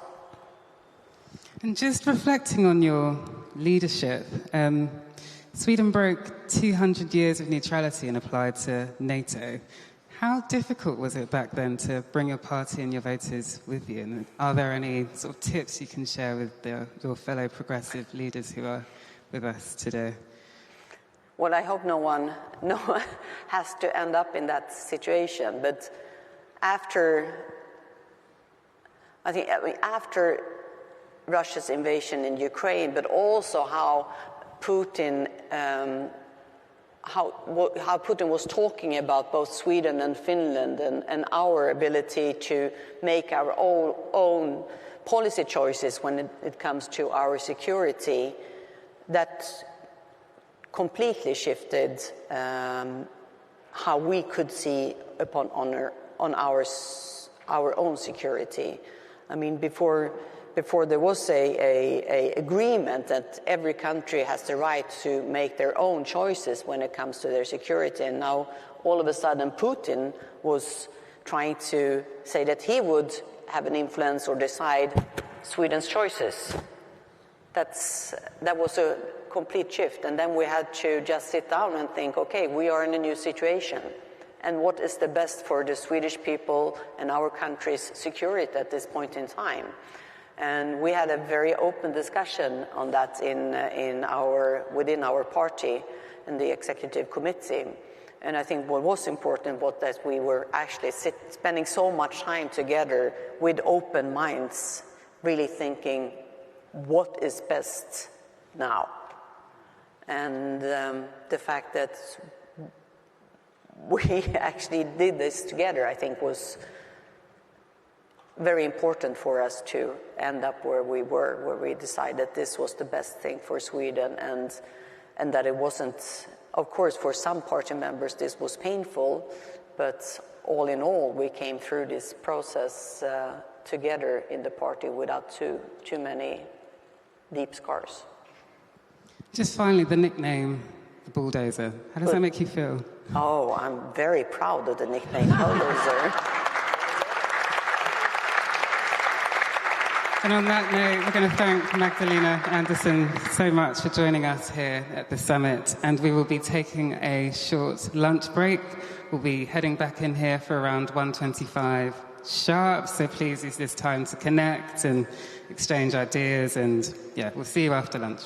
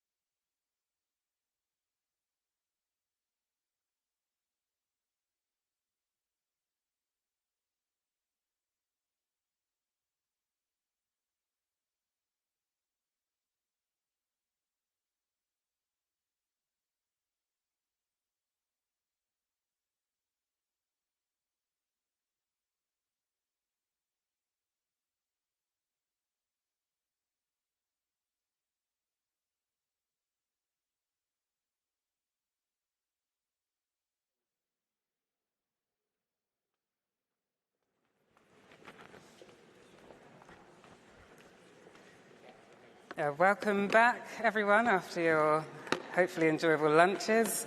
We're now going to turn to the future of multilateralism.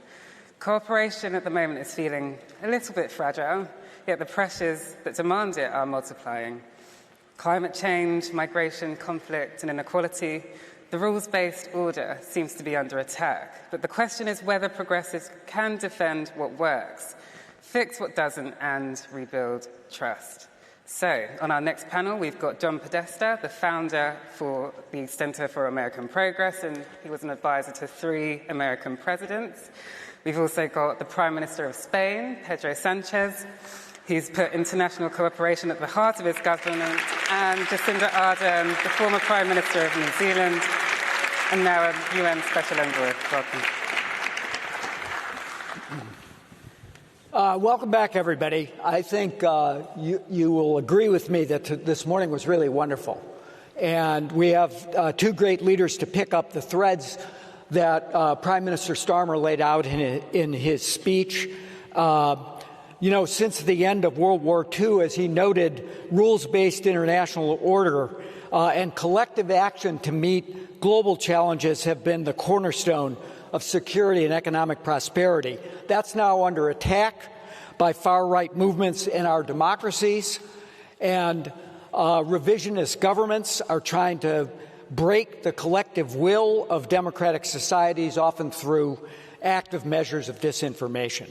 Yet we know that on the big transnational issues, security, pandemics, climate change, global inequalities, terrorist attacks, no country can go it alone. And we know that when progressives are in power, multilateralism thrives and we can get big things done. For example, the support for Ukraine by a large coalition assembled to beat back the illegal war there, the JCPOA, the response to Ebola, and then COVID-19. We can do things when we work together. And today we're joined by 2 global leaders who have stepped up and shown what progressive leadership looks like, especially when the world needs it the most. Pedro Sanchez has served as Spain's prime minister since 2018, steering his country through a pandemic, deep polarization, and an economic recovery, all while doubling down on international cooperation and green transition. Jacinda Ardern, the former Prime Minister of New Zealand, earned global recognition for her empathy-led approach to leadership and governance. And her tenure in government, after her tenure in government, she's continued to her work on the global stage as Special Envoy for Oceania, ahead of COP30, and as a founder of the Field Fellowship, which Global Progress Action is proud to partner with her on, which promotes empathetic leadership for young, emerging public leaders. Maybe I'll get you to talk about that some. We're seeing rising geopolitical insecurity, growing authoritarianism, and at the same time, many large powers are actually walking away from that leadership. So let me start with the big question, which is what kind of response do we need from progressive leaders to meet this moment of crisis? Prime Minister Sanchez, why don't we start with you? Well, first of all, thank you, and I would like to praise also Prime Minister Starmer for convening us today. I think it's very important for progressive governments to meet and to exchange views and also experiences, and also show our citizens that we belong to a family, a broader family, which can provide common responses to the global challenges and the common challenges that all our societies share. So, talking about leadership, I think that, first of all, what we need is to have a clear vision of what we propose to our societies. And to me, at least from the Spanish perspective, but I think that this is something that we could share, is that inequality is the major challenge. So, for instance, when we speak about housing, in Spain, housing represents 60% of the inequality that is suffered by the youth or let's say, the common citizen in my country. Second, I think that we need to be determined and convinced by that vision that we propose to our citizens, and to speak clearly to our citizens about the challenges and the need to build coalitions. So far, over the last 7 years, we have been a minority government coalition without a clear majority in the parliament, but we did it quite well. Actually, we were able to reform our labor market, also our pension reform, the educational system, the scientific system in Spain without social contestation. Just talking with trade unions, talking with the civil society, talking and agreeing with the business association. So it is also very important to, propose and share this vision with even people that don't think like you, but where you can find a common ground in order to move forward in that vision. And finally, I would say that we need to deliver. So, for instance, during this week in UNGA in New York, I heard some speeches and statements saying that climate change or the green transition will be an obstacle, for the economic development of our countries. The data and the experience so far in Spain is the contrary. So since I'm in office in 2018, we have been able, until 2025, to drop by 50%, 50% the electricity prices in my country, thanks to renewables. So we also need to combat and fight these narratives of the far right with data, with facts. And the good thing is that there are progressive governments around the world that deliver and show that there's another way to do things. I told the Prime Minister in the green room that we're sending a delegation to Spain to figure out how he's reforming his electricity markets because we're in a major battle in the U.S. blaming each other for what are now the prices have gone up on electricity 10% since Trump's come into office, for example. Former Prime Minister Ardern, you come from a mid-sized country. You've shown that's an upgrade. I'll take mid-size. Charitable. You've shown with your leadership that you can punch well above your weight and shape a more stable and cooperative world order. But what are the challenges to that coming from a place like New Zealand, and what are the opportunities for a leader such as yourself, who was so powerful when you were in office? You're absolutely right. New Zealand, population 5 million, has historically punched above its weight. That term's used a lot, and I think when we use it, or when it's used to refer to us, I think it's really capturing the idea that, in fact, we have used the multilateral institutions at our disposal and the rules-based order to good effect. Take, for instance, the 1980s, extraordinary position New Zealand found itself in, where New Zealand's backyard in the Pacific was being used for nuclear testing. That was a cause of enormous concern for our general population, and it would be very easy for a nation of that size, and indeed our Pacific neighbours, to feel relatively powerless. And so alongside, these civil society movements, New Zealand used multilateral institutions to make pleas to try and end what was something that could have and did have catastrophic effects for the environment and for human health. And so New Zealand has been consistently a champion of nuclear non-proliferation and nuclear prohibition, but using the multilateral institutions available to us. Now let's fast forward to the Pacific and climate change, the biggest threat to our region before the last US election. It is happening on our doorsteps now. Tuvalu is making pleas to make sure that they can still be recognised as a nation state if they do not have land, because this is an imminent threat for them. Now, Vanuatu has used the ICJ to get a declaration in July of this year to find that there are legal obligations on states to uphold those instruments that countries have signed up to, including the 1.5. And so small nations use these instruments because without them, what do we have? What voice does Tuvalu have? What voice does Vanuatu have? And now, of course, the ICJ, it's not binding, so Vanuatu is seeking the General Assembly to endorse the findings of the ICJ.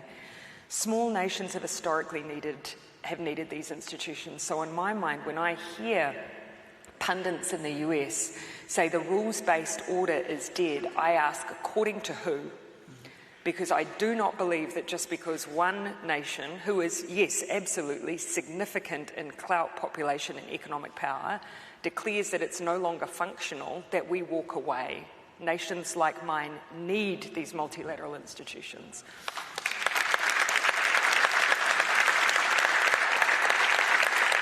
Well, as I noted, multilateralism is under siege, and as you noted, these issues are really deeply interrelated.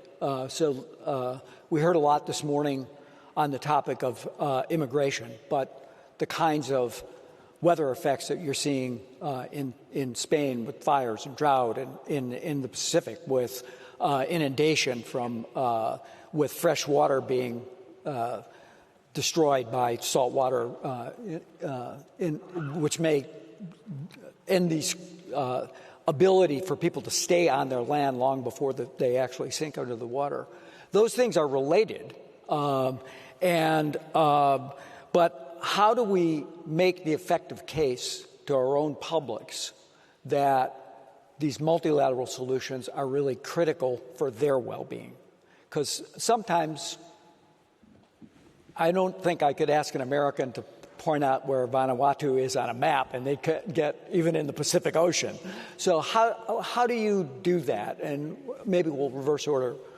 Jacinda, you go first, and maybe Pedro can relate to that. Go ahead. I mean, if your question is how do we make climate change relevant to the general population in the US, it already... and these questions around human security. Yeah. I mean, I would argue it already is. Ask someone in Texas whether extreme weather events are affecting their daily lives. The issue is whether or not we have political leaders who are willing to equate these two significant issues. In New Zealand, for example, forgive me continually going back to that mid-size country, but in New Zealand there's less of a debate about whether or not climate change is real because we are so weather dependent and climate affected, deeply climate affected. So that is no longer in play. Now the discussion is how much do we do and how quickly do we do it, particularly when large emitters are doing so little. And so, in my mind, a significant part of the domestic politics has to be equating some of these issues. However, I'm also a proponent for, making sure that we don't win the battle but lose the war. Maybe we don't need to convince everyone about the morality of climate action. Maybe instead we actually just find the cost of living initiatives that improve their lives that are also favourable to climate. And I use this example a lot because I love it. But the New York Times not long ago reported on an individual in the Deep South who had recently purchased an EV, an electric vehicle, for the purposes of hunting. Not because he wanted to improve the planet or the planet's outlook, but because it was quieter to sneak up on his prey. Whatever it takes. Whatever it takes.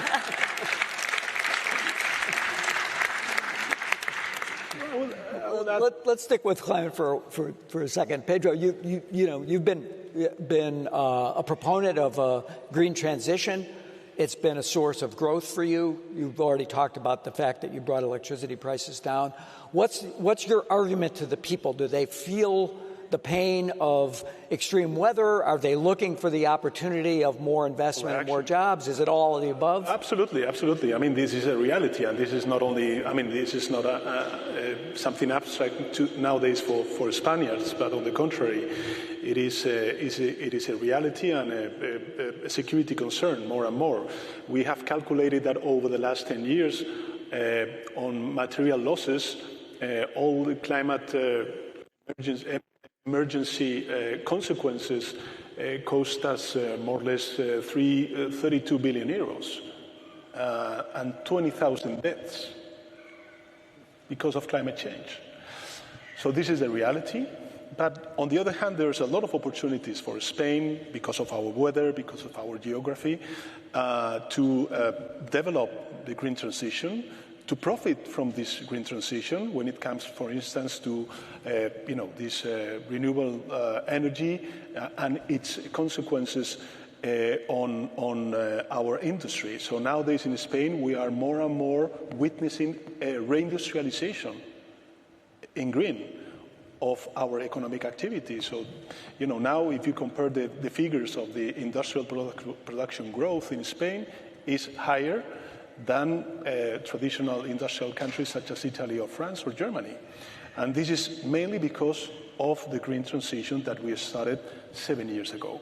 But let me add that going back again to multilateralism, I think it is also very important to translate to our citizens that when we speak about multilateralism or international law, we're talking about fair causes, which means, for instance, that I am so proud to belong to a family that has governments that has recognized the Palestine statehood with the same conviction,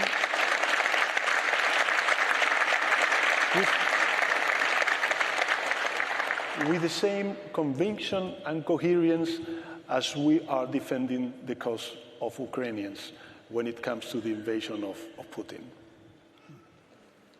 I absolutely agree with Pedro. When you think about our next generation, who we know from surveys are feeling disenfranchised, they feel a grievance towards, interestingly, not just government, but the private sector, because they believe that they are in some way harming them or ensuring that their future, they will be worse off than the previous generation. And that grievance is lending itself to 4 out of 10 people in global surveys saying that they're willing to resort to hostile activity. For under 34s, that lifts to half.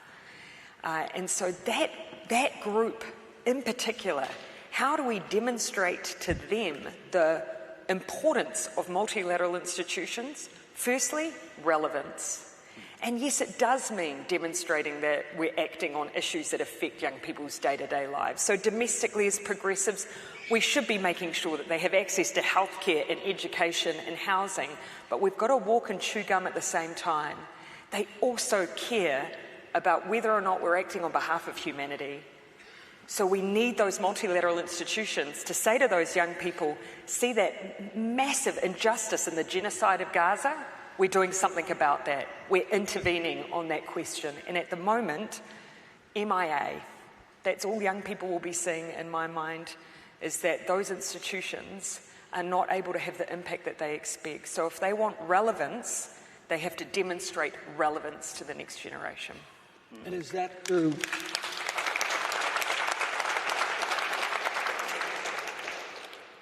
Is that through the actions that they're taking, or the withholding of actions in some cases? How do they demonstrate that relevance, particularly in a case like this? And there's no question, incredibly complex, but for young people, they're not looking at the complexity of who has the responsibility. They just see a genocide that needs to end. From a domestic perspective, as progressives, I really applaud Pedro and his government. They have created a comprehensive list of actions to try and move the dial on this humanitarian crisis, and we need as many progressive parties as possible to do the same.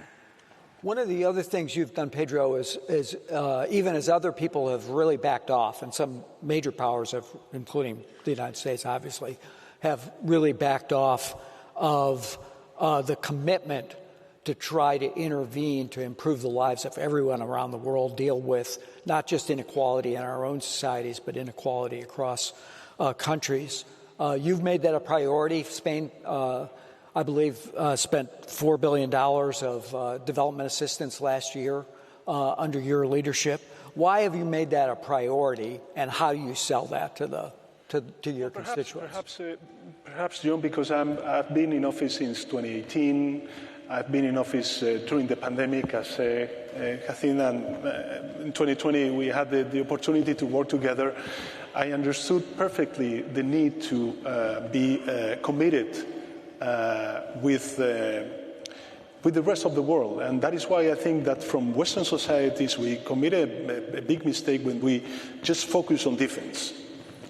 I don't mean with this that we cannot forget that there's a challenge in the eastern flank, that we need to increase our defense expenditure, but we cannot make a trade-off between defense and development aid. But because what we need to also send to the global south and the rest of the societies is that we are committed with their health, their economic development, their future at the end of the day. Talking about migration, make no mistake, we fight against irregular migration. We fight against smugglers. But the best way to fight against smugglers and irregular migration is going to these countries of origin and transit and cooperate with them and help them to create opportunities for their people. And at the same time, of course, to allow migrant or regular migration ways in order to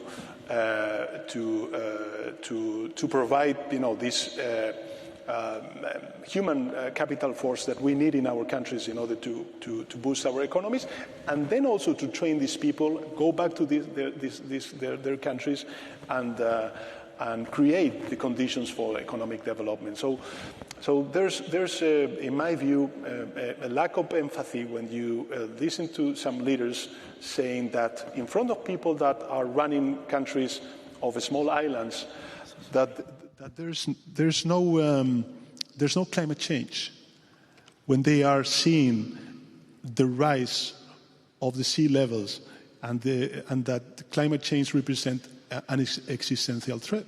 So that is why I think it's more and more important that Western societies, well, of course the US today is just walking away, but this is also a huge opportunity for the European Union and other Western countries in order to fill that gap and to embrace multilateralism. I think that the main duty that we have as progressive governments is to embrace multilateralism. That doesn't mean that we don't need to reform the system. We need to reform it and to provide more legitimacy to the system. But again, I think that the future of the world, and I believe also one of our major causes as progressives, is to strengthen multilateralism.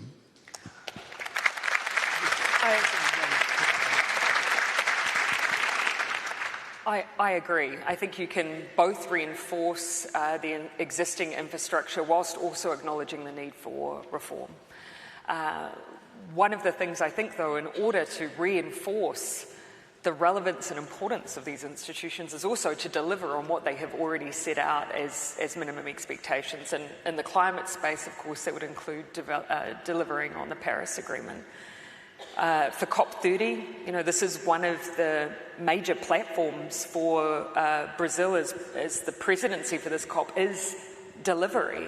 Yes, we have expectations around nations coming forward with their NDCs, but actually we have a commitment. The 1.5 that was advocated for by the Pacific was built around the threshold for where they would survive or not.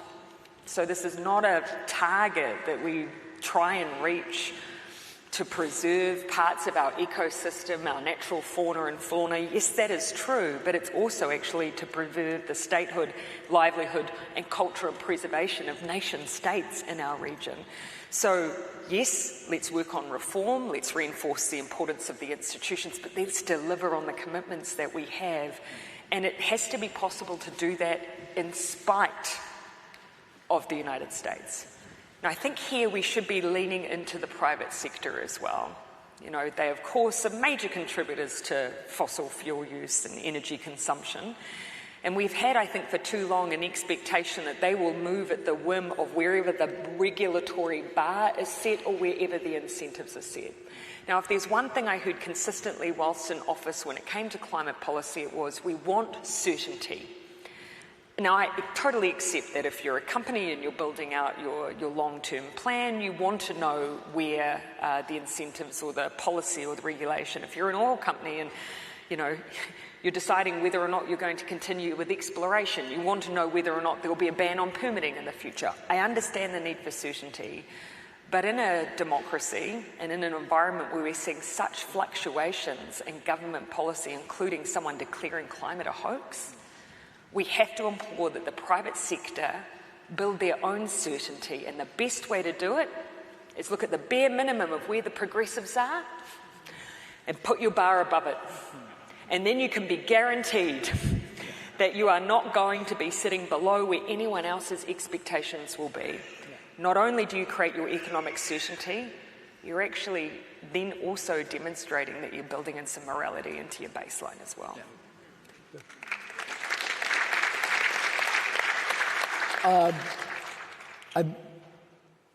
Prime Minister Carney, before he was Prime Minister, was doing his best to when he was Mark, was doing his best to reform the international financial institutions to deal with these challenges of global inequality, to deal with climate change. Those are institutions that were set up now, I have to do my math, 70 years ago. How are they functioning? Can we get more out of them? Is that a place where leadership at the national level can force more change at the World Bank, at the IMF, and at the regional development banks? We must do it.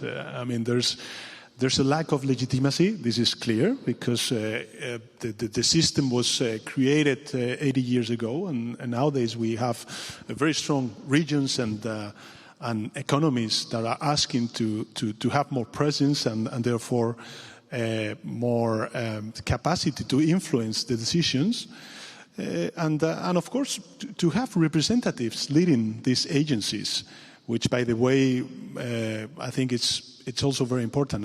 By the way, I'm firmly defender that the next Secretary General must be a woman, and I think this could also be a very positive signal of the dynamism of the multilateral system. So for instance, from the Spanish perspective, we in the conference in Seville for financing of development, what we proposed is to reform some of these financial institutions. And today, the government is working in launching a proposal for reforming the global health system. I think that we are suffering a backlash on global health. We need financing global health. I think that we have a very important private sector companies also committed with global health.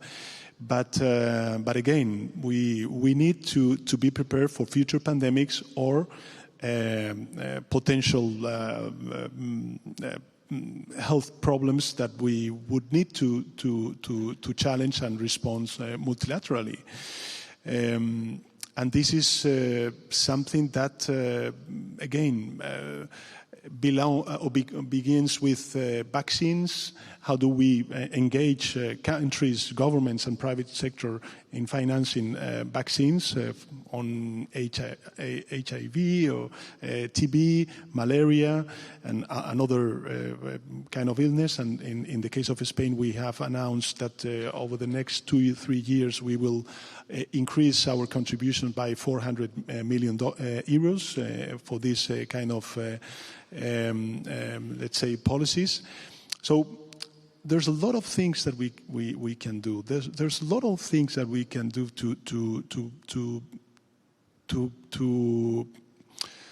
to transform in a more effective way our multilateral institutions. But I think that the only thing that lacks is a common political willingness from the major countries. But as Jacinta said, I think that from the medium-sized countries, we can influence a lot when it comes to moving forward in this direction. Well, you both led your countries through the pandemic, and I think we probably underestimate how much that affected the psyche that is ongoing with people. And we came out of it. You brought your countries out of it. You've restored a good economy again. But I think there's still a lot of hangover. But just in maybe lessons learned on how the international system could respond better to these, pandemic crises and other crises that have the potential to sweep the globe. I mean, I'll start with that and then just pan back for a moment if I can. You know, my take would be, yes, we are dealing with the after effects of something that fundamentally disrupted, I think, as human beings, some of the certainty we thought we had in the world. And I think it has exacerbated something that was probably already there. I don't think it was the sole cause for, the entrenchment and the additional polarization we see and the disaffection. I think it sped up something that was already there. And that's something I think fundamentally we can still trace back to deep insecurity amongst our population, whether or not it's fueled then by pandemics or climate change or technological advancement and disruption, which fundamentally shakes people's beliefs on whether or not they can wage a bet on a long-term career. All of that is creating this fear and anxiety and uncertainty. And in the wake of that, we've already seen what happens when politicians capitalise on that with fear and with blame, including blame towards multilateral institutions. Not only are we seeing that domestically immigration is often used, but we're now seeing, of course, multilateral institutions be implicated in that as well. And so the response at its core is that progressives have to be willing to challenge the systems that have poorly served our people. And that will be both domestically, but it will also be at an international level. And there the answers are emerging if we're willing to grab hold of them. I remember being in a room when there was a gathering such as this after the global financial crisis, and we all felt so complicit as progressive parties that we were unwilling to look at those initiatives that may have been more significant to try and address the growing inequality in our nations. But we must be willing to do that. Otherwise, I fear this angst, this sense of disenfranchisement will continue. So, Pedro, I think that as Jacinda said, somehow there's a clear progressive way of thinking when you define public goods. Definitely, health is a public good. Security it is indeed.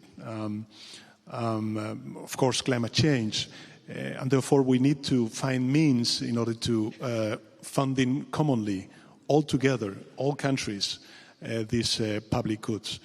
And on the other hand, I think that we have to praise science. And unfortunately today we are witnessing anti-rational and not founded on scientific data and facts most of the political positions of prominent leaders. So that is why I think that the big lesson from pandemic, at least from our perspective, is that we need to create this interface between policy making and science.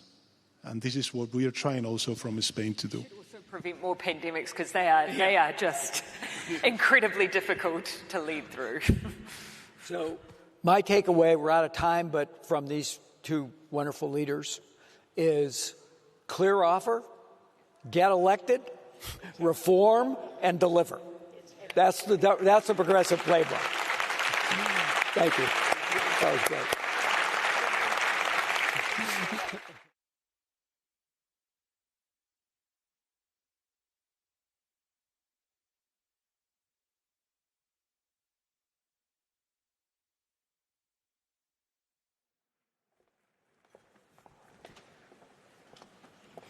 That was a really fascinating session from John Podesta, Prime Minister Sanchez, and Dame Jacinda Ardern, stressing why international cooperation matters.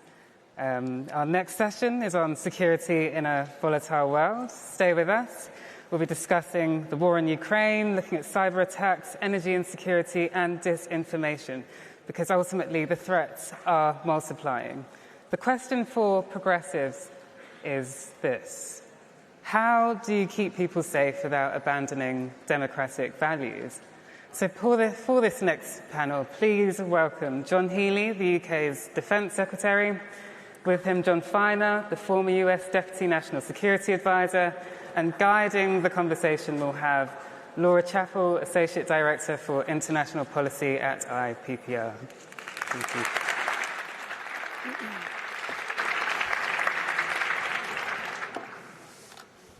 Thank you. Thank you. So this panel covers security in a volatile world. What an essential topic for progressives to cover together at this summit. In previous eras, security, hard security, didn't always feel like a progressive priority.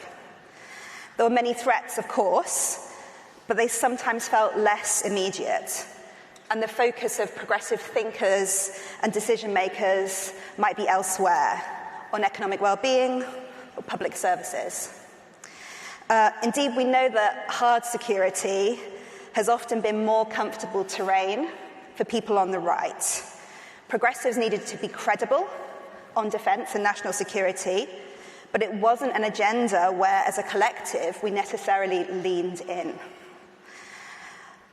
What progressives have done very successfully in security in past decades is working to broaden the idea. They asked which threats people felt in their everyday lives, looking at floods or fires arising from climate shocks, or the effects on family budgets coming from economic disruption. They put more emphasis on violence against women as a critical dimension of insecurity. Progressives widened the security project by emphasis on human security. And then in recent years, we're more and more aware of the importance of democratic resilience as faith in politics, in institutions, and in our country's trajectories has waned. Resilience internally is the other side of security externally, and it's now the focus of deep concern. So today, we're flashing red on all those fronts. As Prime Minister Starmer stated in his remarks this morning, the world is more dangerous and insecure than ever before in our lifetimes. So it's a pleasure to welcome our two panelists to share their insights and wisdom with us on what progressives must do in the face of this fast-shifting set of deep and even existential threats, and what it means to be progressive in doing so. So to my far right, John Healey, Secretary of State for Defence here in the UK. He was appointed in July 2024, and he's been a Member of Parliament since 2010. He's the Labour MP for Rawmarsh and Queensborough. And to my near right, John Feiner, who served as Principal Deputy Security Advisor from 2021 to 2025 for the entirety of the Biden administration. And he was previously Chief of Staff to former Secretary of State John Kerry. So, first, hard power. There's been a major uptick in the use of hard power around the globe. And one prominent dimension of this has been authoritarian regimes deploying military might, from the Russian invasion of Ukraine to China's military posturing in the South China Seas. So what's the right response to this? How do democracies combat these escalations? What role does defence cooperation play, and in what forms? Secretary of State. Thank you, Laura. First of all, I'm really pleased we've got this Labour Together conference. I'm so pleased we've got so many centre-left political leaders and thinkers here. This has been territory that the left has been on the defensive about, typically. But in recent years, I think we can rightly feel that we have not only claimed that back from Conservatives, but we have a special contribution as centre-left progressives to security and defence for this period ahead. You kindly said I was appointed in July 2024. In fact, Keir Starmer appointed me in April 2020 to do this job in opposition and now to do this job in government. And on that day in July 2024, to reflect what you've just captured as quite extraordinary times, the Chief of the Defence Staff, which in the UK is the most senior military officer, sort of welcomed me into the MOD. And he said, I've been in uniform for nearly 4 decades. And he said, these are the most extraordinary times that you're becoming Defence Secretary that I've ever known. And that, of course, was before President Trump was elected. It was before Israel attacked Iran. It was before Pakistan and India started firing at each other, including targeting nuclear sites in each other's countries. And it was before China did the first ever warship circumnavigation of Australia. So these really are extraordinary times. And I would argue that we're centre-left parties, fortunate enough to be progressives in government. And actually it's our values which make us best suited, not just able, but best suited to deal with these challenges. Why do I say that? Well, we're supporting our forces. For me, this is the ultimate form of public service, and as a Labour Party, we have that fundamental commitment to public service. Second, we're internationalists. We recognise that the strategic strength on our own security is reinforced by close allies. And third, we believe in defence, we believe in government investment, we believe in industrial strategy, which means that we can make defence an engine for growth that can produce good unionised jobs right across the country.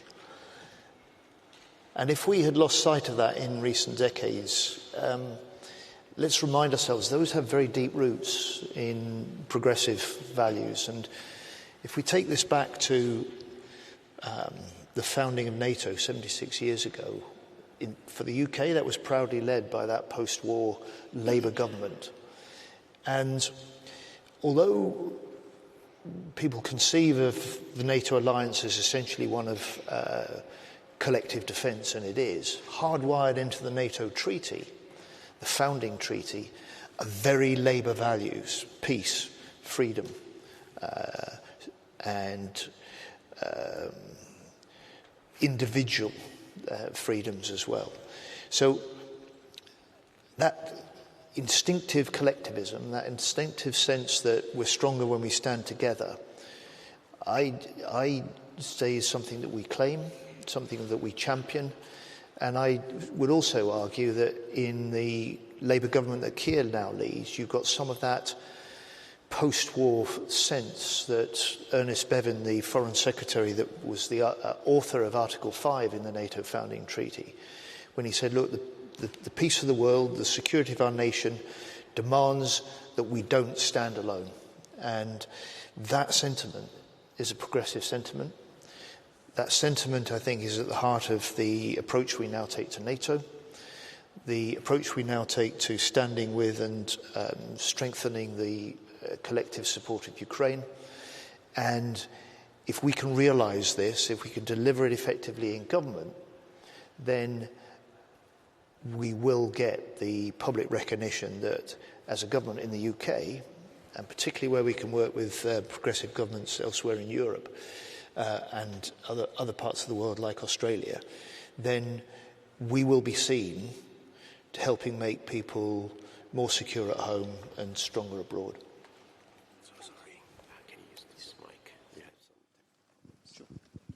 Thank you. Can people hear? Okay, great. I just want to start off by saying thank you to the State Secretary, to the Minister, for two things. One, when he describes the various challenges going on in the world, it makes it much easier for me not to miss my former job, so I'm grateful for that.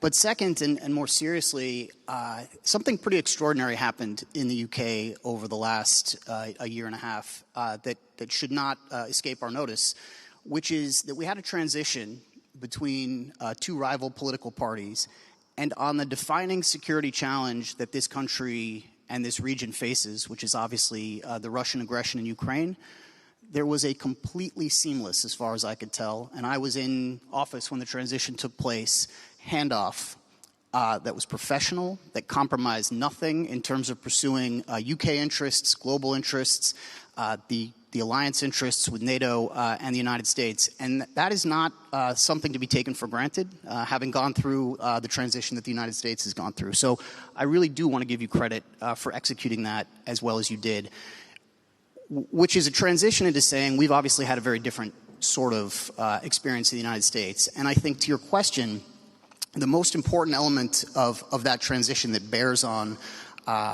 a progressive worldview and foreign policy and defense and security policy is we now have a U.S. administration that is unique in American history in at least one way and many others.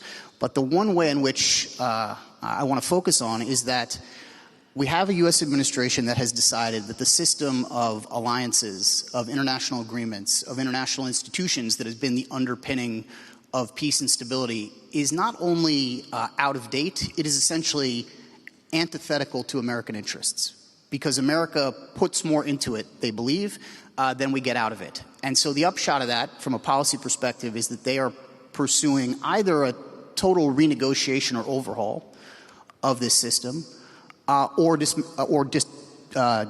discarding it completely. And that, we have never had that. We've never had that in a Republican administration. We've certainly never had that in a Democratic administration. And that, unfortunately, puts a lot of burden and a lot of challenge back here on the UK and on the rest of Europe. Now, there is a silver lining in all of this, which is there is a major opportunity right now on European security for European countries to step into their own, step out of the shadow of the United States, and take on additional burdens for their own security for themselves. And break this dependency relationship that has been very successful, but that I understand very clearly cannot be counted on for another generation the way it has been for generations in the past. And we are seeing signs that this government, that the government in Germany, that other European countries are taking that burden seriously. They're putting real dollars behind it, and it deserves our support. Thank you. I'm gonna maybe. Okay, that sounds better. So as we've heard repeatedly across this summit, publics across the countries represented here are fed up. They want real positive change in their lives. They want better healthcare, skills, investments to support jobs, growth, the green transition. And in this context, NATO allies have now agreed to spend 5% of GDP across core defense and supplementary security. How do you believe they can square the circle? How do you balance these priorities fiscally, but also politically?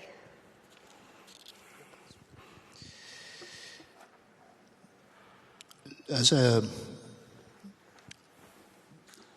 politician, you don't get to talk about schools or health or green energy for the public unless you can provide the basic confidence that as a wannabe or as a government, you can do two things. And these are traditionally the Achilles heels, political Achilles heels of the centre-left and the progressives. One is you can manage the economy and the public finances, and secondly, you can keep the country safe.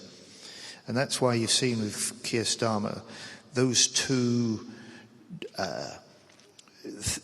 not just themes, but absolute determined missions have characterised his leadership in opposition and his leadership now as Prime Minister. Second,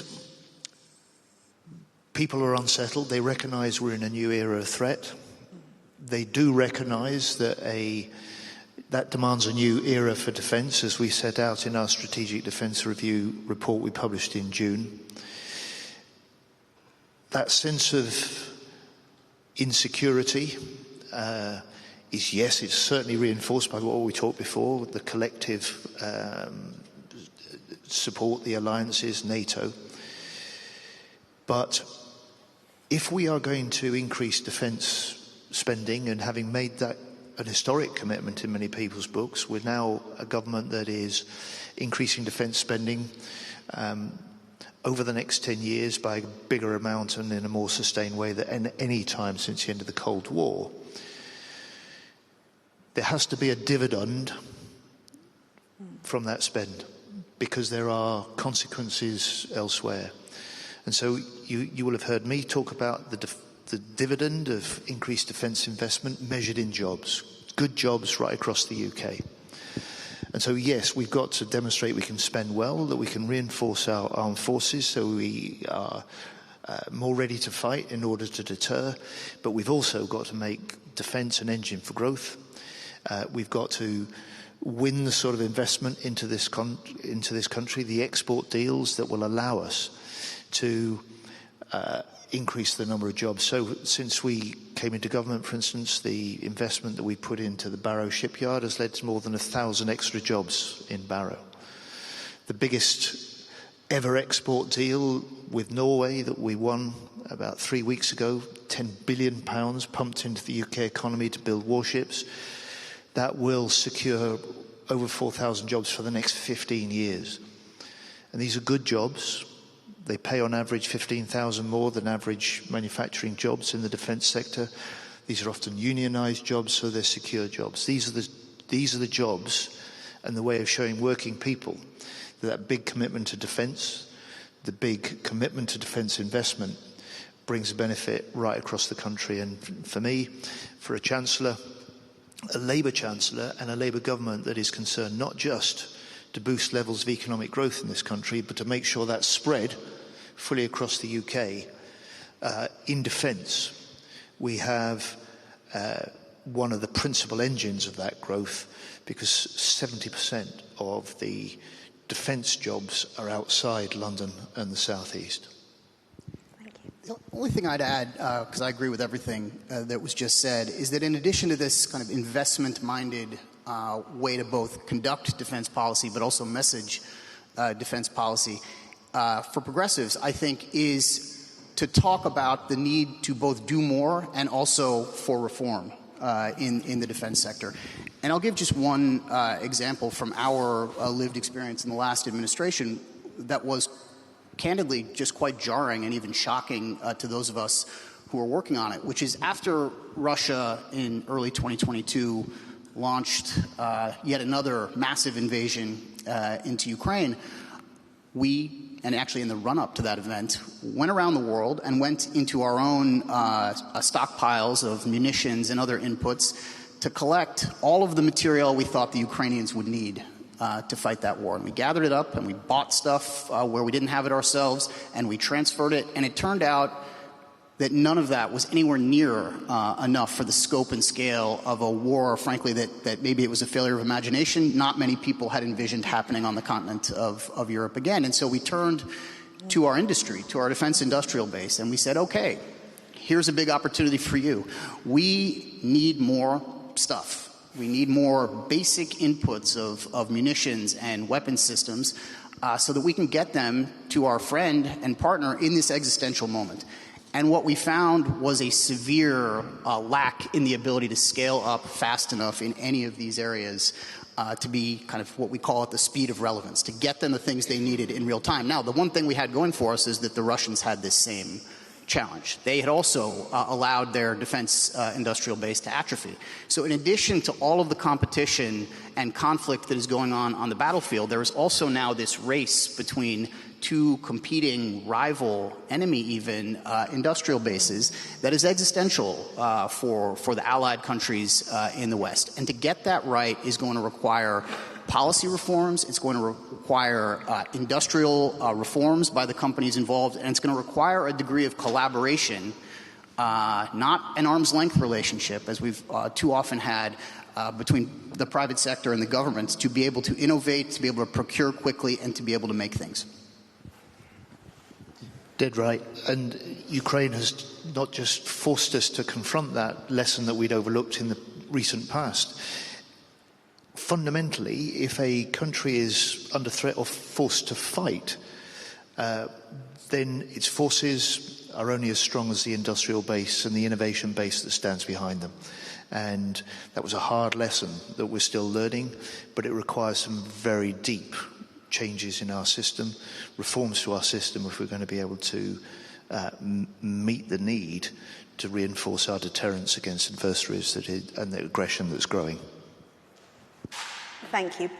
Both of your comments have made clear that we are living through a global reordering. The old certainties of a rules-based order, a secure Western alliance, and a globalizing world managed through multilateralism are in deep question. So for progressives to be able to manage this moment, deliver security, what is one choice that you think it would be critical that they make now to secure their countries and also to secure their values?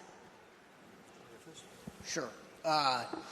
It may seem like a contradiction of one of the things I said earlier, but I think in some ways the most important thing, yes, for our governments, but also for our societies, is not to give up on the collective, not to give up on alliances and connections that take place between allied countries even below the level of governments and militaries.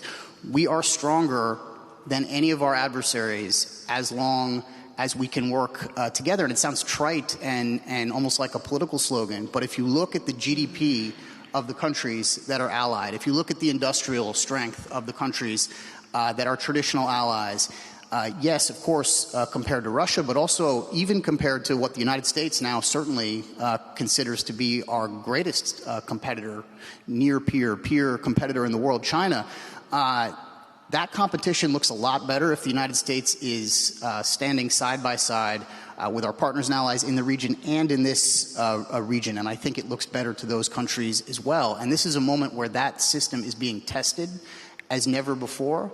But the value proposition of it is undeniable and still there. And so I urge certainly people here, I urge obviously people in my own country who have benefited from this system to work to preserve it, not to fall victim to every country for itself in a sort of state of nature model that our current administration seems to prefer. Quite simply, double down on the alliances that we have, because we know this better than any, that we're stronger together, and double down on the new partnership we have to forge with our industry and innovation base in this country, and sometimes with allies, in order to make sure that we can genuinely be more ready to fight. And by being more ready to fight, we're better able to deter. Can I ask you to join me in saying thank you to our two speakers?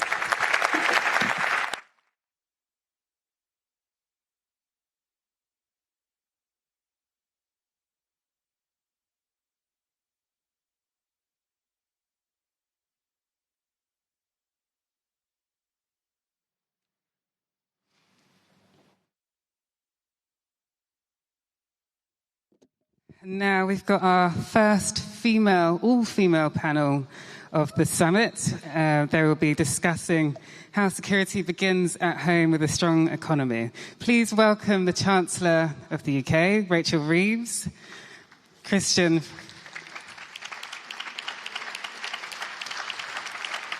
Give her a moment to come on.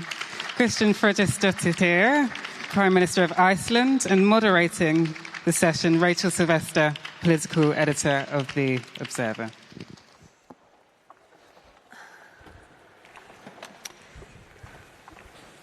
So this session is looking at the importance of economic security as a bedrock of progressive government. And we've got a really fascinating and brilliant panel of strong, powerful women, I'm pleased to say. Rachel Reeves is Britain's first female Chancellor, and as many people here will know, in her youth she was a chess champion whose trademark move was called the Sicilian defence, which sounds very mafiosi to me, but I don't think she's put any horses' heads in beds yet. And Christian Frederiksen is Iceland's youngest ever Prime Minister, and in fact the youngest Prime Minister in the world, I think. She's just 37, not 17, a mother of 2 young children, and she's only been an MP for 4 years. And she heads a coalition of 3 parties led by women, which is known as the Valkyrie government in Iceland, which I love. So, I mean, Christian, do you think women do politics differently? You're not here as female politicians, but as you're both women, I think it's really interesting just to ask briefly.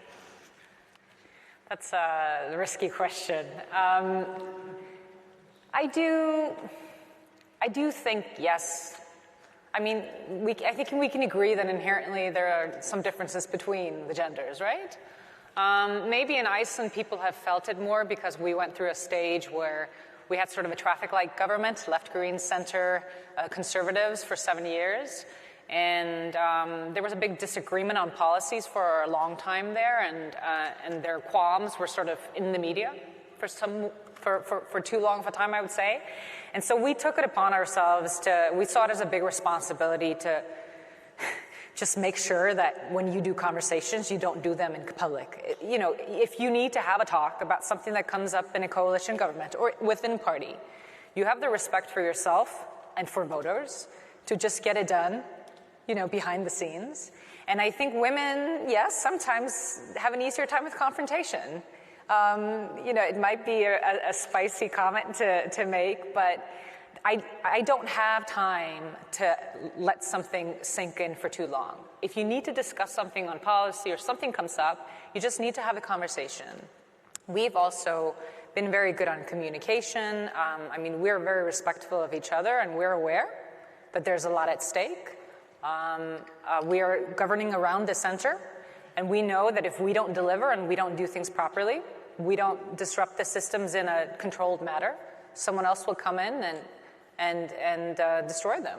So there's also that sort of weight on our shoulders. But the men are great too, and there are good men in our government, and I have no issues with them. But I think it's good to mix it up. Rachel, I mean, we are at a unique point in politics, really, where it's so divisive. Their stakes couldn't be higher, really. The rise of populism, the far right, we had 150,000 people marching behind Tommy Robinson a couple of weeks ago, the far right football hooligan. Do you think that populism is driven mainly by economic factors, or is it cultural? Is it about immigration and people's kind of anxiety about change? How much is it economic? Well, it's a bit of both, isn't it? And in the minds of a lot of people, they're very closely linked. So there's a quite compelling argument. It's not a correct argument, but quite a compelling argument from the sort of populist right that the reason why living standards have been depressed, the reason why public services aren't working well enough is because of immigration. Now, that's not the case. The reason why the economy hasn't worked for people for the last sort of 15 years is austerity, then Brexit, then the mini budget, and then the external factors, COVID, the war in Ukraine, etc. But the argument of the sort of populist right is there are too many people in this country, too many migrants, some of them illegal, they are a drain on resources, and so our public services aren't working because they're using them, and wages are depressed because you've got these foreign workers coming in and undercutting British workers. So in the minds of a lot of people attracted to that politics, those two things are very closely intertwined, and that makes economic policy, I think, as well quite hard, because when I talk about sort of difficult decisions and the trade-offs, there are some people who will say, well, you know, actually there's some very simple things you could do. Close the borders, don't let people in, and therefore we'd have more money for all the things we wanted and we'd all get a pay rise. That is obviously very simplistic and it's wrong, but that's why I think you can't really separate out the sort of is populism on the rise for economic reasons or cultural immigration reasons, and I think the two are very closely linked. I would also say the issues around sort of, you know, concerns around the decline of the public realm and the high street, you know, again, in the argument of the populist right, those things are also linked to immigration. The shops that we used to go to aren't there anymore because they've been replaced by some other types of shops, or there's, you know, the people, you know, in our neighbourhood don't want to come out because they're scared. So I'd say that it is weaponised in that way that permeates not just a sort of discussion about sort of cultural values or whatever, but also the economic trade-offs. What do you think? Do you date this back to 2008 and the economic crash as the sort of source of this underlying thing, or is there something more social, demographic going on as well? I mean, I think there's I would answer it in the same way as Rachel. I think it's both. It's cultural and sort of societal change as well as the economy, because societal change and the economy are interlinked.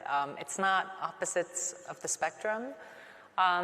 Yes, we went through a lot of difficulties after the financial crisis in Iceland, but what happened as well, which is I think a story that people don't know too much about, is that because Iceland is a small open economy, if there's a trend in the world, it becomes a mega trend in Iceland. So things go up really high and then they sink down very low very quickly. And so, for example, the biggest growth that we had post-crisis was in tourism. And that is, you know, it's a brilliant industry in a lot of ways. It can be very creative, and you can use it in you know, development across the country, and it's very sort of privately driven. But when you have labor-intensive industries, and I could name other than these that are driving growth, what happens is, for a small country or a country with a small population that's part of, for example, the EEA, because our immigration we have asylum seekers, but a lot of our immigration is from the EEA, is that we end up creating jobs, whether it's in tourism or in labor-intensive sectors where Icelanders might not be interested in. The salaries are not something they're interested in, and so you put out an advert and somebody else comes. And I think that's something that the government needs to have an opinion on. And if I can just quote something that Rachel did, because her Securonomics was about, you know, making the role of government more important, not talking it down, is that even though this is a private actor, it's going to impact your housing market, it's going to impact your roads, it's going to impact your healthcare sector, it's going to impact your language environment, because Icelandic is a small language. And so my point is that there has been an immigration change and a societal change in Iceland, which has, yes, pushed the housing market. It has done certain things because those that were running the industries were just thinking about people as widgets, not as people. And so I think at the end of the day, people want the government to have a control of the situation. They need to have control over immigration. They need to have control over how growth happens, even though they're not, you know, picking winners. And that's what people are asking for. At least in Iceland, from the Icelandic perspective, things ran hot and uncontrolled. That's a societal norm, but that's also an economic issue. So, you know, having control, I think, is a big part of it. Person, and there was one interview, in fact, recently that said you were an advocate for the, quote, boring centre.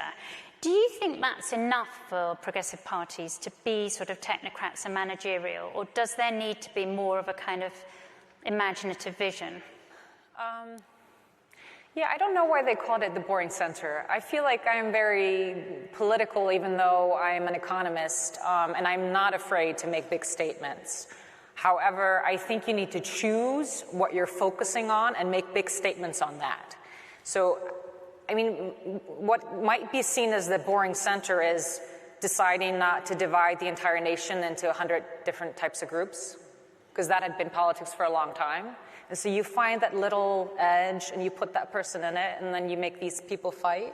So you find something that brings people together, and then you're very political on that. So we're political on, you know, putting restrictions in the housing market so it's not financially driven. We're political on tax loops. We're political on welfare services. But it's based on not driving identities together. And I think maybe that would be a boring center today, but then that's okay. But to me, it's just smart welfare politics. And it's also really important today if you want to work against that polarization on the right. Don't over-polarize the left.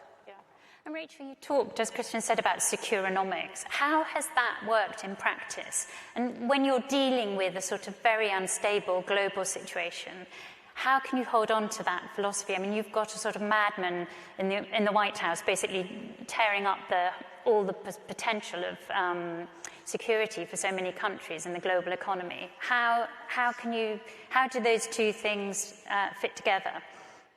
Oh, well, I think it's even more relevant than when I first made that speech 2.5 years ago. So securonomics was about building a stronger and a more resilient economy in the face of an increasing number of global shocks that were affecting all of our economies. And actually, similar to Iceland, we are also a small open trading economy, and so we are very exposed in the UK as well to global shocks, and we've seen that time and time again. But we're also particularly exposed to those shocks because we haven't managed to build up that resilience in our economy. And actually it's a theme in the meetings I have with finance ministers from other countries that share our values, that none of us have built that resilience into the system. You know, whether it was during COVID and we didn't have the protective equipment, or it was after Russia's invasion of Ukraine and we discovered how reliant we were on global energy markets for our very basic needs. And indeed, food price inflation went through the roof because we were very exposed there as well. And so securonomics is about trying to build that resilience and security. And you just had John Healey speaking. You know, part of that resilience as an economy is having strong defences, and we've of course put additional money into our defence spending, taking it up to 2.6% of GDP by 2027, then up to 3% in the next Parliament. And that's because the world has changed, and we have to change what we spend on as a country. And we've made the difficult decision for a Labour government, for a centre-left government, to reduce international development spending, to put it into defence. But that is where there is the urgent need at the moment, and it very much fits in with that idea about building stronger and more resilient economies. But you can also see it manifest itself in other policies of ours, like, we've just signed off to build the nuclear power station at Sizewell, as well as working with Rolls-Royce on building the small modular reactors. We took British Steel under public control because we couldn't lose that ability to make virgin steel in our country. We would have been the only G7 country without that capability. So that's all about securonomics, building a stronger, more resilient economy, less exposed to shocks. But I guess this is sort of where other stuff as well in the world comes in. As a small open economy, we can't do everything ourselves. Semiconductors is an area where, the UK doesn't have huge strengths. We don't have access to many critical minerals. And so working with our friends and allies around the world is also crucial. So securonomics isn't about sort of pulling up the drawbridge and saying we're going to do everything on our own, but it is about taking account of where things are made, who makes them, building those more resilient supply chains, as well as thinking more about our domestic capability and capacity, particularly in areas like energy and defence and some of those other foundational industries like steel. And what about the trade-offs? Because I suppose the Achilles heel for parties of the centre-left over many years has been the sense that they can't be trusted on the economy. Do you think, Christian first, that governments have to be more honest both with the voters but also with their own supporters, that actually you can't have everything? And actually there are difficult choices, as Rachel referred to. What do you think? How have you handled that in Iceland? I think it's better if you just own it. Because I think, I haven't been in politics for very long, but when I started out, I did this trip around the country because I felt Parliament was sucking me in, and I was just having conversation with people that agreed with me. And it really struck me how much distrust there was towards politicians, and people felt you were just saying what they wanted to hear. And so you just start saying, sometimes you say it in a nice way. You tell people how things are. Because then when you say something they want to hear, they know that you actually mean it. And the voter is smart. You can talk to the public like a normal person, and they can tell if you're using fluff or you're saying something. So we have said, we're going through a tidying up process right now. We are balancing the budget in 2027. We have done stuff like raise the resource rent fees. We're closing tax loopholes. So we're bringing in income. We're not afraid to talk about that. But because we also wanted to say we're not going to be watchdogs of the system, even though we're pro-government, we want the government to work. If we don't make, disruptions where needed for the systems to work, someone else will come, rip it apart, and do it in an unorganized manner. And so we're not afraid to say, okay, this we will need to tidy up. This we will need to shut down. Should the government be doing this or not? So we can do things properly. And I do think if everyone is a little bit upset, then maybe people feel a bit better. As in, if the unions are a little bit upset at you and the corporations are a little bit upset at you, but you're doing a few things, but as a whole, you're getting ahead, it does give you some respect. Again, we will see where we'll be in a few years if this actually pays off. But it also makes you just feel better because you're confident that you're actually doing something that's going to work out. And I think, a big part of our project, at least on the Social Democratic Alliance back home, was that people would trust us to do what we said we were going to do. So you might as well just follow through. Because if you go through this term not having been able to deliver, then all of this would be for nothing, right? So being genuine about things gets you far ahead. It's not always easy. So interesting. So Rachel, Kristen talked about a lot of people being a little bit upset. You've got a lot of people a lot upset about a lot of things. MPs, the voters. Do you think actually, I think it's so interesting hearing how Kristen talks about it. Do you think actually there's a time at the budget just to say, look, the world has changed. The promises we made in the manifesto on tax are no longer relevant. We need to have a really honest conversation with the voters. Well, when we campaigned, just over a year ago, we said as a party, and it was a key part of our manifesto, that we would, stabilise the economy, that we would bring back some economic fiscal order to the economy. And, some people think that was just for an election and that once we're in government, that somehow those rules can be relaxed. Now, I did relax the fiscal rules last year. We said we would balance day-to-day spending with tax receipts and that we would get debt down as a share of the economy, but subject to that we would invest in those things to grow the economy. As a result, we've been able to invest something like £120 billion extra over the spending review period on big capital projects. I mentioned Sizewell C, there's also rail projects, road projects, digital technology. But there are limits to what government can do. And at the moment, I don't know what the situation is in Iceland, but our debt to GDP ratio is basically 100%, just under. And £1 in £10 of everything government spends is on servicing the debt interest on the debts racked up, not by us, but by the previous government. I don't think there's anything progressive about spending £1 in every £10 of government money on interest often to foreign hedge funds and investors. But that is what we're doing today, and I want to reduce that. And there's two ways to reduce that. The first is by getting that stock of debt down, and we are on a path to do that.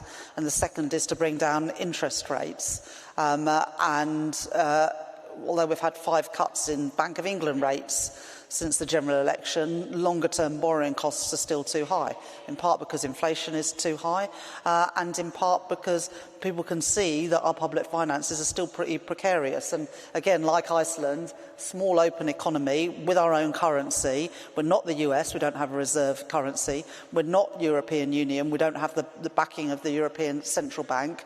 We are exposed, and that does mean we have to explain how we're going to make the sums add up. And some people sort of think that is in tension with our Labour, our social democratic values.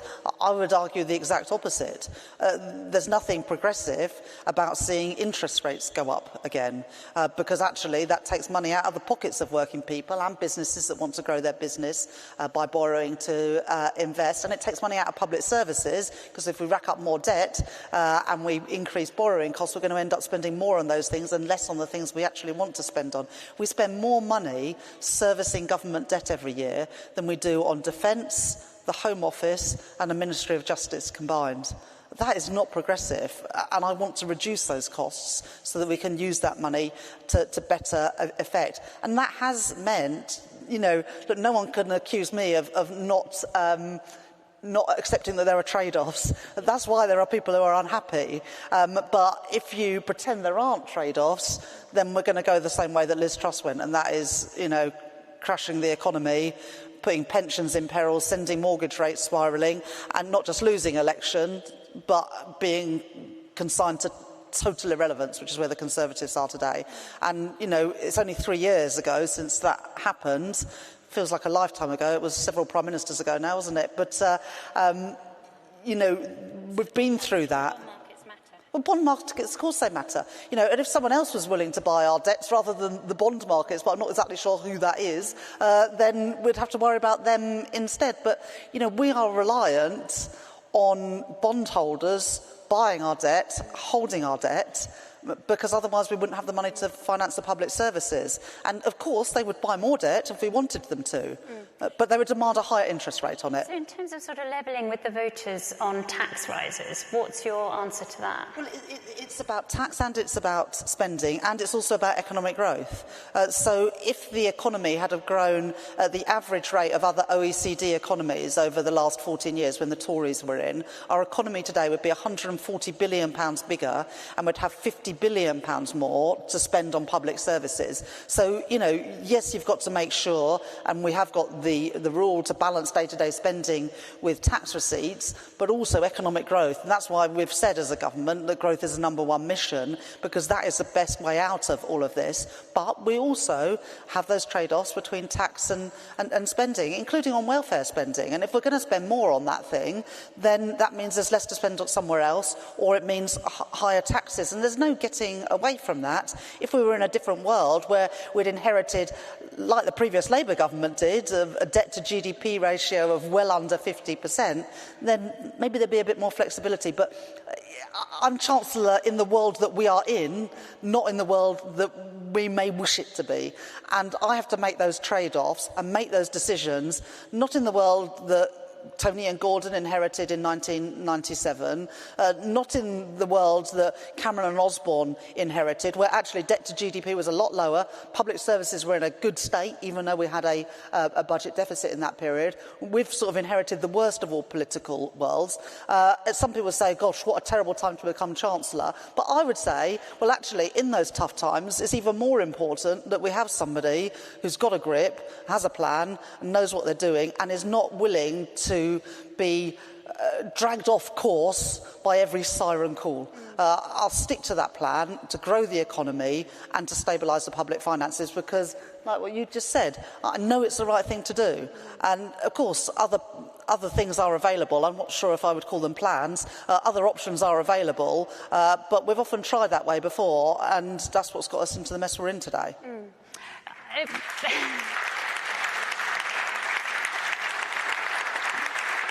We're nearly out of time, but I wanted to finish with there's a lot of doom and gloom. As you say, it's tough times. There's a lot of difficult choices ahead.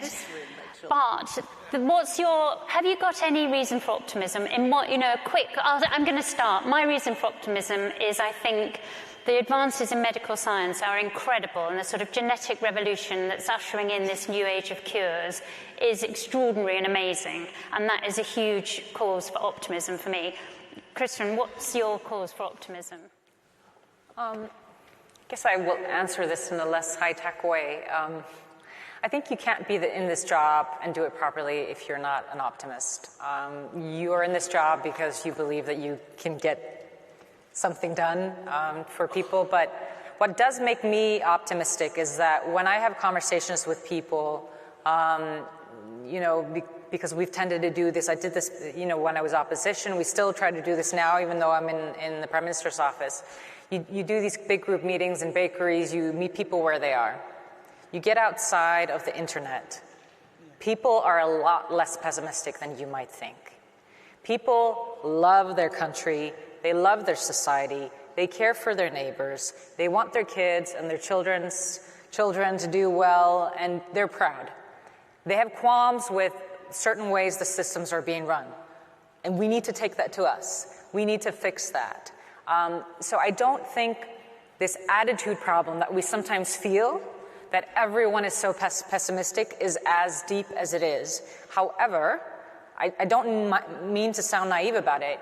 That doesn't mean that there aren't issues. You just need to approach them where people are coming from and make sure you're spending your energy on the right things. Don't be picking fights on matters that aren't inherently important to people. So that's why the economy matters. That's why housing matters. That's why day-to-day things matter for people. And then they just want you to get the job done. So I am positive that if we have the right structures in place and we just do the job properly, even though it's hard, people are at the right place. But there are easy solutions out there, yes, that are being they're honing in people, and we need to have an answer to that. And that can't be us denying that there were problems with the system, right? It can't be just, okay, it's stupid for you to think that there's an issue. But inherently, people are positive. They love their country. They want it to do well. Then we just have to get back into the office every once in a while and do the job. Rachel, what's your reason for optimism? So I think the time that I'm sort of happiest in my job is when I get off the train in Leeds and go back to my constituency. Because similar to what Christian is saying, you can get sort of trapped into the bubble here. And when I'm here, I meet people who, coming to sort of lobby me about particular cause. And like all of them, important. But what you don't hear from much when you're in Westminster is the sort of people that we came into politics for in the first place. What I enjoy most in my constituency then is going into the schools and seeing the young people and also those who teach them. And I find that incredibly inspiring. And actually, all the things we've spoken about that you mentioned at the beginning about the division in society, that kicks in later. There's not that division when you go into schools. There's not that intolerance or that anger. There's a lot of excitement and passion, and if we could bottle that and we can keep that so the sort of cynicism doesn't, take over at some point, I am optimistic for the future. I think there are so many brilliant people and so many fantastic things going on that, I think you can't but be hopeful. But I guess the other thing I would just say I remember it was just not that long after the election, and I went into a school in my constituency, during the week I'd had, people come and lobby me about, don't do the non-doms thing in the budget, or, energy companies aren't really making that much profits, you shouldn't do the energy profits levy, blah, blah. I went into this school and I said to the kids, it was year 6, are there any questions you'd like to ask me? And this little girl said, it must have been September last year, so I'd only been in office for a couple of months, and she said, why is everything in the shop so expensive? And you think, actually, why is she saying that? It's because at home, her mum and dad are saying, why can't we afford the things we used to be able to afford? Why is it, after paying the rent and paying the bills, there's not enough money? It's the beginning of the school term. Our daughter needs new shoes. It's almost a winter. She's going to need a coat. Why is everything so expensive? Why can't we afford what we should be able to take for granted? And that is, in the end, there's all the big picture stuff that we've been talking about today and our progressive values. But in the end, what matters is at the end of our time in office, however long we're in our jobs, at the end of it, can we say that kids from ordinary backgrounds are living richer and more fulfilled lives than we came into office? And if we can say yes, then we've done a good job. And if no, it's probably about time that someone else took over. It's a good note to end on. Thank you very much, both of you.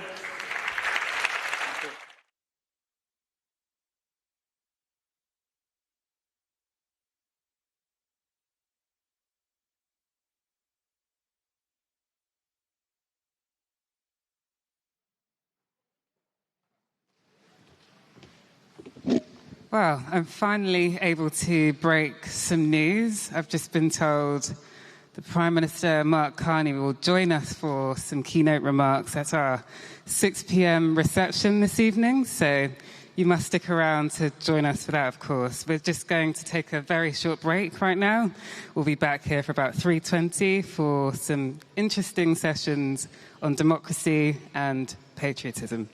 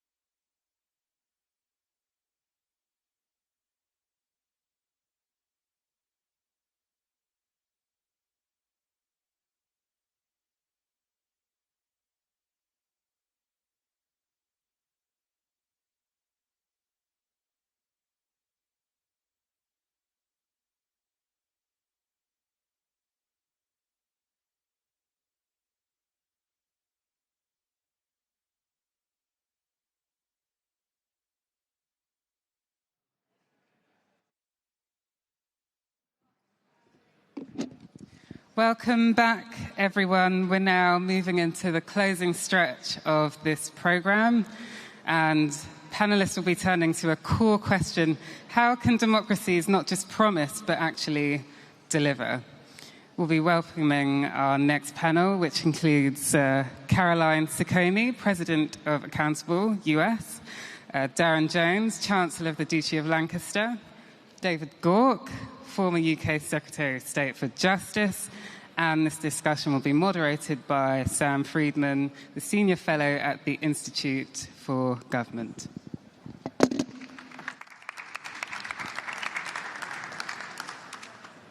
Good afternoon, everybody. Lovely to be here. Is this on? The microphone isn't on.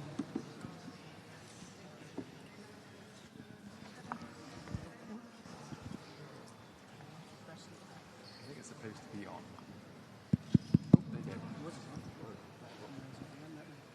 Okay. Can you hear me now? There we go. That's better. Always a great start. So I'm Sam Friedman. I'm a Senior Fellow at the Institute for Government and author of a book called Failed State, Why Nothing Works and How We Fix It, which is very much the theme of this panel.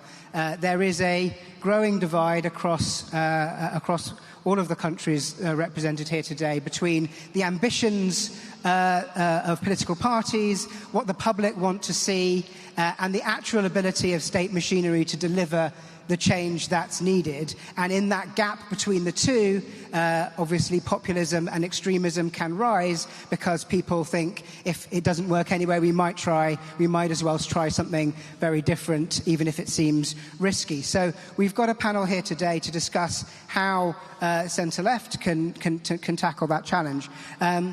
We have three fantastic panellists. Darren Jones, who is Chancellor of the Duchy of Lancaster, which for those of you who are not in the UK is one of our quaint titles for cabinet ministers, but basically means he is Keir Starmer's right-hand man in Downing Street, looking at this very specific issue of how we deliver across government effectively. We have David Gauke, who held many ministerial roles in the last government and finished as Lord Chancellor and Secretary of State for Justice. Both Darren and David were Chief Secretary for the Treasury at different points. I don't know what the collective noun is for Chief Secretaries to the Treasury, maybe a shakedown of Chief Secretaries. And David is a very precious thing in politics at the moment, someone who is actually on the centre-right and has not drifted to the radical right or far right, and is a very key ally, I think, for the centre-left in that respect.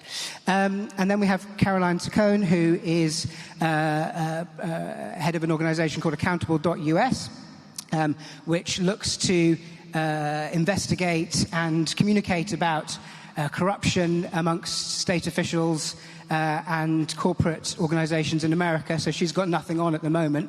No challenges there. But she previously worked in the Biden administration and in the Obama administration on a variety of different roles, and including on the Affordable Care Act and healthcare, and communicating that to the public. So I'm going to start with Darren, if I can come to you first. You've got this new job, you've only been in it a couple of weeks, looking at delivery across government. What are the big things you want to tackle in terms of fixing our state machinery so that can happen? And how do you help and convince your colleagues to focus on that when there's so much day-to-day noise and firefighting that needs to be done? Well, Sam, thanks for the introduction, and great to be here this afternoon. I think to dive straight into the wonkiness, we've got to fix the front end and we've got to fix the back end. The front end, I mean the way in which the public engage with the government and the public services that we run. You will all know that each department has its own hotline on the telephone, its own paperwork, its own application process. The departments don't talk to each other.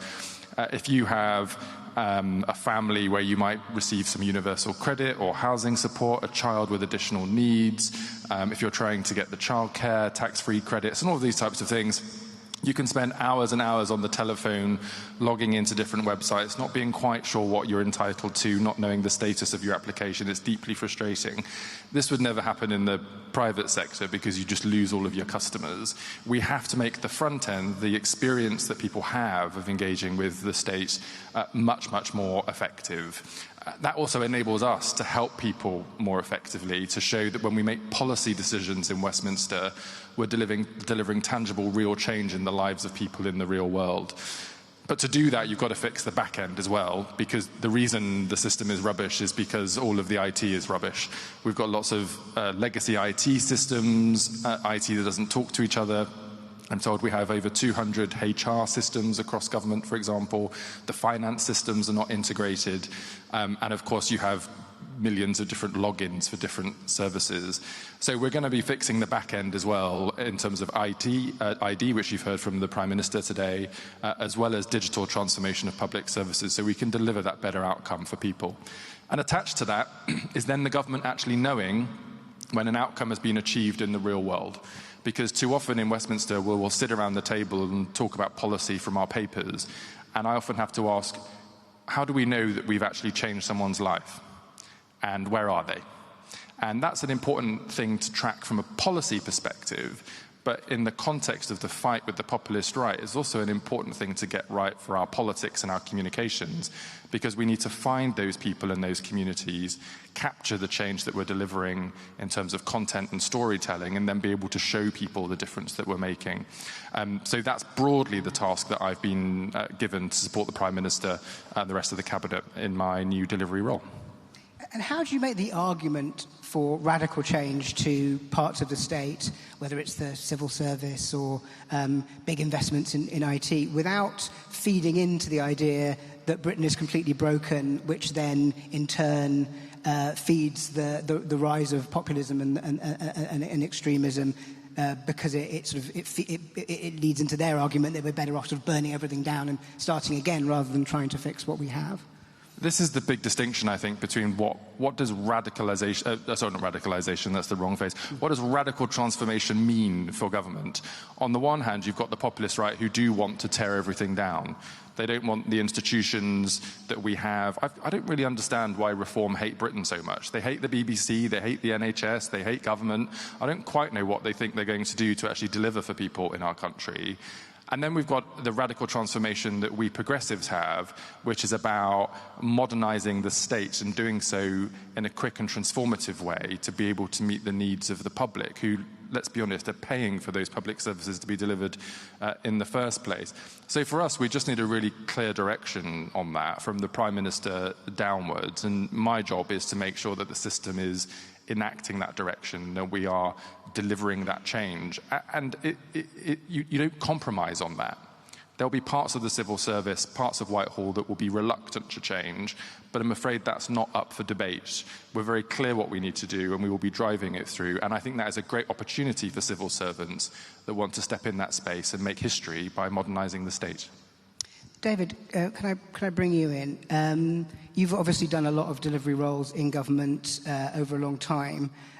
What's your advice for Darren on what needs to be fixed and how best to go about it in terms of managing time and working with ministers? Well, I certainly... Well, first of all, it's a great pleasure to be here as an emissary from Planet Centre-Right and to be surrounded by all you progressives. And look, I wish Darren the best of luck in terms of what he's trying to do. I think it is in the interest of all of us that we can deliver a state that is working effectively. And it is vital work. And public expectations are always rising. And very often the public sector has struggled to respond to those rising expectations, and these improvements are necessary. It might not be sufficient, in fact it won't be sufficient to turn everything around, but it's certainly necessary. I think one of the biggest challenges that any minister faces is one of time, and that applies in many respects. Time because you're kind of immensely busy.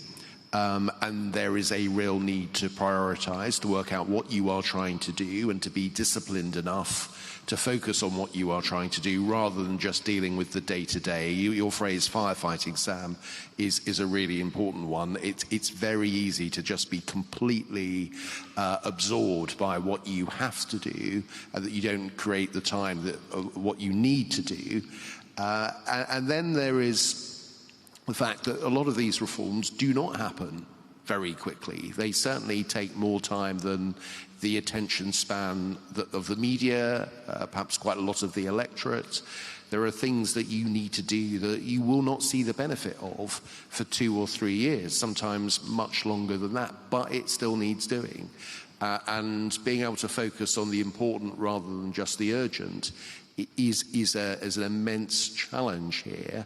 And you do need that ministerial input is vital because, I'm not a critic of civil servants. I think there's some, the civil servants do terrific work, but the machine needs to be driven. You cannot just assume that it'll operate and you can leave it to it and you make a decision and you've made your note on your submission and then everyone will go and implement it. You have to keep, and I know Darren knows this, you have to keep coming back again and again, checking on the implementation. What are the barriers? That is the sort of boring, unglamorous work of a minister that really makes the difference. And so, as I say, Darren doesn't need to hear this from me. But that advice in terms of the sort of unglamorous, important part of government really matters. It requires persistence, resilience, and discipline. And if you don't do that, and we have had governments that have been led by people who have not been good at that, nothing properly works, nothing happens. So it's unrelenting, but ultimately you can deliver. It's quite strange that we don't have any proper training for ministers and how to do any of this stuff, given that what you've said is so often the kind of thing that people say when they finish their time in government, that we don't help people do it, learn how to do it quicker in government. Is there a role for something like that? Is there a role for actually doing proper training for ministers when they're first in a job? Yeah, I think there is. Look, Sam, you're involved in the Institute for Government, and they do a lot of good work here. I mean, look, some of what I'm saying is really common sense. It's out there. For if you are an aspiring minister, all this information, all these ideas, they should be there if you've got an inquiring mind. There are enough books out there. There are enough people who will sort of talk to you about these things.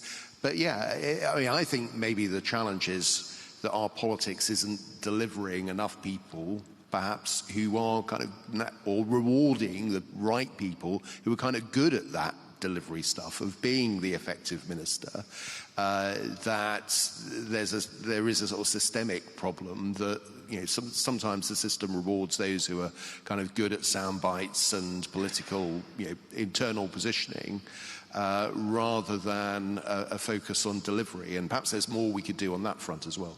You're being very polite by not naming any names in these other ministers who you might be referring to. I think people might be able to guess. One final question. Where do you think the difference is between the centre-right and centre-left on this at the moment in terms of thinking about what the role of the state actually is in delivering public services? Because it sounds like there's a lot of similarity between where this government is and where people like you within the last government are. Is there still a distinction there that's important to focus on? Look, I think there is a distinction. Look, there are lots of areas where there's an overlap, and I think our politics would be better if we were prepared to recognise where there are areas of overlap. And look, I've just been involved in a sentencing review for the current government. And come forward with a sort of set of recommendations that I think lots of traditional Conservatives could support, particularly those who have been really engaged with these issues.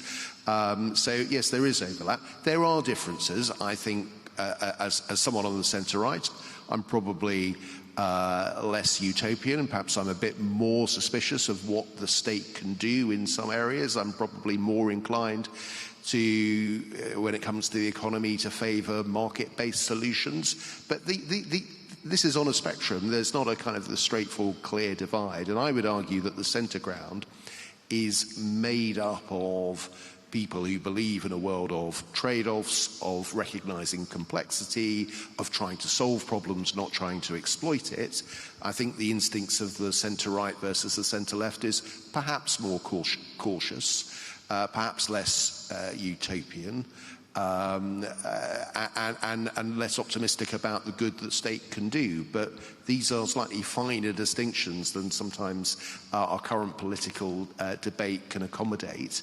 And look, if you're from the centre-right and you've got a centre-left government, I still think you want that government to succeed in its objectives because you want the country to succeed. And I think a bit more of that coming from the centre-right would be welcome. Caroline, can I bring you in now? You worked in the Biden administration on healthcare.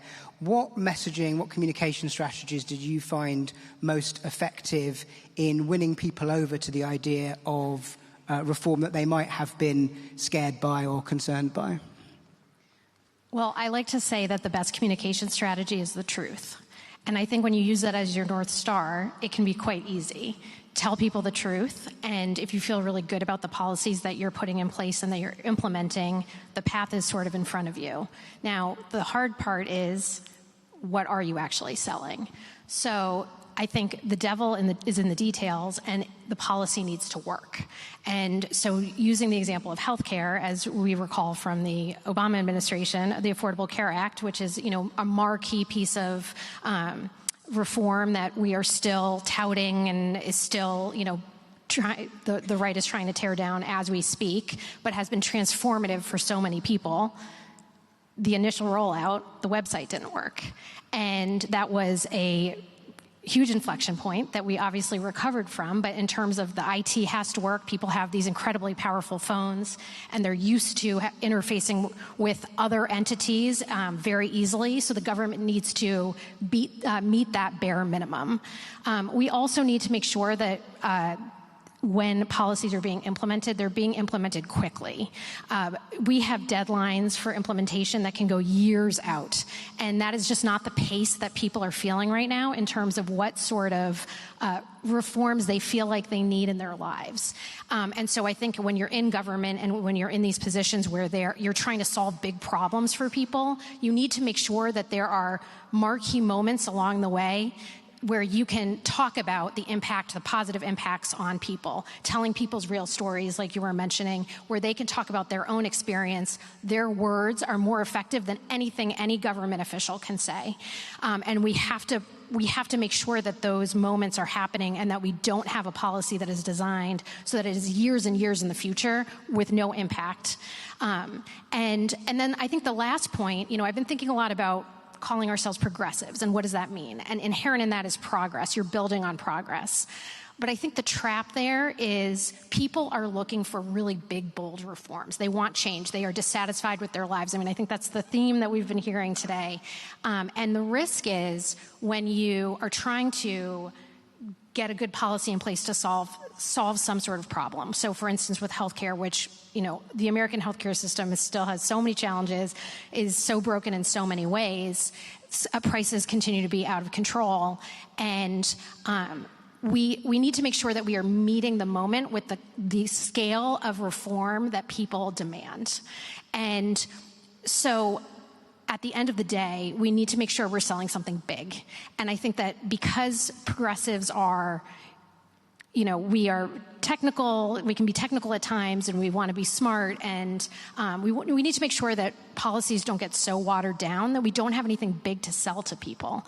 And I think that's just something that continues to be a challenge. I think that being able to tell a full story is really, really critical, and letting people speak for themselves and going out into communities and not keeping that selling of the policy within the confines of, DC and elite media.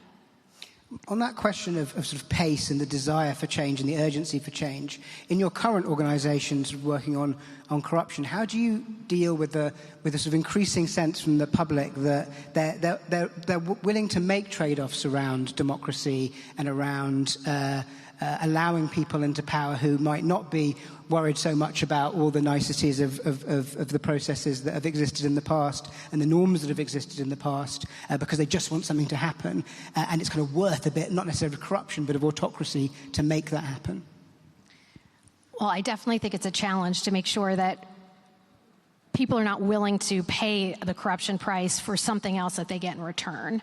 And I think what we try to do is make sure that people understand, it's a key element of an autocratic government is to try to undermine the government itself and make it seem like the system is broken and it's not functioning. Well, what you're seeing right now, what we're spending a lot of time talking about, is that the system is doing things. It's just not for you. It's for them. It's for a small group of people. It's for a small group of well-connected people. It's for a small group of very wealthy individuals and corporations that have tremendous influence in government. So in fact, they are busy. The system is doing things. It's just, you are not benefiting from their activity. And that is what the story that we are trying to tell. Darren, can I come back to you on this question of pace versus the scale of the change that's required? Over the next couple of years, while you're in this job, how do you balance that sort of urgency to show that you're doing something in government and to have proof points of success, whether it's around NHS or crime or whatever, versus the fact that a lot of the processes that would really deeply fix our problems, whether that's civil service reform or building new IT systems, just take a long time and take resource away from meeting the urgent priorities? Yeah, I think it's the challenge, right? But I think pace has to be alongside prioritization, and you can't go at pace at everything because you're just not going to make any progress. So I think on the transformation side, you need to decide what you're doing at speed in what order, which is why fundamental parts of the transformation, whether it's digital ID or legacy IT systems, is something you need to get right first in order to then make progress on other things afterwards. And then in terms of broader policy, take infrastructure spending, for example. The government's increased the amount of public investment as part of our economic policy, and that's great. But we do need to be able to show that in the medium term, we're fixing potholes, the Pride in Place money is doing up your high street. You've seen the difference in your local community, whilst also knowing that your kids might have got an apprenticeship because we did the deal with Norway on frigates in the Clyde, and so you can see the benefit of long-term economic infrastructure. But you have to take a very clear view about pace and prioritization as opposed to just doing a lot of great work that doesn't deliver for another 10 years because you won't get thanked for that if you've not made any progress by the time of the next election.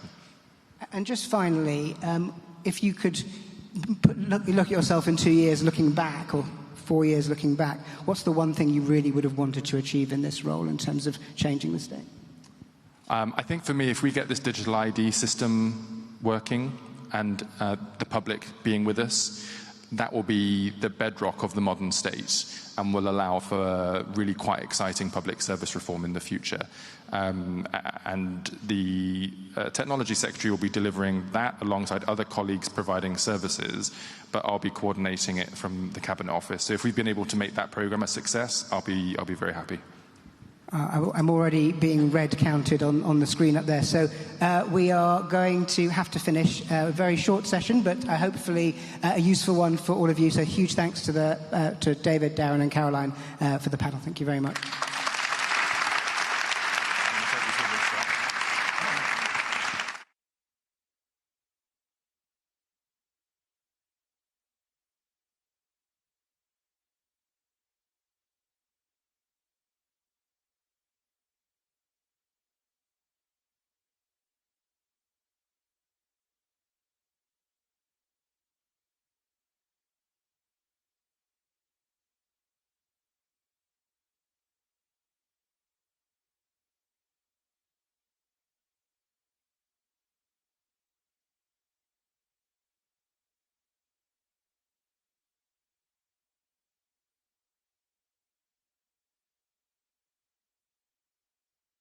Of this summit. We've got the Democracy Omnibus up next. They're going to discuss how progressives can carry the global fight for democracy in action. So let's get them on the stage ASAP. I know they have a lot to say. Please welcome Hannah Jalloul, Pushparaj Deshpande, Lord Andrew Cooper, Aya Shebi, Veronica Silva, and Muthoni Wambu Krall. The discussion will be moderated by Nika Kovic. I'm sure they'll be coming out soon. And here they are.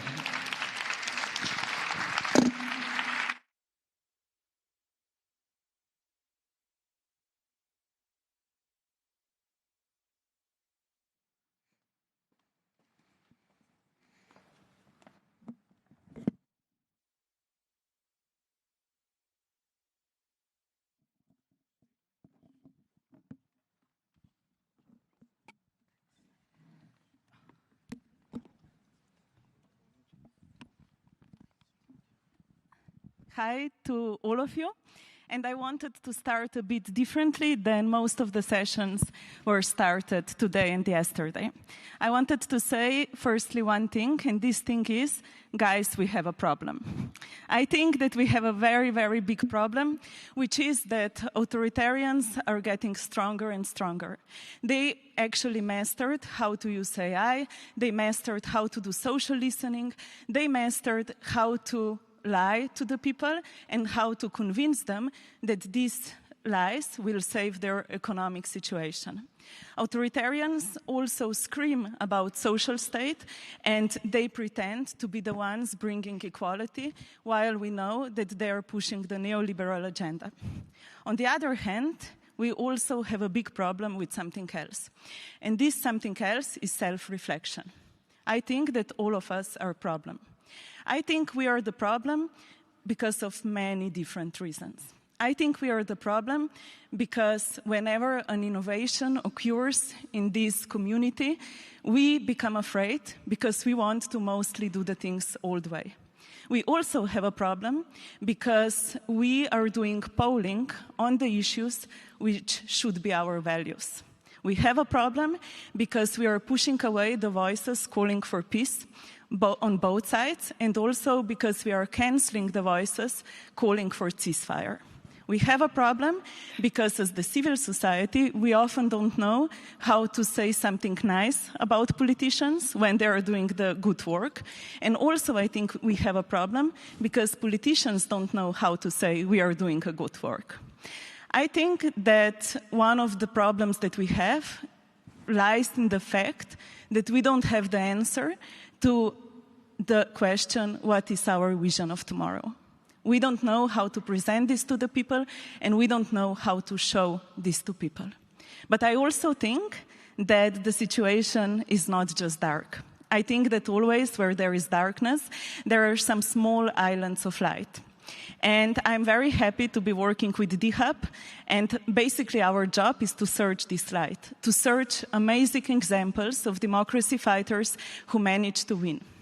They won because they were capable of doing something that we call democratic populism, which is speaking about the issues which are value-based through concrete proposals, showing what we can do to the people. They won because of people like Perrine in France, who organized makeup influencers, football influencers, to speak against far-right. They won because they knew that building coalitions is a very hard job and that people can be terrible, but we need to stick to the people, even though when they annoy us or when we don't completely agree with them. For me, all those little voices of hope are the reason why I believe that we can still build a progressive agenda which will be the answer for the masses, not for half-empty halls of conferences. I also believe that we need to stick to the hope and we need to listen to the voices which are changing something in the society. And in the next 40 minutes, you will have the chance to listen to 5 stories about people who knew that they need to work in the communities to change something, of people who built movements and who push for a change. I'm so happy to be hosting this panel, and I hope we will show a little bit of different way, which I believe it's possible.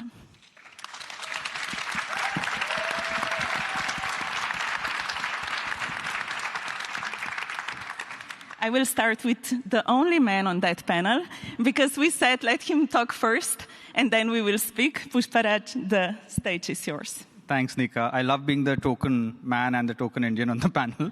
But and I promise I'm not looking at my phone or Instagram. I'm just checking at my notes. So firstly, thank you, Nika, ICAP, Labour Together, and IPPR for organizing this. It's very good to have an honest conversation about where we are and where we're going. I want to link 3 of our stories. I'll just talk about 3 stories. And Nika, of course, you'll look at the time and stop me when I overshoot. But the 3 stories that I'll talk about, I'll also make some structural points so that I don't belabor the point later. The first, and the reason I'm doing this is because, frankly speaking, the global north didn't fall first. It was the global south. We led the way. We were the labs in which the global, the populist autocrat toolkit was perfected. So what we are doing, I mean, what you are facing today, we've been facing for the last 11 years. We have had our own version of Nigel Farage and Trump and Bolsonaro for the last 11 years. So the first thing I want to talk about is leadership, which also then speaks to the earlier panels who spoke about, especially the Prime Minister's panel. I emphasize with the challenges that the global north leadership faces. I really do. But playing in the goalposts set by the right is not going to sway the silent majority. And I know this because we've tried it, we've failed. The people aren't listening, you know. The right talks about illegals, and this is the same thing that has happened in India. You know, hawkish statecraft, unleashing the culture, misinformation wars. You know, it doles out certificates of patriotism. Economic populism is unleashed to camouflage xenophobia, racism. But you can't outmaneuver the right from the right. None of us can out-Modi. You guys can't out-reform. You can't out-Trump. It's not possible. So,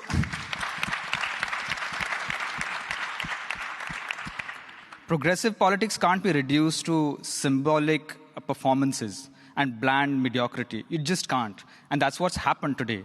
I mean, we end up looking weak, bland at this thing. And you need to win hearts and minds of the people. And the leadership, this is why I said it, because the leadership has to stand for something it believes in, even if it's electorally difficult and costly. And I'll give you an example, which is my first example. The leader of opposition in India, Rahul Gandhi, championed the caste census, which basically is a policy paradigm to deepen social justice in India. It is widely controversial because the levers of power are controlled by those who don't want this program, this policy. But he championed it. Now, as a civil society organization, we pushed it for 4 years, undoing 20 years of inertia and resistance. We faced massive attacks from within the progressive parties who, like here, don't want to be taking strong positions like on Palestine and so on and so forth. But we pushed on. It took us 4 years. And as I said, the progressive parties pushed back. It is when this leadership decided that enough is enough, I will stand and do what is right. So if Rahul Gandhi wouldn't have stood up, we wouldn't have been able to do it. But today it is mainstream politics now. Now, the organization that he risked his political future, and that is something that the global north leaders would really benefit to do something and learn from him. That's the first point I want to make. The second thing is, and I hope I'm good on time, is that progressive parties today are calcified. They're analog players in a digital world, programmatically, normatively, organizationally. On one hand, one faction swings to the extreme right, as I mentioned, trying to outpunch the right from the right, and the other faction swings to the extreme left. You know, you're abandoning the center.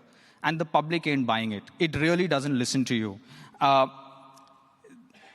The only way to disrupt the status quo is to do something which is programmatically alien to you. This is what, again, the Congress Party, the organization that we primarily support along with the other 28 India parties, did. They did a 3,000-kilometer march across India, and millions of people joined in. Now, our organization played a very small part in it because we've been working with civil society.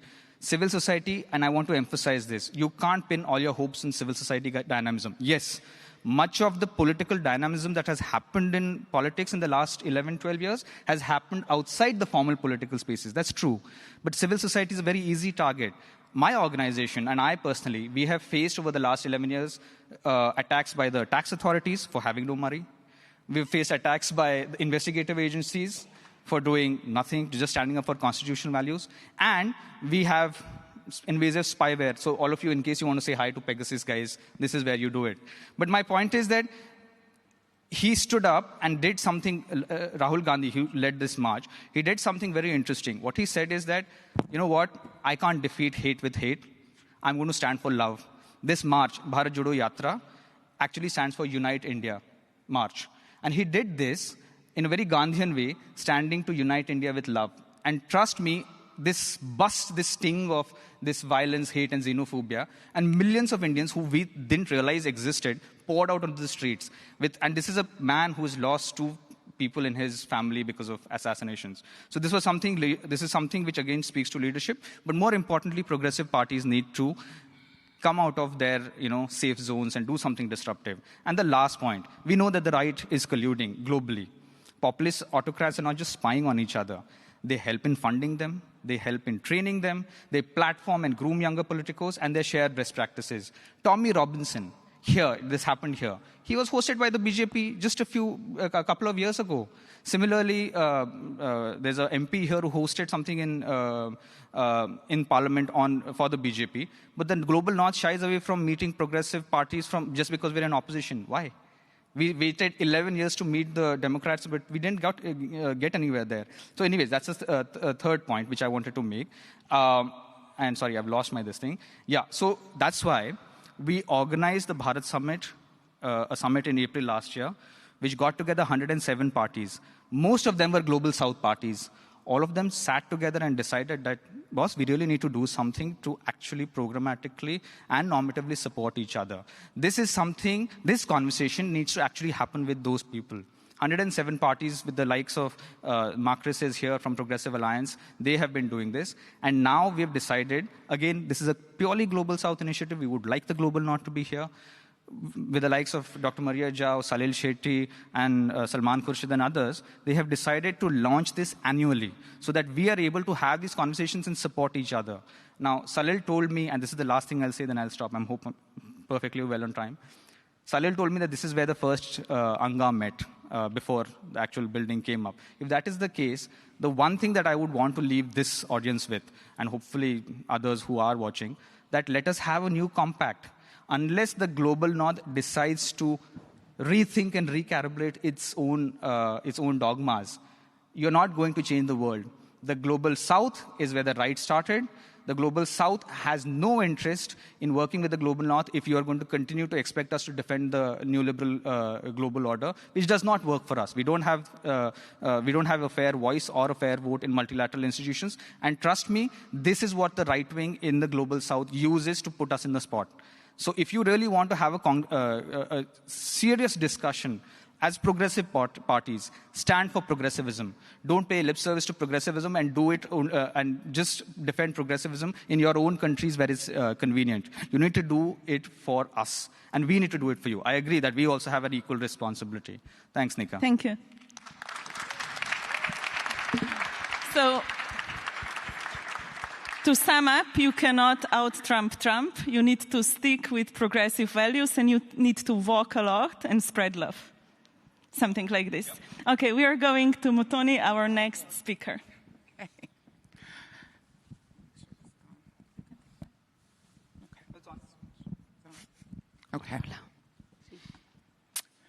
My door will always be open for a conversation. And even if my voice shakes, I refuse to be intimidated. May my dissenters someday be willing to log off social media, cross the threshold, shake my hand, and sit down for an actual conversation. That is my duty and honor, not only as an elected official, but as an American.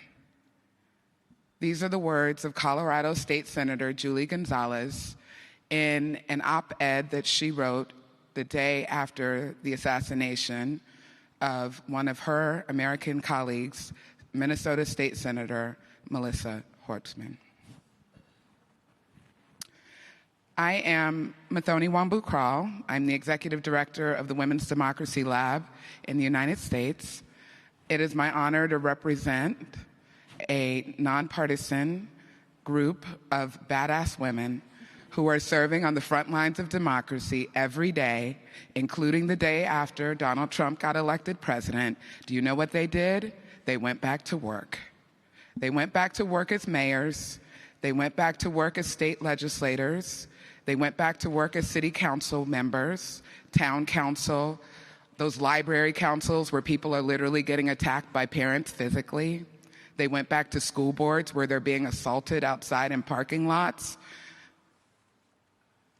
And this violence that we have been seeing, while violence is inextricable when it comes to authoritarianism, for women and women of color and communities of color, this violence that we have been talking about, this slow normalization that has sort of been etched into the backgrounds of many of our countries, is something that authoritarianism has simply put into supercharged mode. And now where things like social media and other spaces are helping to amplify. What does that mean then for our elected human beings? And I really have to say it that way because oftentimes, particularly what we know, and this is research, this is data about voters, is that they actually think now that violence is a part of the job. They think that these folks really signed up for this, and they think it's just kind of a part of what they've signed up for. So you see a huge difference in the reaction between the killing, not assassination, but the killing of Charlie Kirk and the assassination of those electeds in Minnesota. You see a huge difference even in what mainstream media should have been saying and the framing around these two tragedies. And instead, what you see, though, when it comes to electeds is an extraordinary underreporting and an extraordinary lack of connection between the killing of these innocent electeds, and I want to recognize that I am in the home country of an MP who should be here with us today, Joe, who I know was loved by so many. The reporting that happened in the U.S. had no real connection to the fact that this was a trend, that this is something that people should feel alarmed by when looking at these assassinations.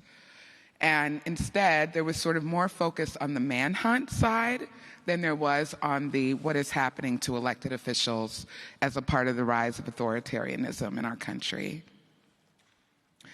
In addition to that, what we have seen in looking at the response by the conservatives when it has come to the tragic killing of Charlie Kirk is a tremendous groundswell of support.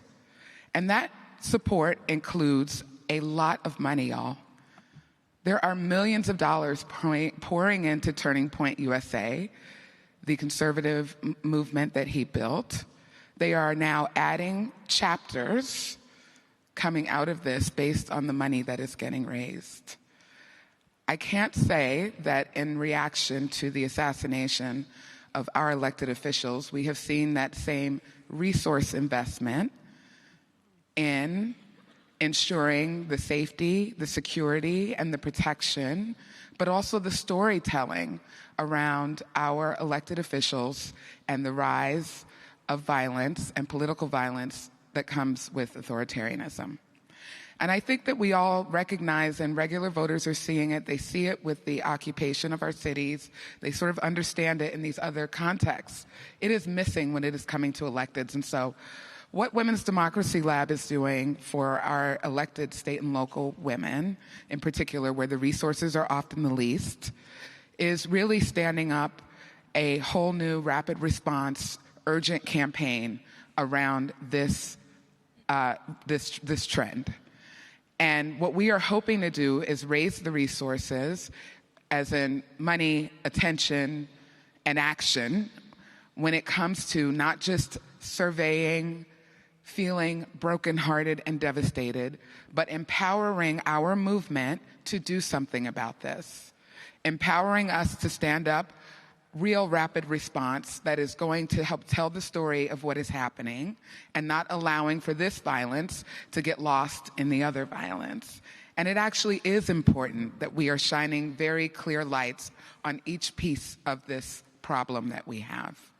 So that is my story, and I'm going to stop here. Thank you so much.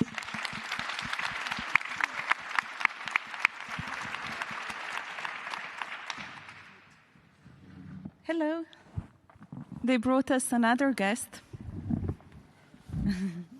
Here is Lord Andrew Cooper. He will also speak in his story, but we will continue with Veronica. Veronica, the stage is yours.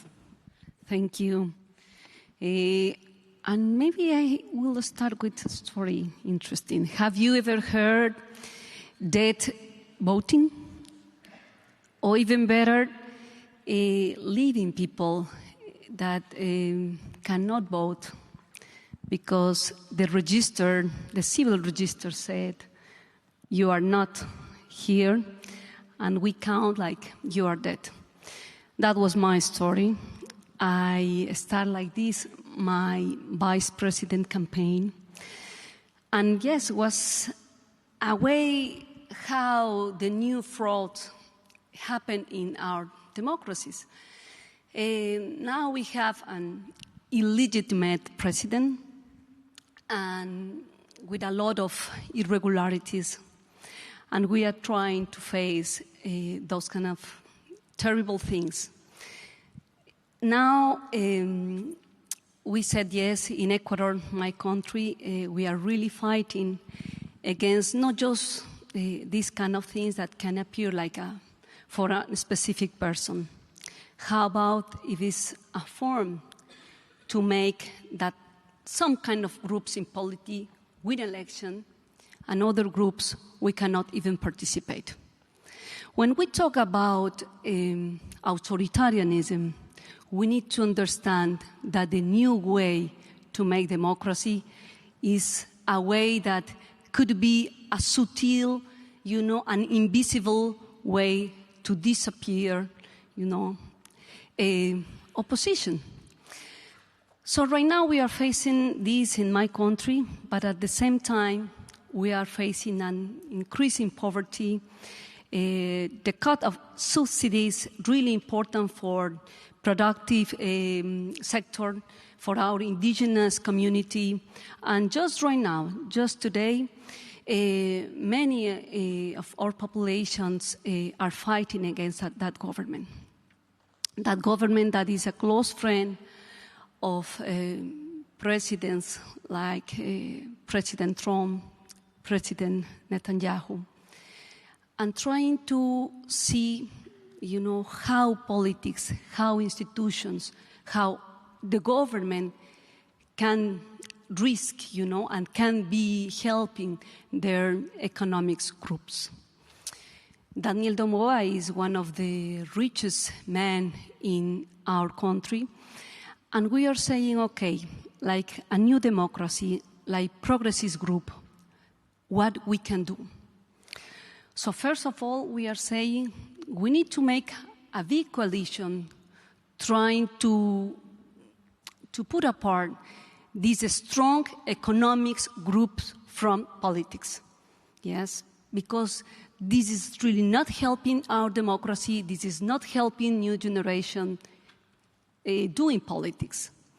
But at the same time, close to this authoritarian way to see politics is an authoritarian to see how to develop our economies. And if you can see what's happening right now in Latin America, we are facing a problem that appears like it's just our problem, the so-called war on drugs. But the problem is, these kind of presidents, for example, they really don't want to fight against that mafia. And maybe because they are part of this big drugs industry. So we, like progressives, like left-centrist forces, we really are trying to make a point. Big alliances against what is going on in our economies if we are just, countries that help the development of this neoliberal system, but under this drugs economy. So we were trying to talk, with some leaders in Europe and even United States and say, we need to start to talk this problem like a big, alliance problem too, world problem too, because there are some consumers, countries, most of them in Europe and United States, that right now are doing almost nothing, to really fight against with this problem that is killing many of all young generation.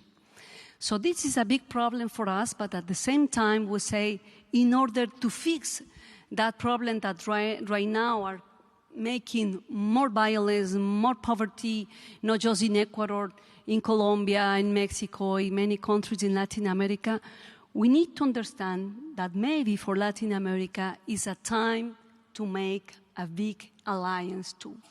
Maybe thinking about the experience, in Europe. And this is one of the way, like progressive forces from left, for center, we are really trying to make a voice. Of course, you hear about, the Global South, and that could be an interesting way how to understand a region that, of course, we are facing, authoritarianism, but this authoritarianism is close to an economic system that really is struggling, our economies, our productive systems too. And finally, we are trying to say that, yes, maybe there is a way how we can don't permit that these kind of groups win elections. Ecuador is not a poor country. Sometimes these kind of elites try to put down this kind of middle development country. We face an interesting years with a local industry development, but right now, with this kind of leaderships, with this kind of elite, that they don't care about our people, they don't care about our industry, we need to say, okay, there is a new way to think, our economy too. So now we are proposing that one of these ways is precisely trying to work with new groups. If we, like left, like center-left, like progressives, cannot be unified in the next election, we can continue, in this way, giving an important part of our politics to these extreme right groups win the election. So we know now this challenge is in our hands, and we will be fighting for that. We will stop that these kind of leaders that really don't care about their people, that even they are supporting this kind of genocide, they have to be so far of politics. Thank you so much.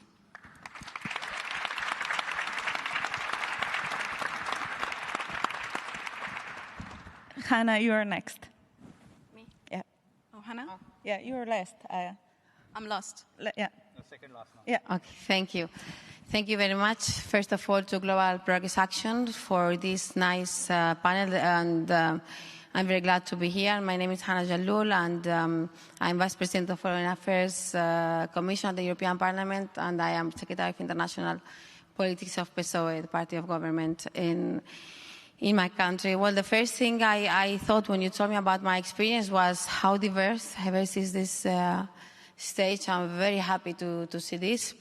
I myself, I'm half Spanish, half Lebanese, and this have conditioned my personal life for many of my life experiences. And I might say that, and I'm very proud that I am, the first Lebanese origin woman that get this post in my party, because my president, Pedro Sanchez, supported me for that. And this is something that I will always have in my mind, and I always say. So I think that this is very important to give an example to the women that comes behind us. We might be the first one, even if it's sad, but we are opening the doors for the ones to come. So this is why I always tell to my daughter, and I'm happy for that. So diversity is the first way to break stereotypes.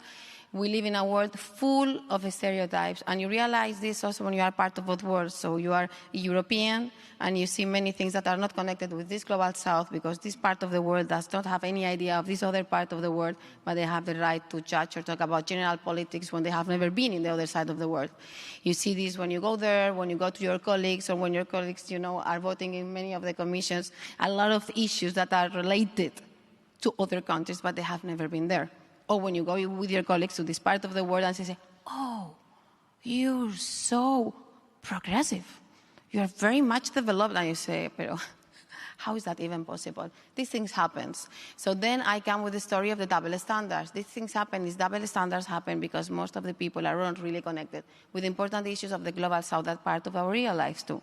So this is one thing. You were talking before about terminology. Terminology is very important if we want to break stereotypes, how to talk about, when we talk about conflicts, for example. So you go to invade Iraq, but then you say that the guys you are killing are insurgents, for example, no? So, and people read this in Occident and they say, well, there are a lot of insurgents in Iraq. No, you went to make an illegal war and kill thousands of civilians, and since then we have many problems in the Middle East, no? So terminology is important. Terminology is also vital if you want to eliminate the stereotypes, and for that you need the world connected. We are progressive, and we think the world should be connected. You were talking about a platform. Of course we need platforms to be connected, but for that you need to give the people the reason to fight for.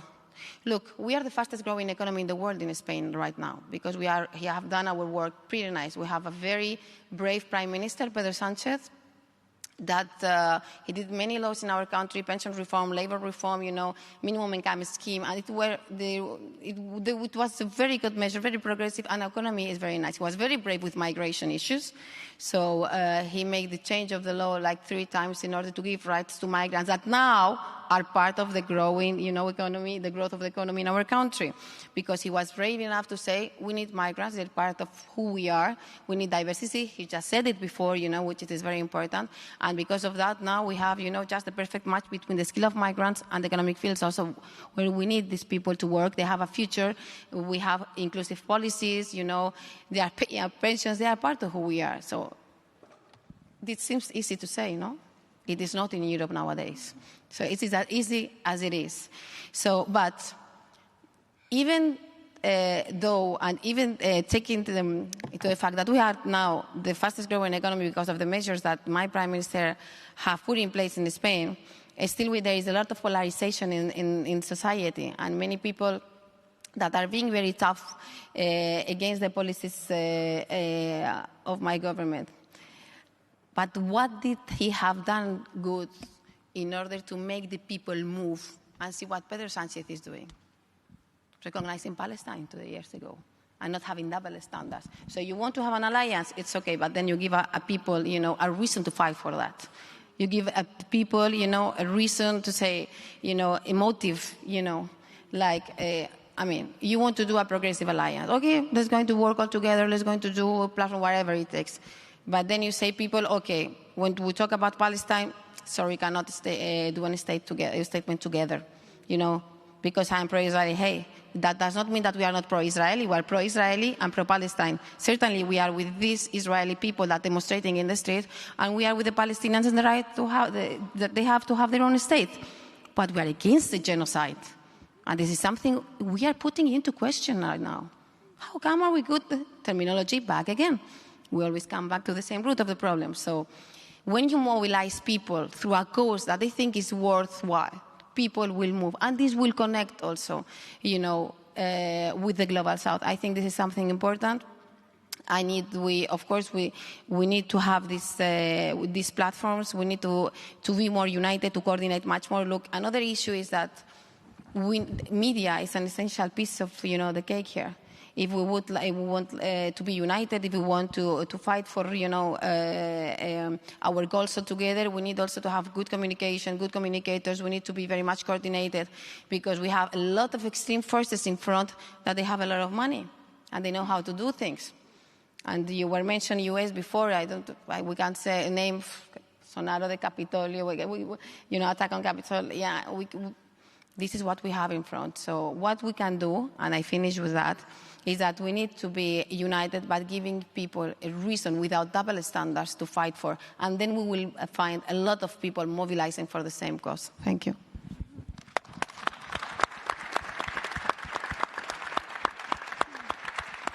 I will go now to you, Andrew, to your story. So happy that you came. Thank you. I'm sorry I was late. I'm a pollster by trade, so my perspective on this is primarily from a career studying and trying to make sense of public opinion. And from that perspective, in the UK, I think it's difficult not to feel fairly pessimistic. I think democracy in the UK is less healthy than it was 20 or 30 years ago, less healthy even than it was 10 years ago, when this country committed the grave act of self-harm that was Brexit. And that referendum, of course, was a case study in populism and the danger of populism. The way I see it is a complex truth was defeated by a simple lie. A corrosive false narrative was constructed that made lots of people feel that the big problems in the UK resulted from a loss of sovereignty and from others coming here from Europe. And in the eyes of many people in the UK, they succeeded in reframing the question as a kind of fault line between the people and a self-serving elite. And that's a fault line that they endlessly redraw. And now they deliberately distort the terms of debate until people increasingly struggle to differentiate between truth and lies.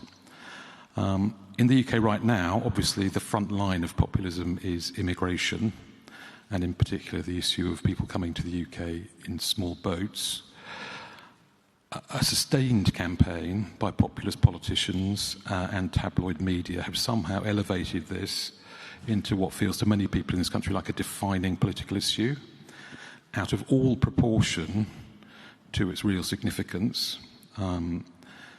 Elevating 30,000 or so people, mostly coming here in desperation to seek refuge, being framed as a primary cause of the big challenges we face as a country with our public services and our economy. And just in the last few weeks, we've seen that being co-opted and people hijacking our national flag to try to turn that into a rallying cry against immigration, blurring the distinction between populism and nationalism, and making many British people of colour feel very insecure and unwelcome in their own countries. So my view from my experience, my perspective on that, and from my brief time in government is I think that in the response to populism we have to start by acknowledging that what fertilises it is often policy failure. It is not a coincidence that in the UK, as in many other countries, people who tend to rally to the populist dividing lines are people who are defined by being poorer, less well-educated, more socially excluded than the mainstream, and people, in other words, whom the mainstream has to some extent failed. In Brexit, for example, people who voted to leave the EU are very disproportionately people who self-define as being in bad health. So I think we need to focus on delivering better outcomes, giving people hope by delivery, not by rhetoric. And I think that is the way we make populism irrelevant again. I'm probably misquoting, but Tony Blair used to say that if you get the policy right, the politics usually takes care of itself, and I think there's a lot of truth in that. In the UK, the aspect of this that I think is most worrying is that the people who are most losing faith in democracy is younger people.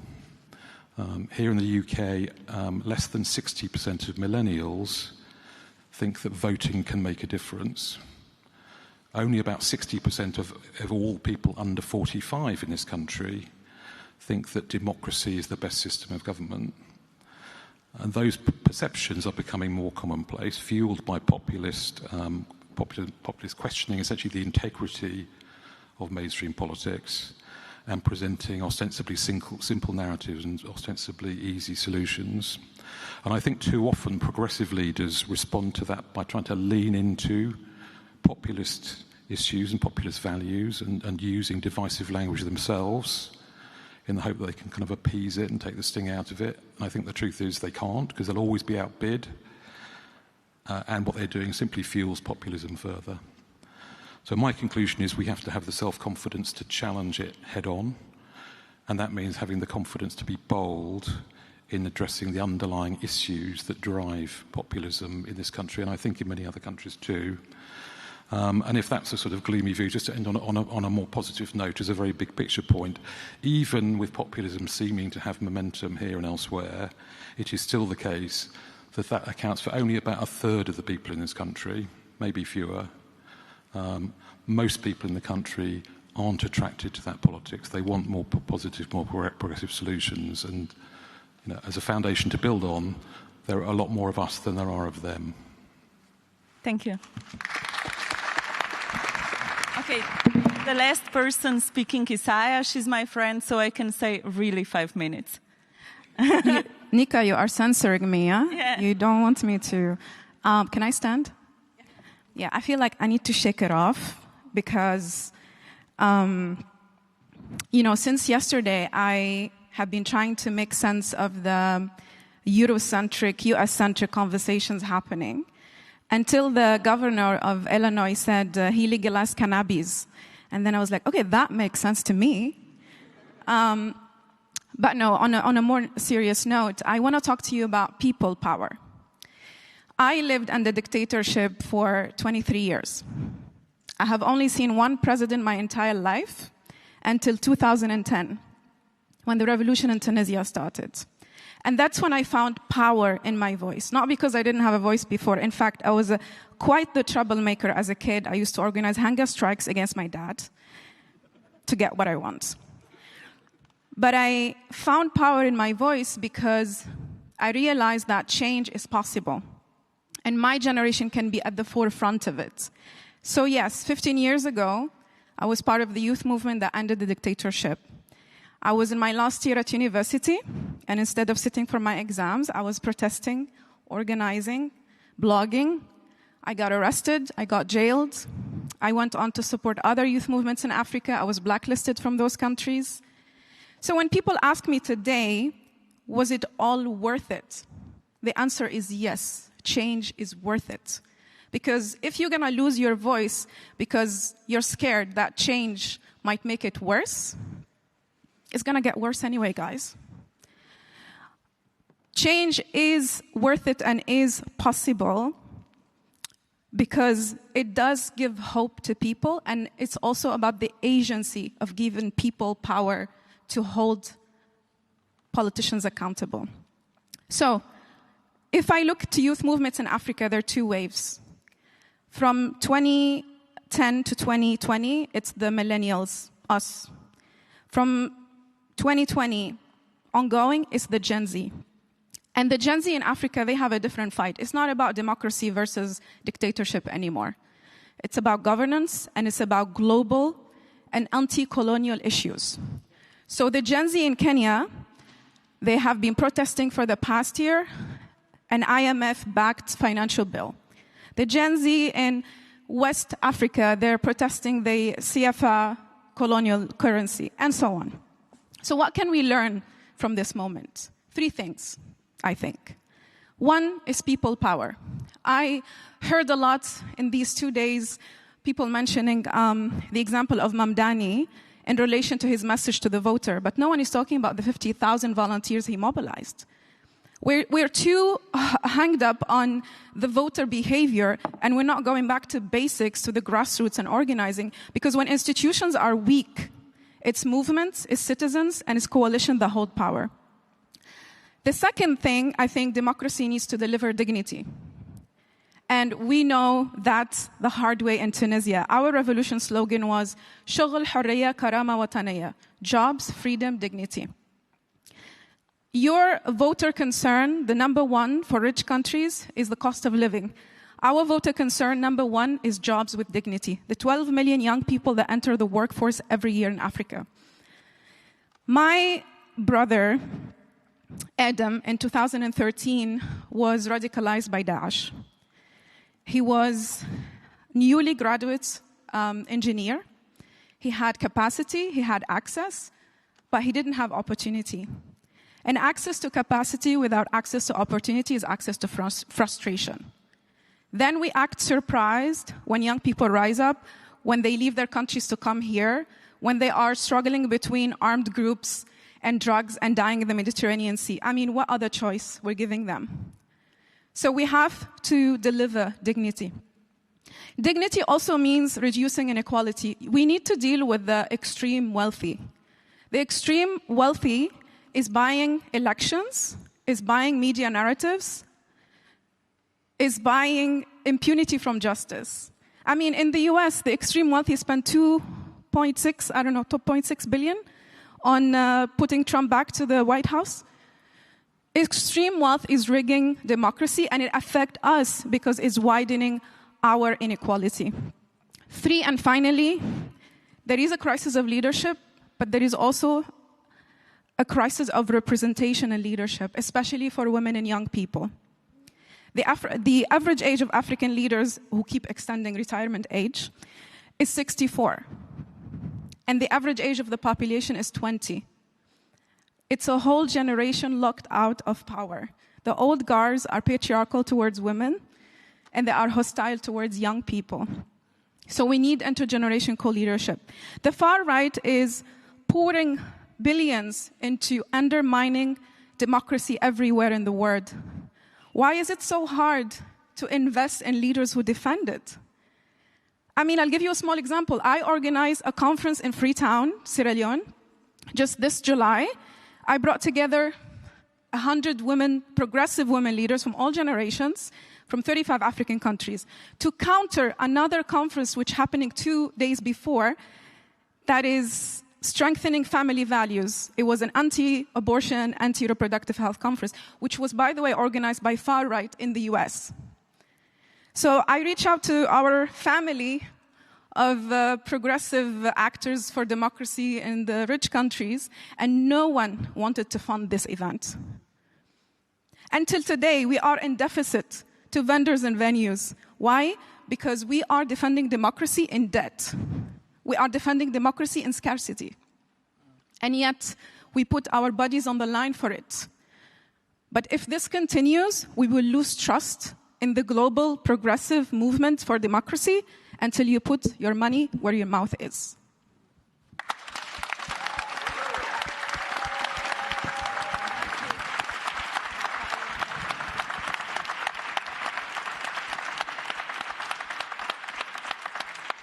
Okay, they keep bringing me these weird papers with things, and now it's written you can go for 10 extra minutes.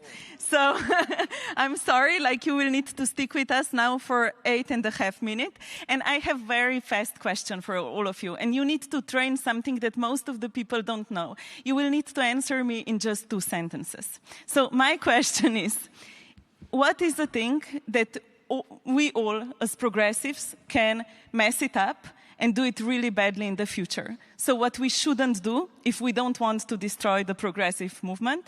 And the second thing is what we should do. Very easy question for just 2 sentences. Who will start? I will throw you in the water. 2 sentences. What we shouldn't do is bullying Africa. We don't need saviorism, we need solidarity.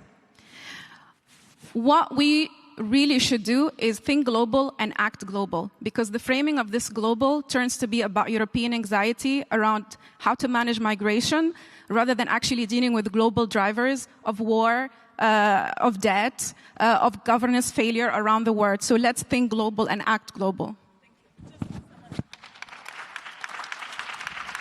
Well, I agree about the same. We have to stop giving lectures to people. People don't like to be lectured, especially in the global south, after what's going on. This anti-colonialism that you were mentioned before, that, by the way, is not only in Africa, but in other parts of the world. So we need to take care in that. This is definitely what we should not do, and we should listen much more. We should listen, and whereas I need to, for us to be together, to be united, what we need to do is to mobilize people around the just cause in a world where they are delegitimizing democracy and democratic institutions. We are at the stake of that. So in order for that not to happen, we need to be fair, eliminate the stereotypes, just be fair.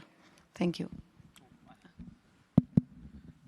So I would say that if we really need to change the status quo, disrupt the status quo, we need to lead. It's not enough for us to be led by surveys. Yes, the right has had an advantage in shaping hearts and minds. We need to win them back. Not continue to rely on what is called petition politics, relying on parliaments. We need to recalibrate our operational methodologies. And I agree with this. Until and unless you speak for those people who can't speak at the global north, you're not going to change the status quo. Honestly speaking, again, I want to reiterate, right is colluding globally. We need to get our act together because honestly, progressives were the ones who were the cool guys.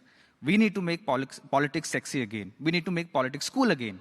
For that to happen, we need to offer an inspiring paradigm which actually enthuses the silent majority to say, you know what, might not agree with this, but they might have a point. Let's give them a chance.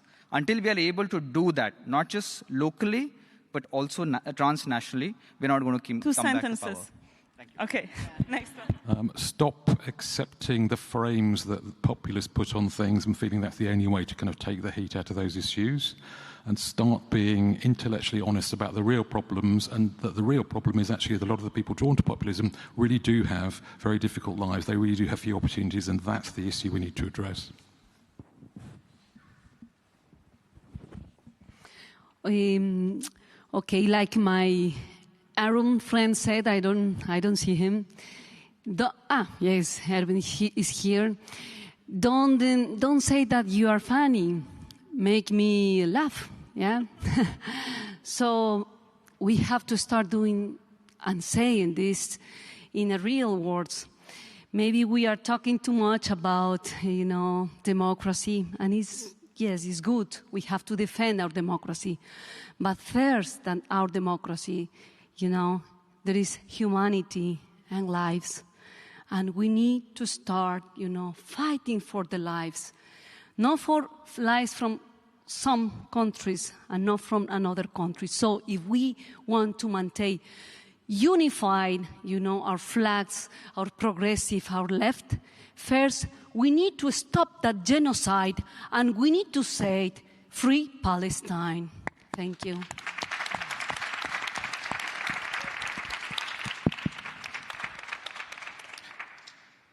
I'm just going to speak directly to the leaders in the room and anyone who may be watching the cameras so that this is an internal conversation about ourselves and our own reflections. What are you doing that is different from the last time around? What are you doing that is making way for new ideas and not standing by old ones? What are you doing to not have to defend mistakes? We make them. But continuing to defend them and to try to re-promote them in a new package, but it's the same bad ideas, is holding us back in ways that are going to cost us over and over in the ways that we're hearing a younger generation from me who is standing before us sounding electric, showing all the possibilities of our future. So what are we, those of us who can be waymakers, for this to come through and take hold, what can we do to make that happen?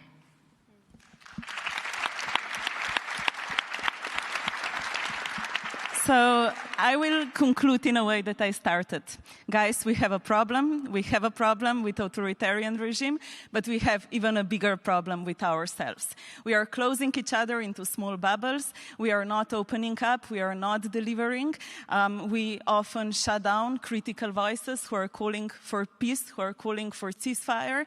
And also, we try to stop everyone who brings innovation in the space. But I think that this group of badass people also showed us that everything is not so dark, that there is hope, that you need to wake up after a disaster and go to work, that you need to attack the richest people, that you need to say free Palestine, that you need to basically understand that the people in Africa, in India, have fighting the bad guys way longer than we are, and that they know much more, and that at the end, together, we can build a vision of tomorrow which will bring something nice. Thank you so much for this.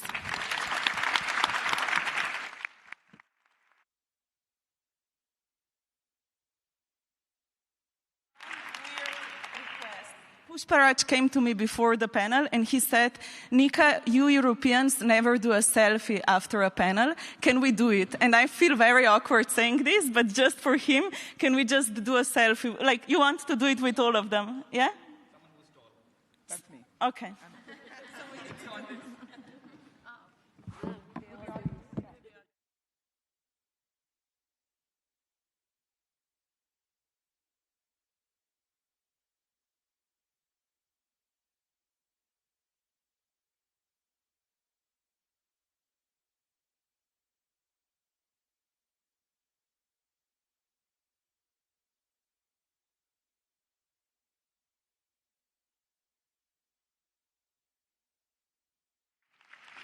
That was such an enlightening panel discussion. Thank you so much to everyone involved. We're just going to quickly reset the stage and then shortly invite our next guests back on. Please bear with us.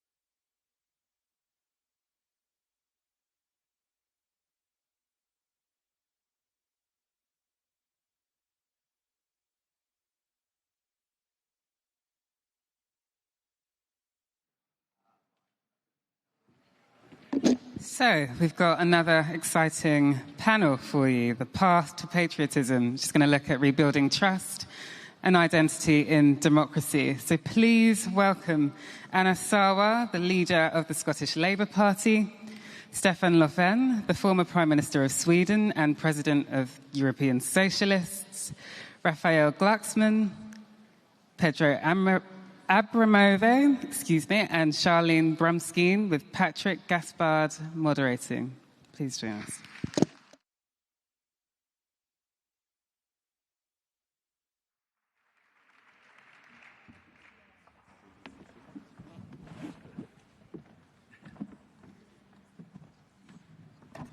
Good afternoon, friends. It has been a long day of thoughtful engagements with a fair amount of diagnosis and prescriptions on the challenges that we face in a moment of the growth of right-wing autocratic movements. I can remember a Global Progress discussion that we had, a summit that we had in Italy 4 years ago, where we were trying to use our powers of divination to determine whether or not the autocratic surge that we were experiencing was just an episodic moment or if it was a durable movement.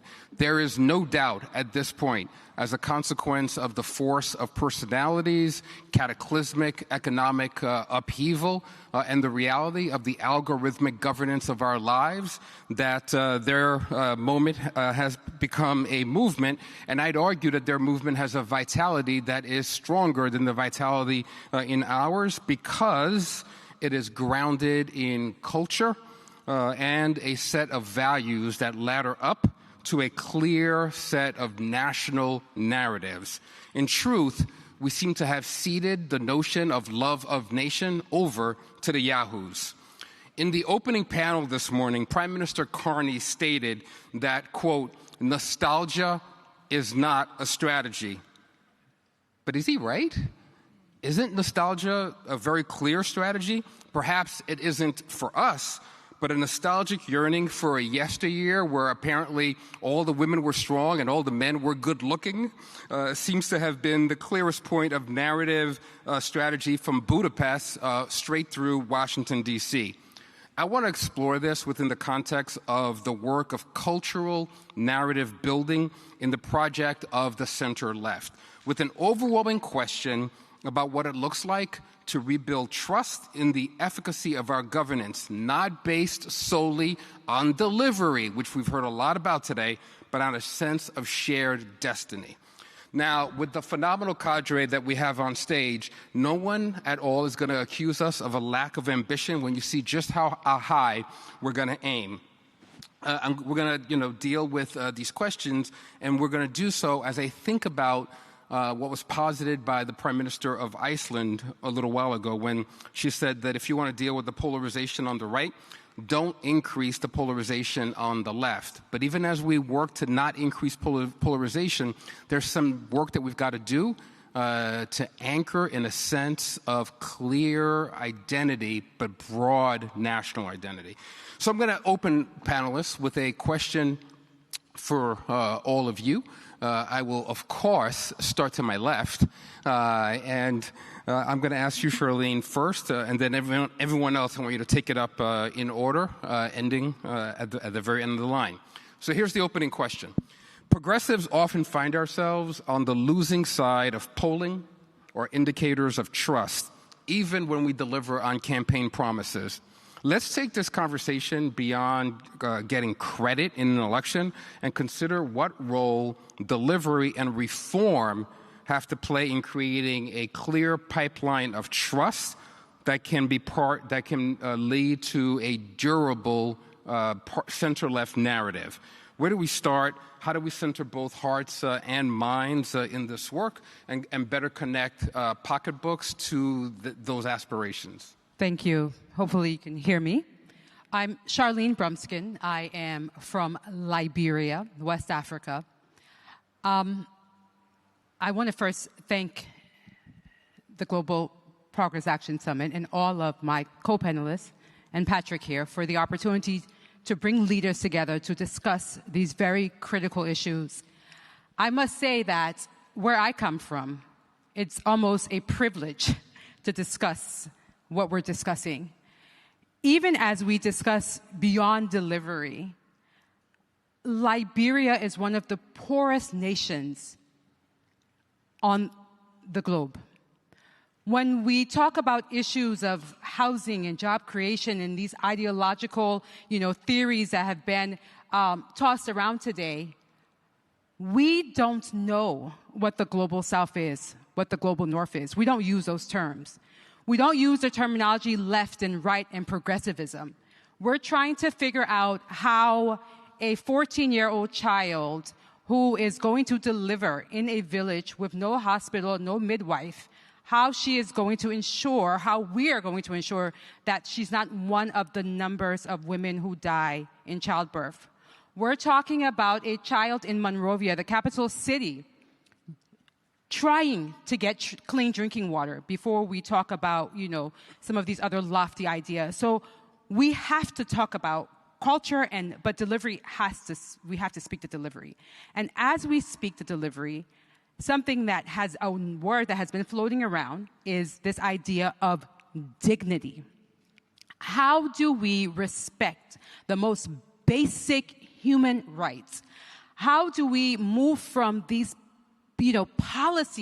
lofty policy ideas, which are absolutely necessary, policy over politics, but outside of this room and make sure that we are speaking to, as the Prime Minister of Iceland said earlier, the average human and to their hearts and their minds. They don't know what's happening here. But what they do know is that they need to ensure that there's electricity tomorrow. So quickly about national identity and culture, we are known as the country of Charles Taylor, the country of civil war, the country of Ebola, and then the only good thing we're known of is that we had the first woman democratically elected female leader in Africa. So Liberia is also grappling with its own cultural identity. Who are we? How do we trust that our leaders actually care about our basic needs? So cultural identity means nothing if basic needs aren't met.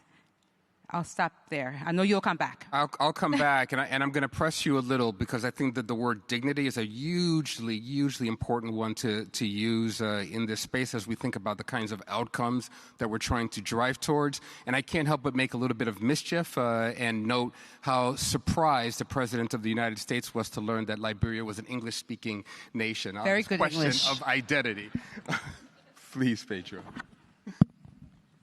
Good afternoon, everyone. Such a pleasure to be here, especially in this amazing panel and with my friend Patrick moderating. I think one of and I take definitely your provocation on deliverism, right? The idea that what was missing for progressives was to deliver. Because the response to that, of course, is to establish a kind of technocratic mindset that would just think what exactly, right, are the specific things that we need to deliver and try to organize politics after that. And this is clearly the tail wagging the dog, right? This is not, it is politics that will, and it's the only way to organize policy. And Europeans are not used to having Latin America speaking about their continent, but being here, for me, social democracy, it is probably the most impressive and the most political experiment that was ever built in humanity. And this was not built out of rooms, offices with air conditioner inside a university. It was built out of the struggle of the workers in each of the European countries that negotiated the distribution of wealth through the state to people. Right? It was not designed by the debate between Bernstein and Kautsky. It was designed in different countries by exactly that struggle. And I think that's what's missing. Like we need to focus much more on what people are struggling for instead of trying to tell people what they should be struggling for. We should build politics after those struggles. I think Aya, when she was speaking in the previous panel, when she speaks about the fact that Gen Z in Kenya, in Senegal, in Indonesia, in Nepal right now, they are not fighting just for democracy. They are fighting for affordability, for against youth unemployment, for against energy cuts. Those are the things that are mobilizing people. And once we have a mobilization that is based on that we are not trying also as Rajab said in the other, that we're not trying to out-Trump Trump, right? We are not trying to just say, okay, this is what we deliver. And on the values, let's try to be more conservative than the other side. Let's play on their field. It's the opposite. Let's redefine the values based on what people are struggling for. Let's look on the concrete struggle that are definitely based on socioeconomic issues. Build an utopia, build a dream based on that, right? And try and then come back and propose a government that all the time is trying to respond to that instead of trying to just organize things based on technocratic ideas and try to sell that to people based on specific polls on all the specific issues, which is with what a lot of progressive politics try to do. That's great. And the thread that I'm going to pull up from that fantastic intervention, Pedro, is your notion of identifying what is shared in struggle. I think that's really important in being able to craft a common narrative. So we have a little bit on dignity, a little bit on shared struggle, and a number of other questions that we're going to revisit. Please. Yeah, I mean, I will share something that we are all very happy to be here, and I am especially honored to be part of this panel. And since I'm French, I will be slightly provocative. I'm not sure I agree. And it's good, because then we will have a discussion. You know, I was listening to some of the panels, and I was thinking, so basically now you have a deep wave of cultural warfare everywhere in Western democracies, everywhere. And guys come to us and they tell us, you know, I think my civilization will disappear and my nation will cease to exist. And we have very sophisticated response on concrete issues. We will raise taxes by 2% for the upper middle class while diminishing by 8% for the underdogs from this region. I mean, I don't think it will work. You have hundreds of thousands of people who really believe that we don't care about the future of our nation because we are progressive, globalist, everything, yes? And we respond to this anxiety, to this thirst for a meaning for their nation with sophisticated, technocratic questions and response on delivery. They don't give a damn whether we delivered on promise to do this or that or this or how many percentage. No. They really now are speaking about what it means to be British, what it means to be French, what it means to be American, and we have to give a response at the level of the question. So that's why I was very happy to listen to the Prime Minister Starmer in his opening speech speaking about patriotic renewal. Why? Because that's not their flag. We can take this flag and we can speak about it. And our conception of what identity means, of what nation means, it's greater than theirs. They want countries that are, surrounded by walls. But in the Greek times, Theban walls, were the biggest and the tallest walls you have ever built. And everybody died inside these walls out of plague. And you have another way of speaking about identity, about nation. But this other way, I mean, are we at the level that's required from us when we speak about what it means to be British, or what it means to be French, or what it means to be European, or what it means to be American? I'm not sure. So we have a new narrative to write now without our usual words, the key words of good progressive guys. I mean, I speak. But then, I'm sorry, I will be short, don't worry, even if I'm French. There was a great anthropologist called Pierre Clastre, and he was working on the societies without state. And usually people were saying, oh, that's, really barbarian societies, they don't have statehood. And they were called society without state. And he said, no, it's society built against statehood. And he was studying the Amazonian communities and the institution, especially of shamans. And the shamans, they were there to exorcise the emergence of kings. They didn't want kings. They didn't want vertical power. So they had shamans. And the shamans, they were put in the middle of the village, and they were speaking a language that nobody in the village understood.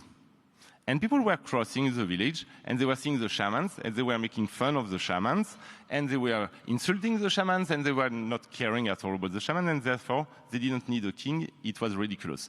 I'm a French Republican, but I was not speaking about the monarchy or anything, don't worry. And we progressive, if we keep our language this way, we will look like the shamans of Pierre Clastre, with our own language, our own discussion, and then people out will be totally, fascinated by us, but not listening to us. So we need to respond to their question. That's the first thing. When they are saying, our civilization is in crisis, our country will disappear, we will have to say, no, and this is what we offer as a narrative for what it means to belong to this nation. And that's why I think the speech of the Prime Minister this morning was very good. Sorry. Raphael, before we go to Stefan, I have to say that you're French and I'm Haitian, which means that we take your cooking and we add some spice to it. So I'll take your provocation and go a step further. And I agree with much of what Pedro had to say, but we all know that the political graveyard is littered with politicians who had the 20-point plan and a history of accomplishments. But Pedro did say that we have to be caught listening. And I'd lift up the example. During the presidential elections in America last year, you heard Donald Trump and his vice president going on about Haitians eating cats and dogs in Springfield, Ohio, and we thought, who could believe such a thing? But if you know anything about Springfield, Ohio, you know that the population there declined by 20% in a 15-year period, and you had a rapidly aging white population that just then saw migrants come in at the invitation of the Republican governor to help stabilize the economy, and their response was they didn't want the stability. Instead, they were feeling like an existential threat to their identity, and we were not speaking to that. We had our 10-point plan, and they could not hear our 10-point plan. So I agree with you on their sense of existentialism and how to stick a nationalist narrative to it that is center-left. Stefan? Thank you, and good afternoon, everybody. First, I think that we deliver matters, absolutely. Saying anything else would be crazy. So deliver matters, but sometimes we don't talk about what we have delivered. So we keep reforming societies and we move on and we move on. We're more ambition, but very rarely do we stand still and ask, okay, where did we came from? Where did we come from? From there, now we're here. Now we're moving forward. We do that too very, very rarely. I was invited to the Norwegian Social Democratic Party, Arbeiderpartiet, a few years ago, and they had 1.5, 2 years in government. So I needed to look into, okay, so what have they achieved? And that was a lot. A lot. Okay, so what have they achieved? And that was a lot. A lot. And I asked my trade union friends in Norway, what have this government done for you? Oh, a lot. Okay, do you talk about it? Do you brag? We need to brag a little more. That's not about saying that we are perfect, but we also have to understand that this environment now that we're working is totally different than just 20 years ago. I mean, with the social media and all that. It's totally different. So while we are talking pensions, jobs, housing, health, schools, all that matters for people in the daily life, but that's not the issue that's on top of the agenda. On top of the agenda is migration and crime. So we have to learn to address that. Just to say, we need to hear your questions. What's your questions? So we need to address that, as Magdalena Andersson also said here earlier today. So we need to address that to be able to also have a discussion on the issues that are our home turf. Lastly, message. A narrative was mentioned here. What these right-wing extremists have managed to do is to bypass, it's not logic thinking for many of the followers of the right wing. It's not logic thinking, it's something else. It's fear, it's anxiety, so it's a feeling more. And these far-right have managed to use that feeling so that they connect to these people. So what we need to do, I think, is to combine the political, what we still need to do, all the reforms, that, but also think of, okay, how can we also attract people's more gut feeling or heart feeling? But can I get you to be a little bit more granular? You've now been dealing for a number of years now with this question of migration in your politics. We know that this is an age of anxiety, but as you said, people are responding from a place of feeling. Guess what, folks? We should appreciate that because of the way we communicate with one another now, we are going to be living in a century of feelings. That's it. This is the only way that politics works now. So given the experience that you've had of having to hold a political enterprise together in the face of the feelings that people have about migration, are there some examples that you might pull up for us that are specific around how you've tried to build a new narrative that's not nativist, that pushes from the perspective of the center left, but meets people where they're at on this issue? Yeah, we need to meet them where we always met them. It's not where you are from, the color of your skin, or what you believe in or do not believe in. We need to get back to the left-right discussion, and that we have so much in common with people from other countries. I think we acted too slow as labor movement when globalization really took off, because with new technology came first the possibilities for enterprises to move their production all over the globe. And we saw that happen from Western Europe to Eastern Europe, then from Eastern Europe to east of Eastern Europe, and so on. But it also made it possible to move capital in such a way that the national grip on the national financial situation, we lost it. But the question is, did we move with democracy into the European level, the global level? Today we are actually discussing, or United Nations and OECD are now discussing, how can we cooperate on taxation globally? Because we know we have a lot of huge companies that they pay 0.5% in tax or 1% in tax. And then we can say we can't afford what we want to do on the global level. Yes, we can. It's not financial resources we need to take that fight as well, because that's a left-right, and it's obvious that we can do so much, but we haven't been there yet. But that's one of I think, our most important issues now, to prove also, yes, we can afford. The 5 richest people in the world owns $1 trillion together. 1,000 billion US, the 5 richest. And the total financial assets around the world is somewhat 450 trillion US. So don't tell me that we can't afford. We can afford. What's a few trillion between friends? Excuse me? What's a few trillion between friends?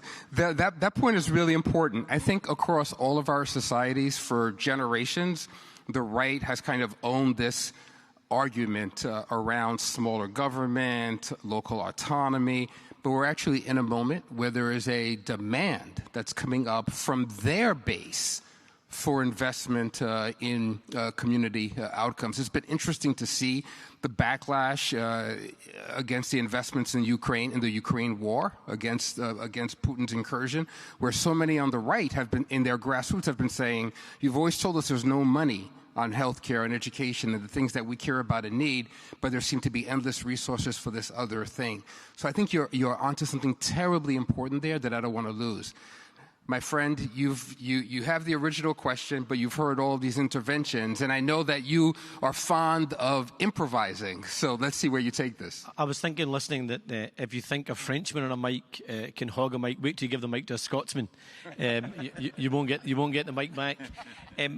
Listening to all the contributions, actually a lot of it resonates with me, because I think if you look at some of the biggest challenges facing progressive parties right across the globe, if you can diagnose it centrally, and actually you've heard it probably in lots of the panel conversations today, is we compete in the politics of the mind and we get beat in the politics of the heart.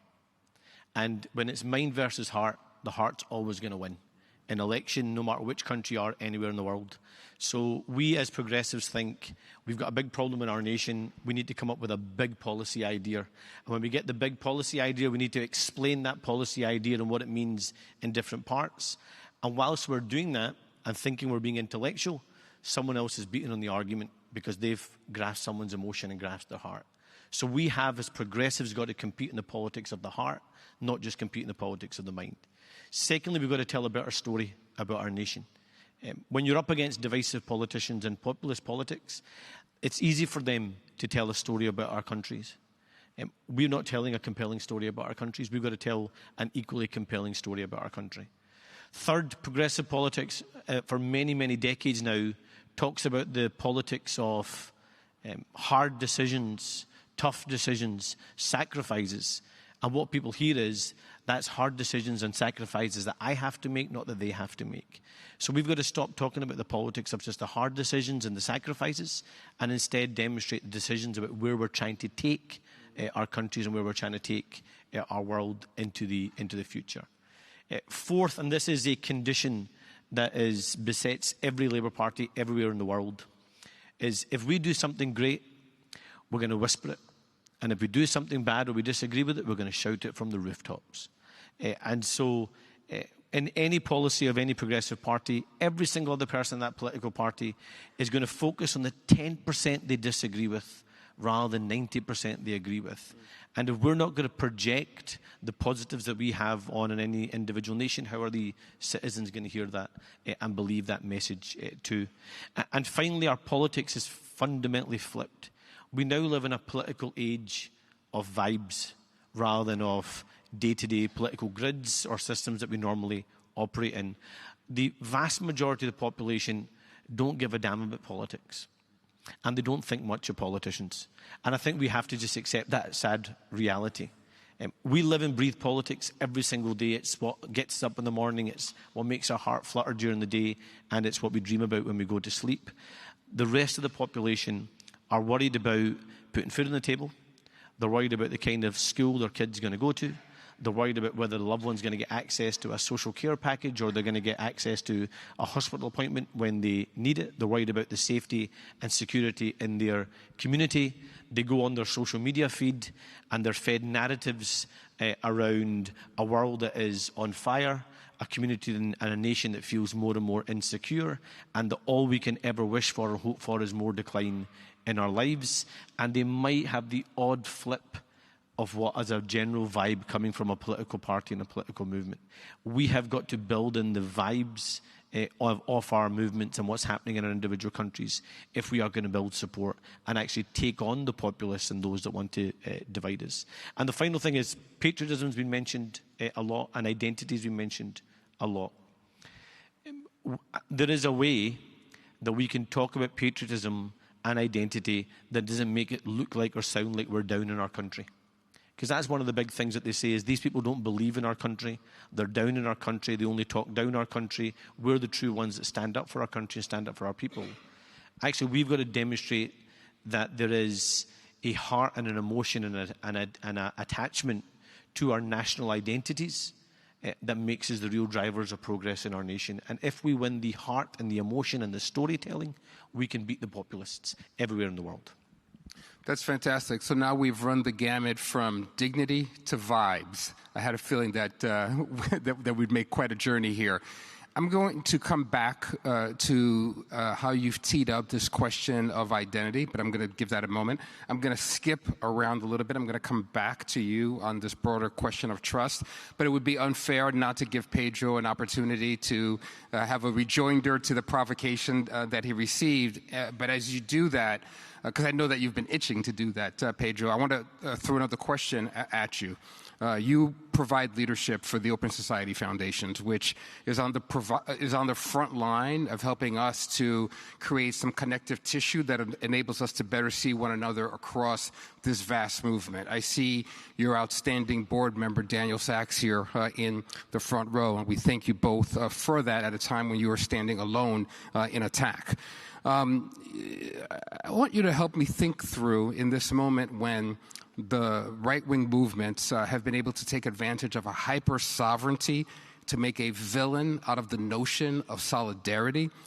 You're somebody who cut your teeth in as a thinker and a strategist in Brazilian politics. Is there something from the experience in Brazil that you've had or that's occurring right now that might give us some way to fashion a kind of patriotism even that's not nativist, and that helps us to navigate through this vast challenge that we have in our narrative? Definitely. I'll start maybe by saying that I didn't really understand what we disagreed with but it's he's French. But just wants to. It's maybe the fact that I was speaking about European social democrat, even if speaking about the Amazon and the shamanic was okay but I think we have a lot to learn from the indigenous knowledge in moments like this. But bringing to to the Brazilian experience, and that's an excellent example, because it was the one place that we can look at right now in which nationalism and patriotism was reclaimed by the left. It was, in a way, a gift, right, that we got from Donald Trump in Brazil, but it was exactly the ability, but a gift that was accepted, right, because immediately when the tariffs were imposed, when Trump said that the tariffs were imposed because of Bolsonaro's conviction, because he tried to, because of a coup attempt in Brazil, it gave the opportunity to say, no, we, the left, Lula is defending Brazil. And so the right went to the streets with a huge American flag, and the left went to the streets with a huge Brazilian flag. But it was exactly a patriotism that was based on solidarity. It was a patriotism that was based on we need to defend our country in a way that we can include everyone, that we can preserve jobs, that we can, and it was not exclusive, right? And I think that's patriotism is we haven't sorted out international politics. So politics, the idea that our common destiny depends on other people, depends on our community, which is the beauty of politics, it happens at the nation state. So patriotism is what can inspire democracy. I think exactly the question is not to fight against patriotism, but it is how to build patriotism around those values. If you read Samuel Huntington's last book, Who Are We? It is a definition of what he thinks America should be that was clearly there, right? It is, America is an Anglo-American culture. Everything outside that is an American. That's the book, right? And that's what Donald Trump is saying right now. We need to reclaim, for example, in the United States, the idea that being patriotic is the American dream that can include much more people and that can provide to much more people, right? So I think the idea of exactly building a dream, the vibes, the dignity, right? A patriotic idea around dignity is the only way to steal the flag, the national flag from the extreme right now. That's fantastic, and you can please clap for him. Don't be so polite. So you planted your flag firmly in Charlene's space of dignity. So let's go back to you on this question, and I love all of what Pedro just said.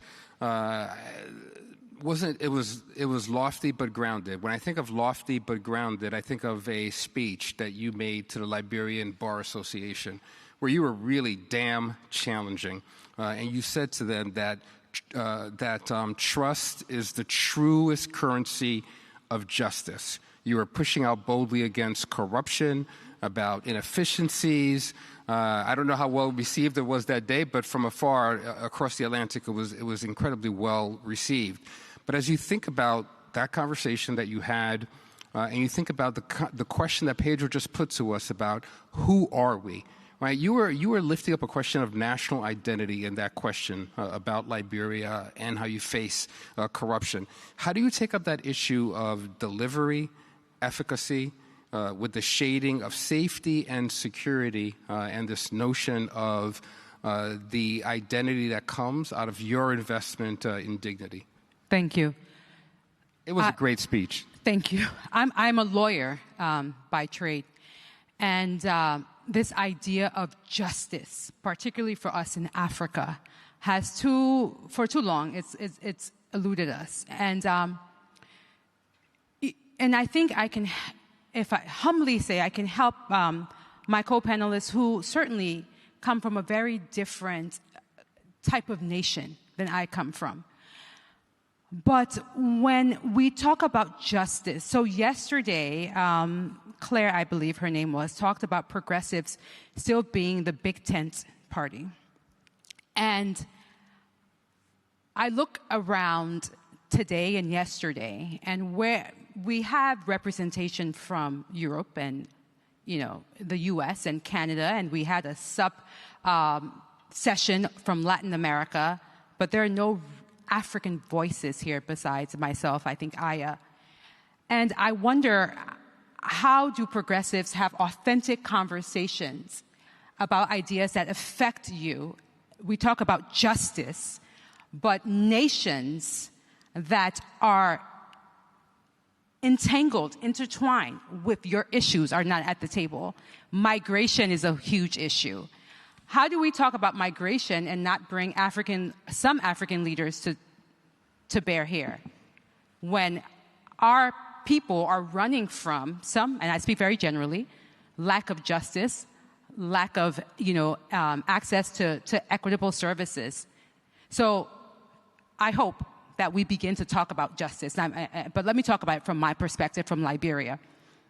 I'm going to give an example. We speak over 17 dialects, but because of Liberia's historical relationship with the U.S., English is our first language. Our laws are in English. Our courts, justice is meted out in the English language. And we probably have we have a very low literacy rate in terms of those who read and write English.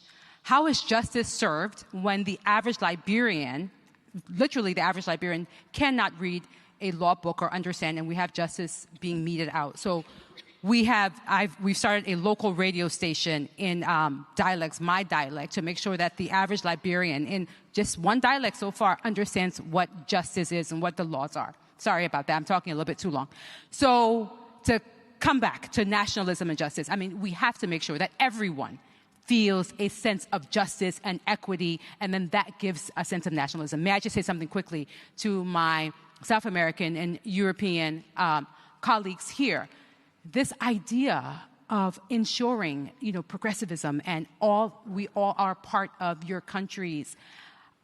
I think we need to speak, and I want to commend you for your determination, dignity, delivery, but determination to not shy away from these very important issues. Like, even if the right is beating you up and saying, this is not French enough, this is not Swedish enough, be determined to stick to what your morals and your values are. So I just wanted to conclude with that. No, that's fantastic. And we have exactly 7 minutes to get 3 more responses. And I know that you all are going to be sharp and brilliant. But I want to go from Charlene's point about migration, and I'm going to go to Scotland once more. And I'm probably going to Scotland now because one of the great things about international conferences is that you get to pick up some slang. And I picked up some slang from you, my friend, that I just have to use. I'm intrigued. I'm intrigued. You made a point about the instability, the insecurity that people feel in their lives, and in the Scottish context. You said that people make decisions that sometimes they get accused of racism, but it's not necessarily coming from a place of racism. You said people feel scunnered. I love that word. That people feel scunnered, that somehow the whole system is working against them, and there's an instability that breeds the nativism and all the things. So I just wonder, thinking about how earlier today we heard about the importance of reframing security to encompass the economic imperative of feeling control over your daily life. As you think about people who are feeling scunnered in Scotland and elsewhere, what's the ability of our center-left politics to restore that sense of stability and security in a way that engages across differences? I'll also note the vicious attacks that you have personally taken on in that context, and I commend you for your courage, but also for the ability to extend grace to people who have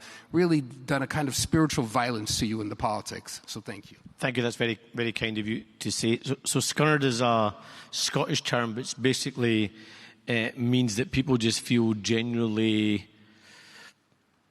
pissed off about everything that exists in their life. I can't think of a more polite way of saying it than that. And who can blame them? And I think this is part of the challenge for progressives. Who can blame them? People don't feel as if their local services work, their NHS works, their transport system works. They feel as if they're working more hours than they've ever worked before. Every hour God sends, but their pound is worth less than it was before. And they feel as if they're being asked to work harder and harder and possibly pay more and more and get less and less in return. And in the face of that, you've got a level, let's be upfront about it, there's a level of racism and a level of misogyny and a level of, whether it be anti-Semitism, Islamophobia or any other form of prejudice or hate, that those that want to divide us will play into people's fears and say, rather than go for the left of centre politics that wants to explain how the solution will be presented in your life, let's instead play the politics of blame. These things wouldn't happen in your life if only it wasn't for these people over here. And that politics of these people over here and that us versus them is the single greatest challenge facing progressive politicians everywhere right around the world. But we've got to understand why people feel scunnered and how it's legitimate, to be honest, for them to feel scunnered.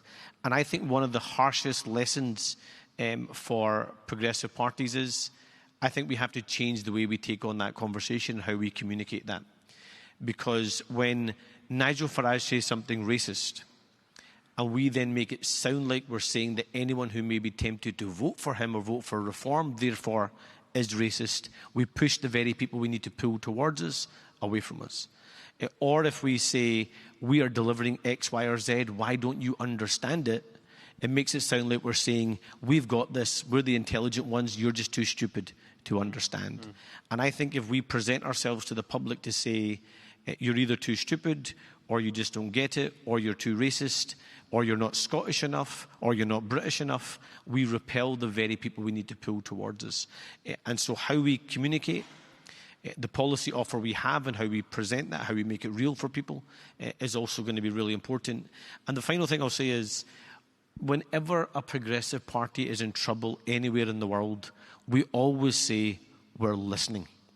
See, when you tell a member of the public we're listening, what they think a politician means by that is, I'm pretending to listen, it's going to go in this ear, and it's going to go out the other one. We need to stop listening, and instead we need to connect. And if we connect with our communities and our people, then we can confront the populists. Fantastic. So, please, you can, you should. So, I'm going to, here's a bit of theater for you. I want to preview a provocation. That's going to be the last question. So I'm going to now ask Stefan a very thoughtful question and give him an opportunity to give me a thoughtful response. But here's the provocation I'm going to throw at the very end to you, Raphael. So just be ready for this provocation. Mm-hmm. I'm a New York nationalist. I'm proud of all things that are in New York. What the heck were you thinking when you said that the French are going to come and reclaim the Statue of Liberty from the New York harbor just because our president can't live up to the values? So you're sending a flotilla to New York to reclaim the statue. I'm going to give you a chance to tell us what the heck you're thinking on that front. But first, I'm going to ask our former prime minister, our thoughtful leader, to respond to something that he has said in the past. You once said that for every democratic principle that is weakened in the EU's voice in the world is equally weakened. We can only be a force for free media and rule of law in our neighborhood if we have free media and independent courts in our union. So help me understand from the perspective of nationalism even, how can subnational relationships and solutions take on a new role to meet transnational challenges given the gap in trust, leadership, and delivery, and the cynicism that exists in all of our societies increasingly about these multilateral spaces that folks think we overinvest in? In 34 seconds? No. Okay. I think we have to underline that all the subnational, national, regional, global, all these levels are connected, and we are dependent on all these levels. So we can see very good cooperation directly between cities, local communities in Sweden with other local communities in other parts of the world, and that strengthens this thinking. What I am a bit worried about this growing nationalism, and please don't misunderstand me. Of course, I'm very proud if Sweden managed to win a national football game and all that, and I'm proud of so much. But what this nationalism is growing into now is that it's us only, and that is the dangerous part. So we have to see that we are dependent on, I mean, Sweden's GDP is about 50% of it is export. So it goes without saying that we are dependent on others. We're dependent on the European Union, yes, because this is the volume that we need in terms of money, in terms of diplomatic and force and all this. So that goes without saying. But we have to think beyond also that. So we should build, we could call it a business case, I don't know exactly what to call it, how it would affect people's daily life positively if the poorer part of the world also got the same opportunities as the richer part of the world. Let me give you just one example. China lifted, and China's political system is not mine, but anyhow, 600 million roughly were lifted out of poverty into some kind of middle class. That was good for these people, it was good for China, but it also affected the world economy, because they could contribute in the economy. Africa is now the continent that will grow during this century, and you'll have a labor force that is huge. It's growing by the day. Now, if we also invest in Africa and other parts of the world, lifting people out of poverty. I was talking to Ellen Johnson-Sirleaf. I was cooperating with Ellen Johnson-Sirleaf on the High-Level Advisory Board, and she kept reminding us about the data illiteracy and the digital illiteracy. And that gap is growing by the day. We have 2 billion people lacking access to fresh water. 2 billion people. So, of course, if we start investing and say we are not throwing away money, but we are investing, it's good for them, it's good for the country, but it's also good for us. So display that business case, whatever we call it. I think we can have another discussion about what's right or wrong. Thank you.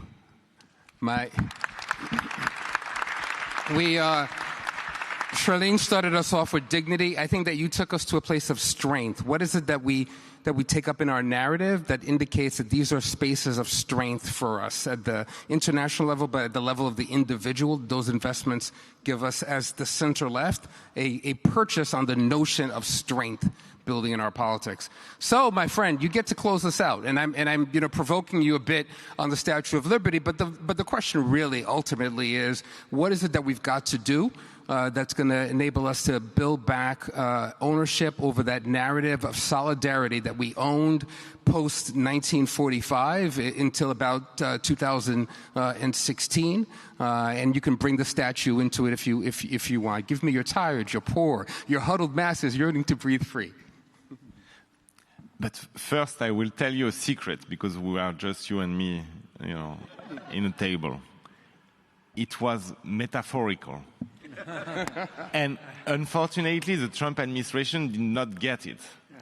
They took it first degree, so they had to respond directly, and it created a huge trouble in the European Parliament, because we received, in my office, more than 1,300 Statue of Liberty, with insults from MAGA people saying, that's the only Statue of Liberty you will ever get, you, blah, blah, blah, blah, blah. And then I will stop quoting them, because it's not like real poetry. And I could not write to all of them that, it's an image.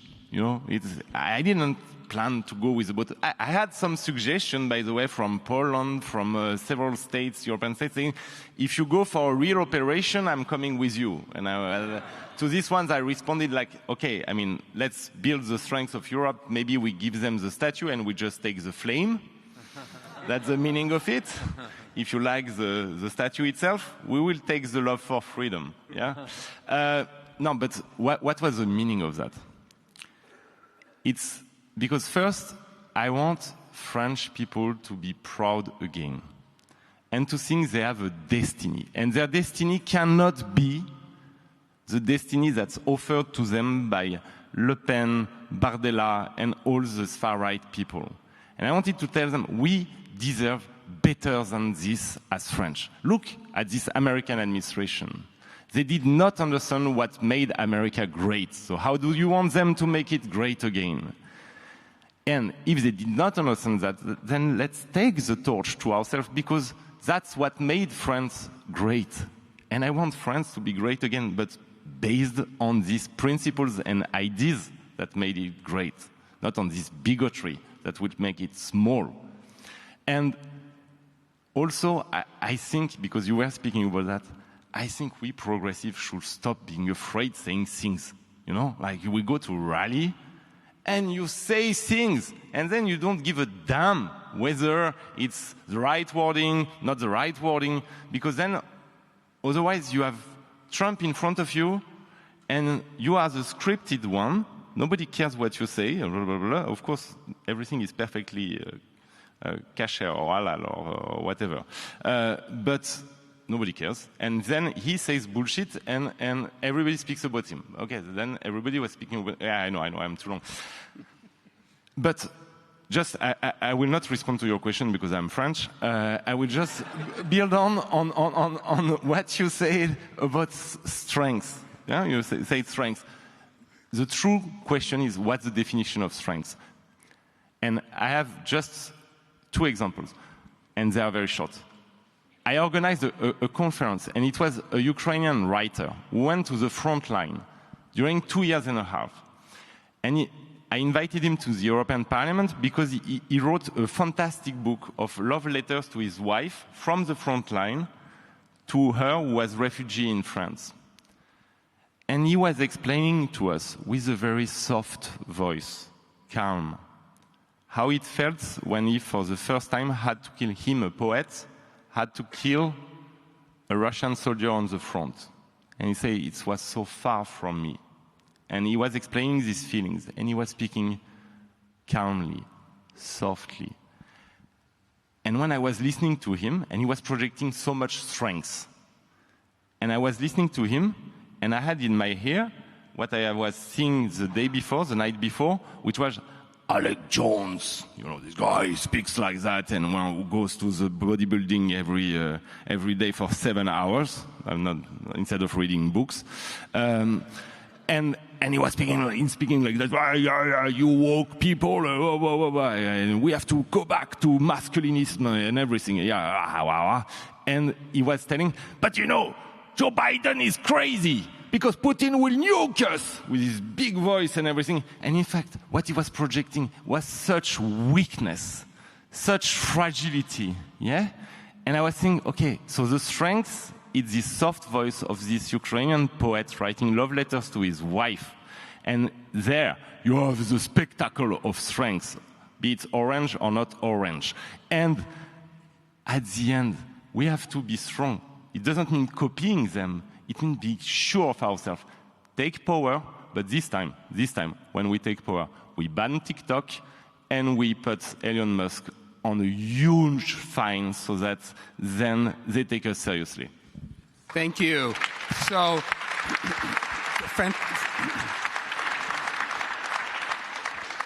merci. That was fantastic. So, lesson learned that our movement sometimes is poetic and a little too esoteric, and their movement is damn literal.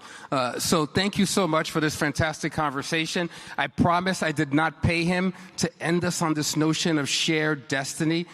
The struggle and the tension is between deliverism and this notion of shared destiny that we take up that I think can lead to a more durable center-left narrative, more durable majorities for change and transformation into the future. Thank you, phenomenal panelists. Thank you.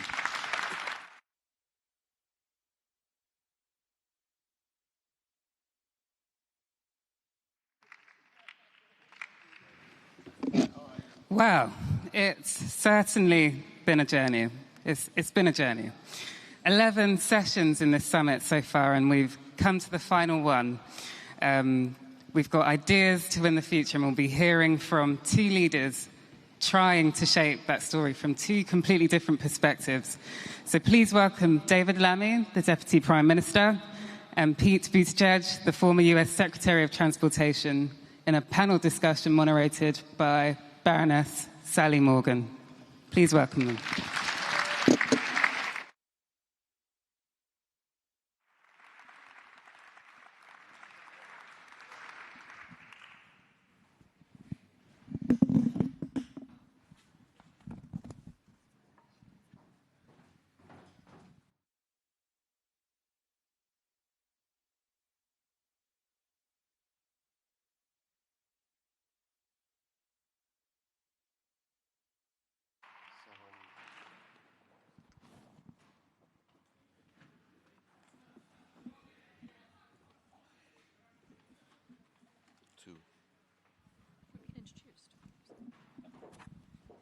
Have we been introduced? Excellent. That's great. Thank you very much. We were lurking behind. Well, welcome to our final session.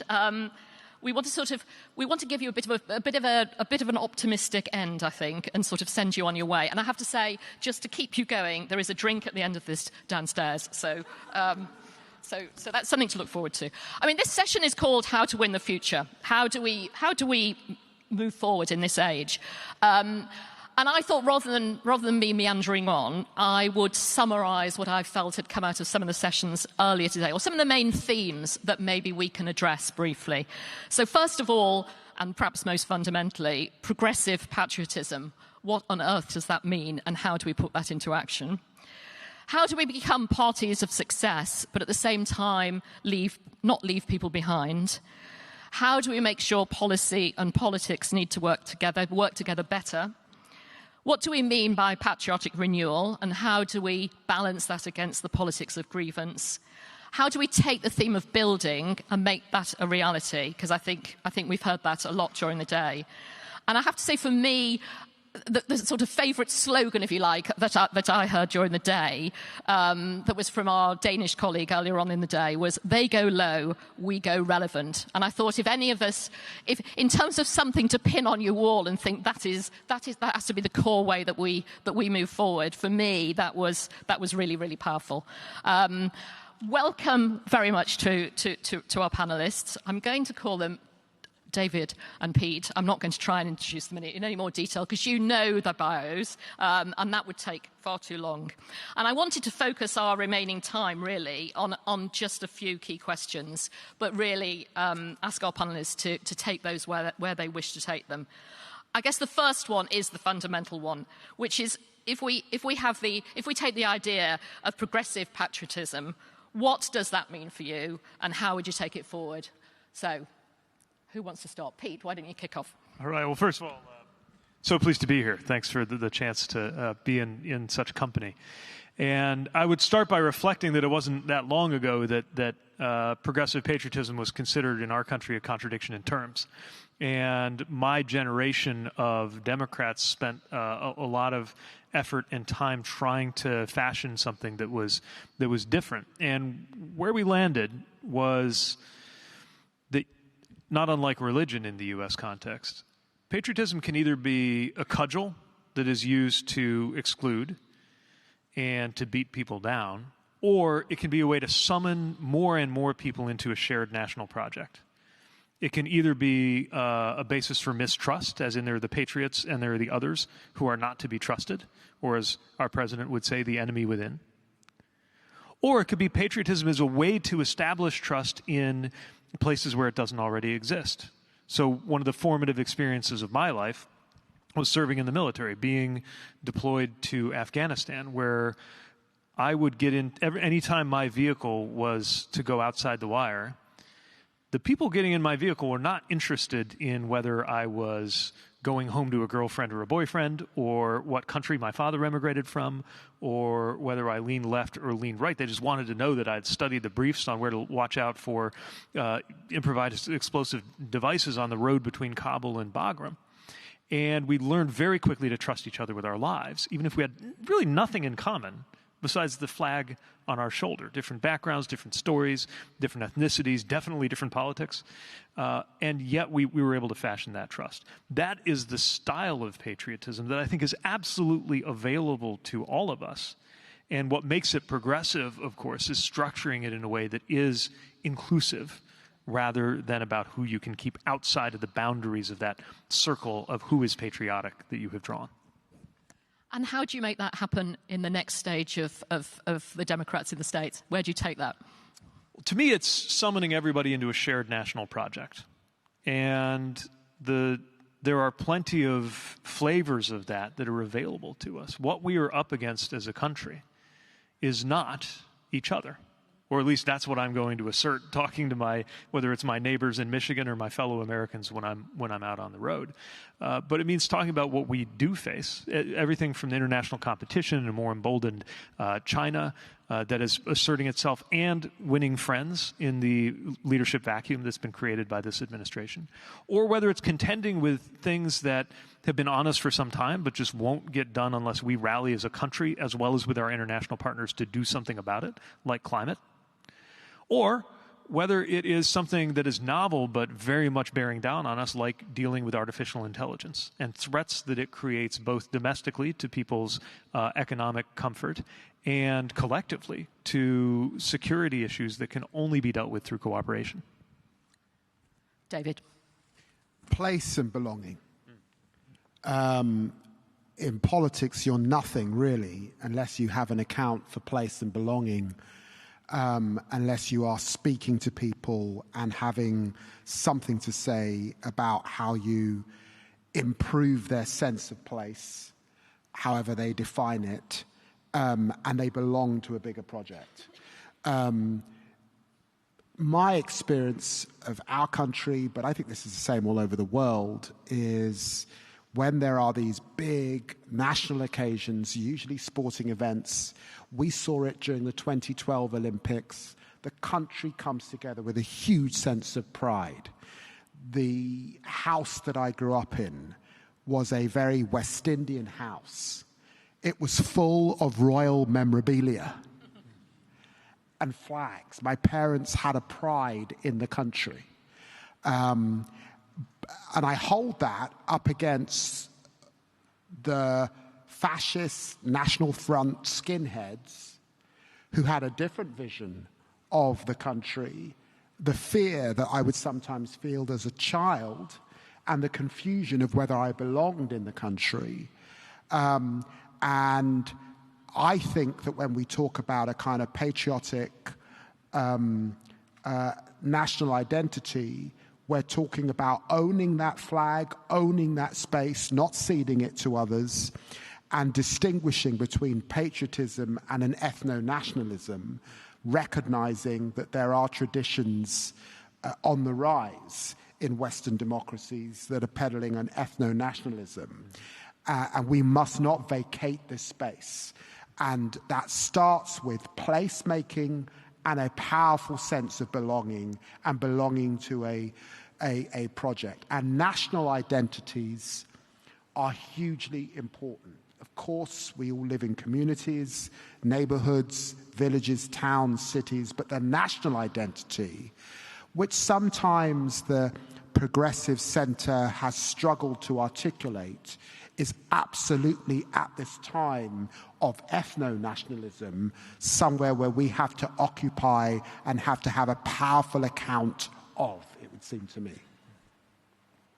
Thank you very much. Very powerful.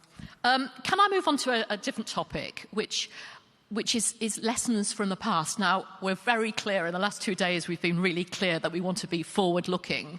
We've also been clear and been fortunate to have prime ministers from different countries with us, demonstrating that we can gain power, and we now need to work to make sure that we win power again.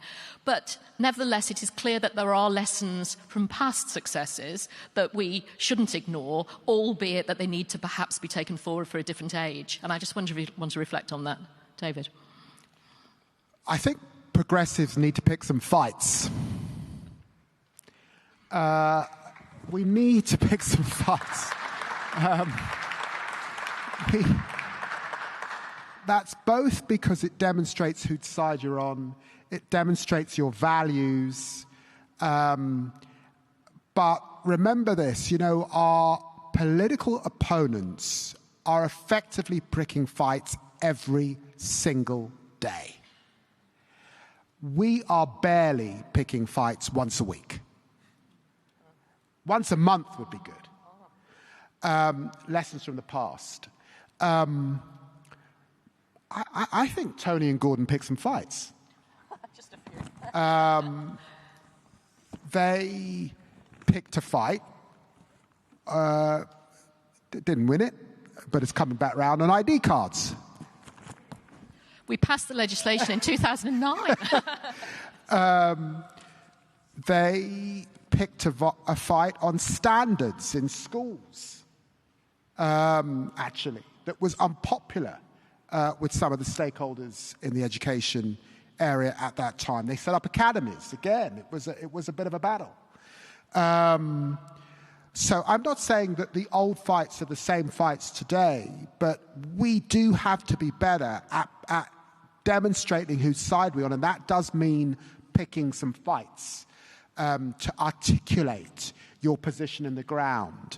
And I say this also acutely aware of working people in this country. Obviously, I'm thinking of my constituents, but the privilege of being a politician is that you travel around the country. Is working people in Western democracies in a cost of living crisis are fighting every day.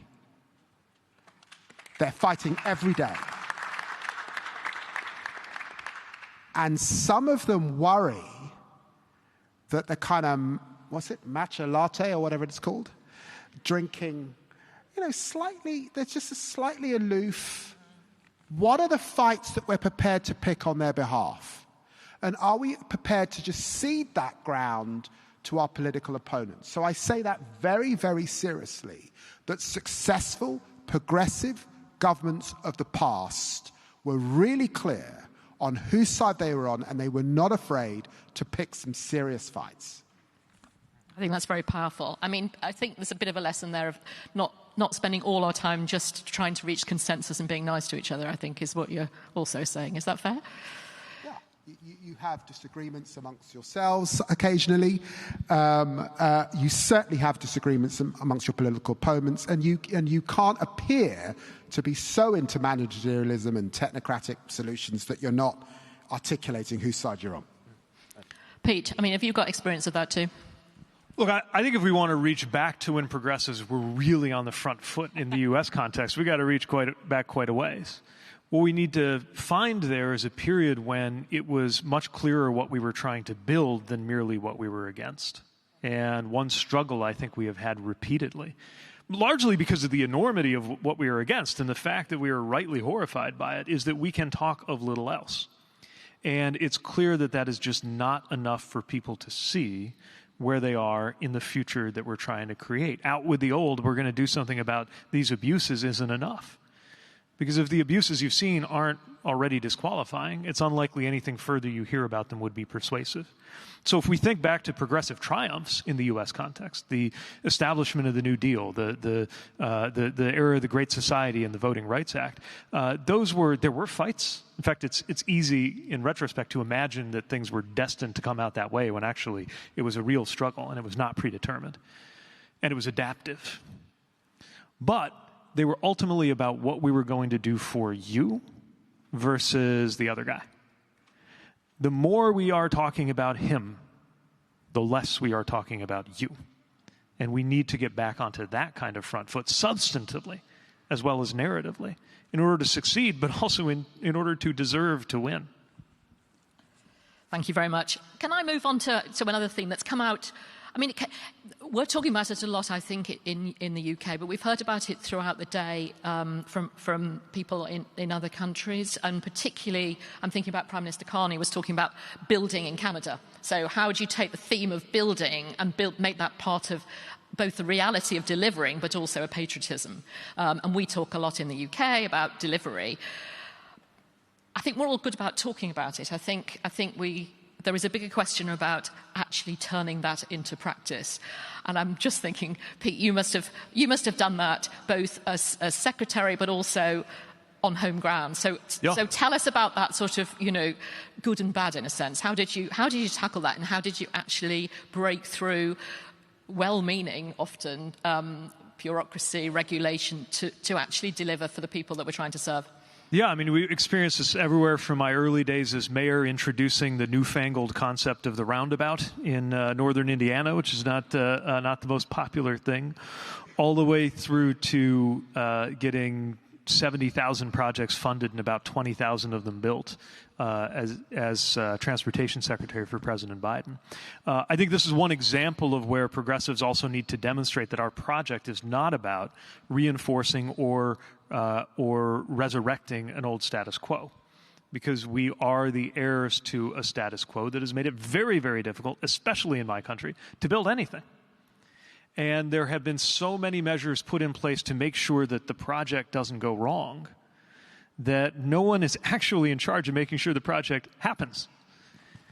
And those reflexes, that muscle memory, needs to be rewired. It can be done, but it takes some introspection. It takes some heterodoxy. There's a whole debate in the U.S. Triggered by the publication of the book Abundance about the many ways in which well-intentioned liberal measures make it very difficult to achieve liberal aims, including building clean energy, building transportation infrastructure, building housing. And we have to take those seriously. And then there's one other thing about building, which I think is a political or narrative challenge. And it's one we certainly faced when we were building things around the U.S., which is actually the better it goes, the less people are dialed into it. Because these are things that are just supposed to work. Nobody ever banged down the door of the mayor's office in South Bend and said, I want you to know that I came downstairs and I turned on my faucet and a glass of clean, safe drinking water came out and it didn't poison my family or anything. Tell everybody at the waterworks to keep up the good job, right? It doesn't work that way. When something is unambiguously and uncontroversially good, it commands very little attention. Good news is no news. But there are still ways to pick some fights around it that show people what it took to get there. That's why we spent a lot of time calling out people who voted against infrastructure projects and then tried to take credit for them when they were being launched or completed. So you can still have a spice of controversy in there, the fight that shows who is on what side, while also building a consensus about getting things done that make everyone better off. And how did you bring colleagues with you along that journey? Because I think one of the issues often is that for perfectly good reasons, people think they're doing the right thing to question or to have another consultation or to slow things down. So how did you convince people that, in fact, the right thing to do was to get on and get things done? Yeah, I mean, so many of the groups in our coalition, their most defining victories were stopping something from happening. And so that's the muscle memory, right? And, you know, I respect bad things that were stopped, but the biggest thing I thought we could do was to put them in touch with the people who would benefit from getting the thing done. And sometimes it was a multi-billion-dollar effort, like finally bringing Second Avenue subway service to parts of Harlem in New York City. Sometimes it was a grant of less than $1 million. We did one in rural South Dakota, an airport that was basically a mobile home. We got them $700,000 to get a real building, which is important because they do air ambulance flights there for medical patients. And I saw these guys, county officials, I assume all of them conservative, I didn't ask, weeping when we went to announce the funds. But putting people in touch with the results, I think, can change a lot of the internal conversations and release some of the antibodies to just pushing things through and delivering on those promises. Thank you very much indeed. Which brings me on to my final main question. And actually, listening to the two of you, I almost don't need to ask it, because I wanted to ask you about storytelling and the power of storytelling. You two, actually listening to you, are natural storytellers. I mean, part of what you do really effectively is you explain your politics through stories and through experiences. How do you do that? How have you learned to do that? How do we encourage other people to do that? And how also, I think, where do you get your stimulus? And how do we encourage people to keep thinking, keep exploring, keep taking ideas forward, so that we connect with people in a more effective way? David.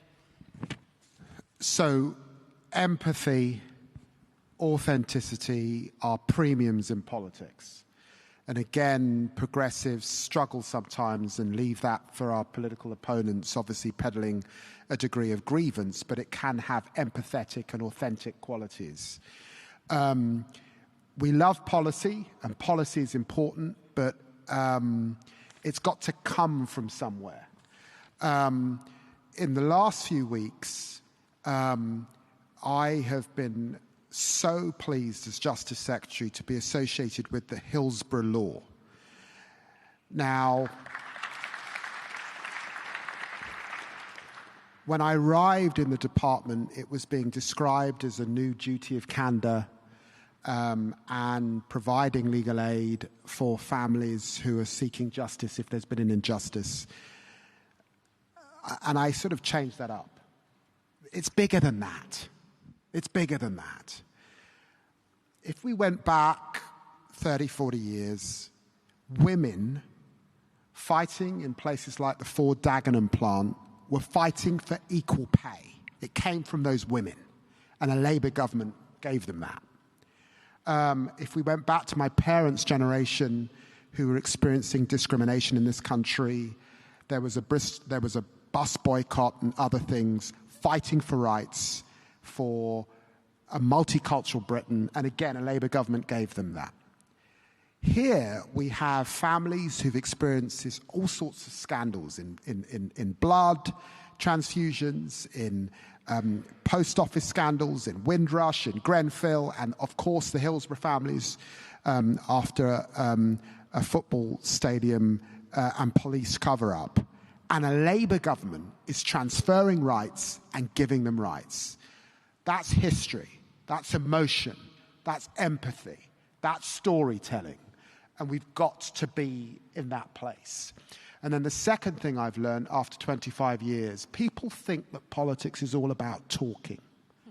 It so isn't. I learnt when I was in opposition, and I had the joy of hosting a show on LBC, that one of the gifts that politicians have to have is the ability to listen. And you listen to folk, you hear their stories, and you tell their stories back. And so storytelling comes not just from the business of talking, it comes from listening and relaying that back. And to that extent, you have to slightly park the policy wonky bit. And even just the sort of delivery bit to get back to the values. I'm on your side, I'm empathetic, I'm authentic, and that's why I want to deliver this school, this nursery, this hospital, more police on your behalf. Thank you. Pete. Well, let me enthusiastically endorse that insight from David. The storytelling is a two-way process, and it's about going out, watching the faces rise and fall in town halls and events. It's why I go into conservative media all the time, to see what resonates and make sure that what we think of as the story is authentic to people's lived experience. But I actually, if I could, I'll answer your question about storytelling with a story. So reaching back before I was in federal service, before I ran for president, to where I grew up, South Bend, Indiana, in the industrial Midwest of the United States, was the company town for a car company, Studebaker, that was as big in its day as Ford or GM. The last Studebaker rolled off the line in 1963. And I grew up in a city that was still haunted by its ghost. I didn't even know until I left that it was unusual to have hundreds of acres of collapsing factories around you on the way to school that looked like they'd been bombed out in a war. And the question by the time I took office as a 29-year-old mayor, arguing that our city did not have to go the way of the national press that had literally written us up as one of America's 10 dying cities, was that we could do it differently, but we had to tell a different story about ourselves.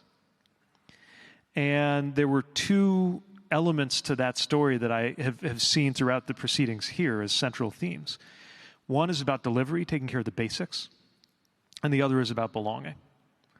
First, taking care of the basics. In a municipal context, it's literally the basics. Clean, safe drinking water and trash pickup and all of those things that a well-run city does. But of course, we can extrapolate from that into the ways in which our progressive movements need to make clear how our countries can better take care of the basics of affordability and transportation and healthcare for people, where I wouldn't be a progressive if I didn't believe we have better answers on that and better results to show for it. But that actually wasn't enough. For a lot of the people where I grew up, if you lost your job as a machinist in the auto industry and a well-intentioned progressive program came along and trained you or offered to train you and said, guess what, we're going to get you the same income, only now you're going to be a nurse's aide. Even though that's a perfectly worthy occupation, that person's identity is not spoken to by that. And they're going to be even more alienated. Even if you figured out how to substitute their income, because you did not substitute their sense of belonging.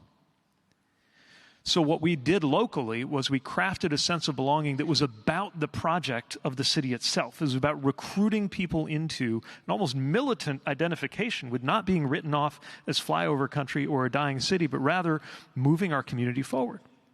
People felt like they were part of that. I really knew we were getting somewhere when we redesigned the flag of the city and someone got it tattooed on them. I said, all right, now we're there.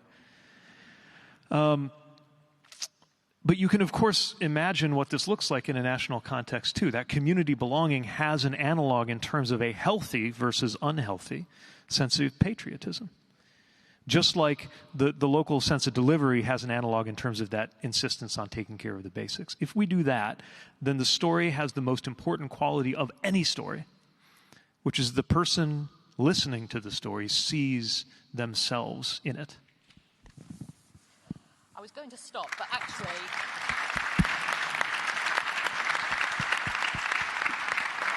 One final word from you both, tiny word from you both, because you very kindly are the final speakers in the final session of what's been a really important gathering, I think, for all of us together. And I suppose I'm looking to you both to send us on our way with optimism, but also with purpose. So think of optimism and purpose and tell us what we should go forward with. So, Pete, you first. Optimism. Okay, I know I'm the American here. I did not come here to tell everybody that things are better than they look. They're not. They're probably going to get worse before they get better. And yet I'm optimistic. Not because things are better than they look, but because things have reached the point where we will have to fashion something entirely new. We will have to do it on the day, and it will come, when Donald Trump is no longer politically active in the United States, which will happen. But also, in order to be prepared for that day, and I would argue, in order to hasten that day, we better paint that picture now for ourselves and then through good storytelling for everybody else. And that means we need to avoid the appearance or the reality of being committed to retrieving some prior status quo, which is very hard. We are horrified by watching all of these things being demolished around us, institutions, departments, norms. But And by the way, it is criminally wrong to have demolished them. I'm thinking of things like the U.S. Agency for International Development or our Department of Education, but also, of course, international frameworks. It is criminally wrong to demolish them, but nobody on a clean sheet would design them the way they were in 2024. And we shouldn't try. Our job is not to go around picking up the shards of what there was and trying to tape them back together like they were. Just like it would not have worked in my city way back when, to go around saying we were going to put it back the way it was. To say I didn't go around saying we were going to make South Bend great again, right? We have an opportunity and an obligation to develop something new, and to me that is propulsion. Propulsion rather than paralysis, precisely because of the proportions of what we're up against. Thank you, David. Final word.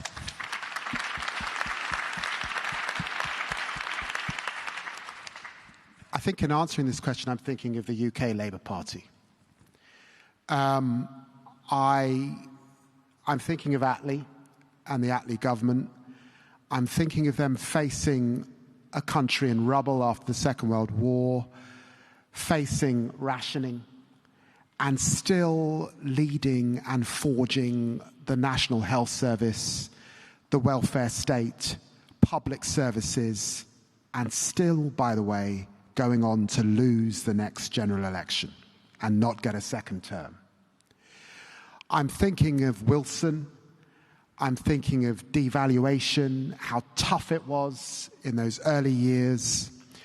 And I'm thinking of the white heat of technology and that sense that Wilson picked up after Macmillan of modernity, and embracing modernity and owning the future and taking our country forward. And I'm thinking of the fuel crisis in the early days of Blair Brown, and a pressure that the government was under. And again, that powerful sense of rebuilding public services after the Thatcher major period. I'm also holding this, that the Labour Party was only in power in the 20th century for 22 years. Already in the 21st, we're on course to get about 14, 15. We're going to get more than 22. We're going to get that I would go to the bookies and put money on. So the point is hope, vision, stay the course, keep to your values, and please, we have to stay united on behalf of working people if we hope to keep the public's trust. That's what I keep in mind.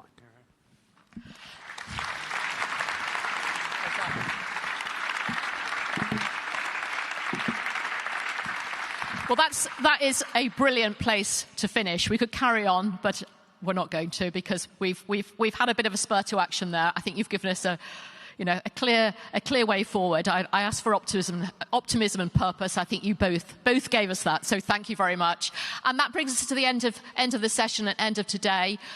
Please join us downstairs for drinks. But can I ask you first to say thank you to our panelists? Thank you so much to our brilliant final session. As Sally said, please head downstairs immediately. There is a very nice drinks reception waiting for you with Prime Minister Carney. Thank you so much.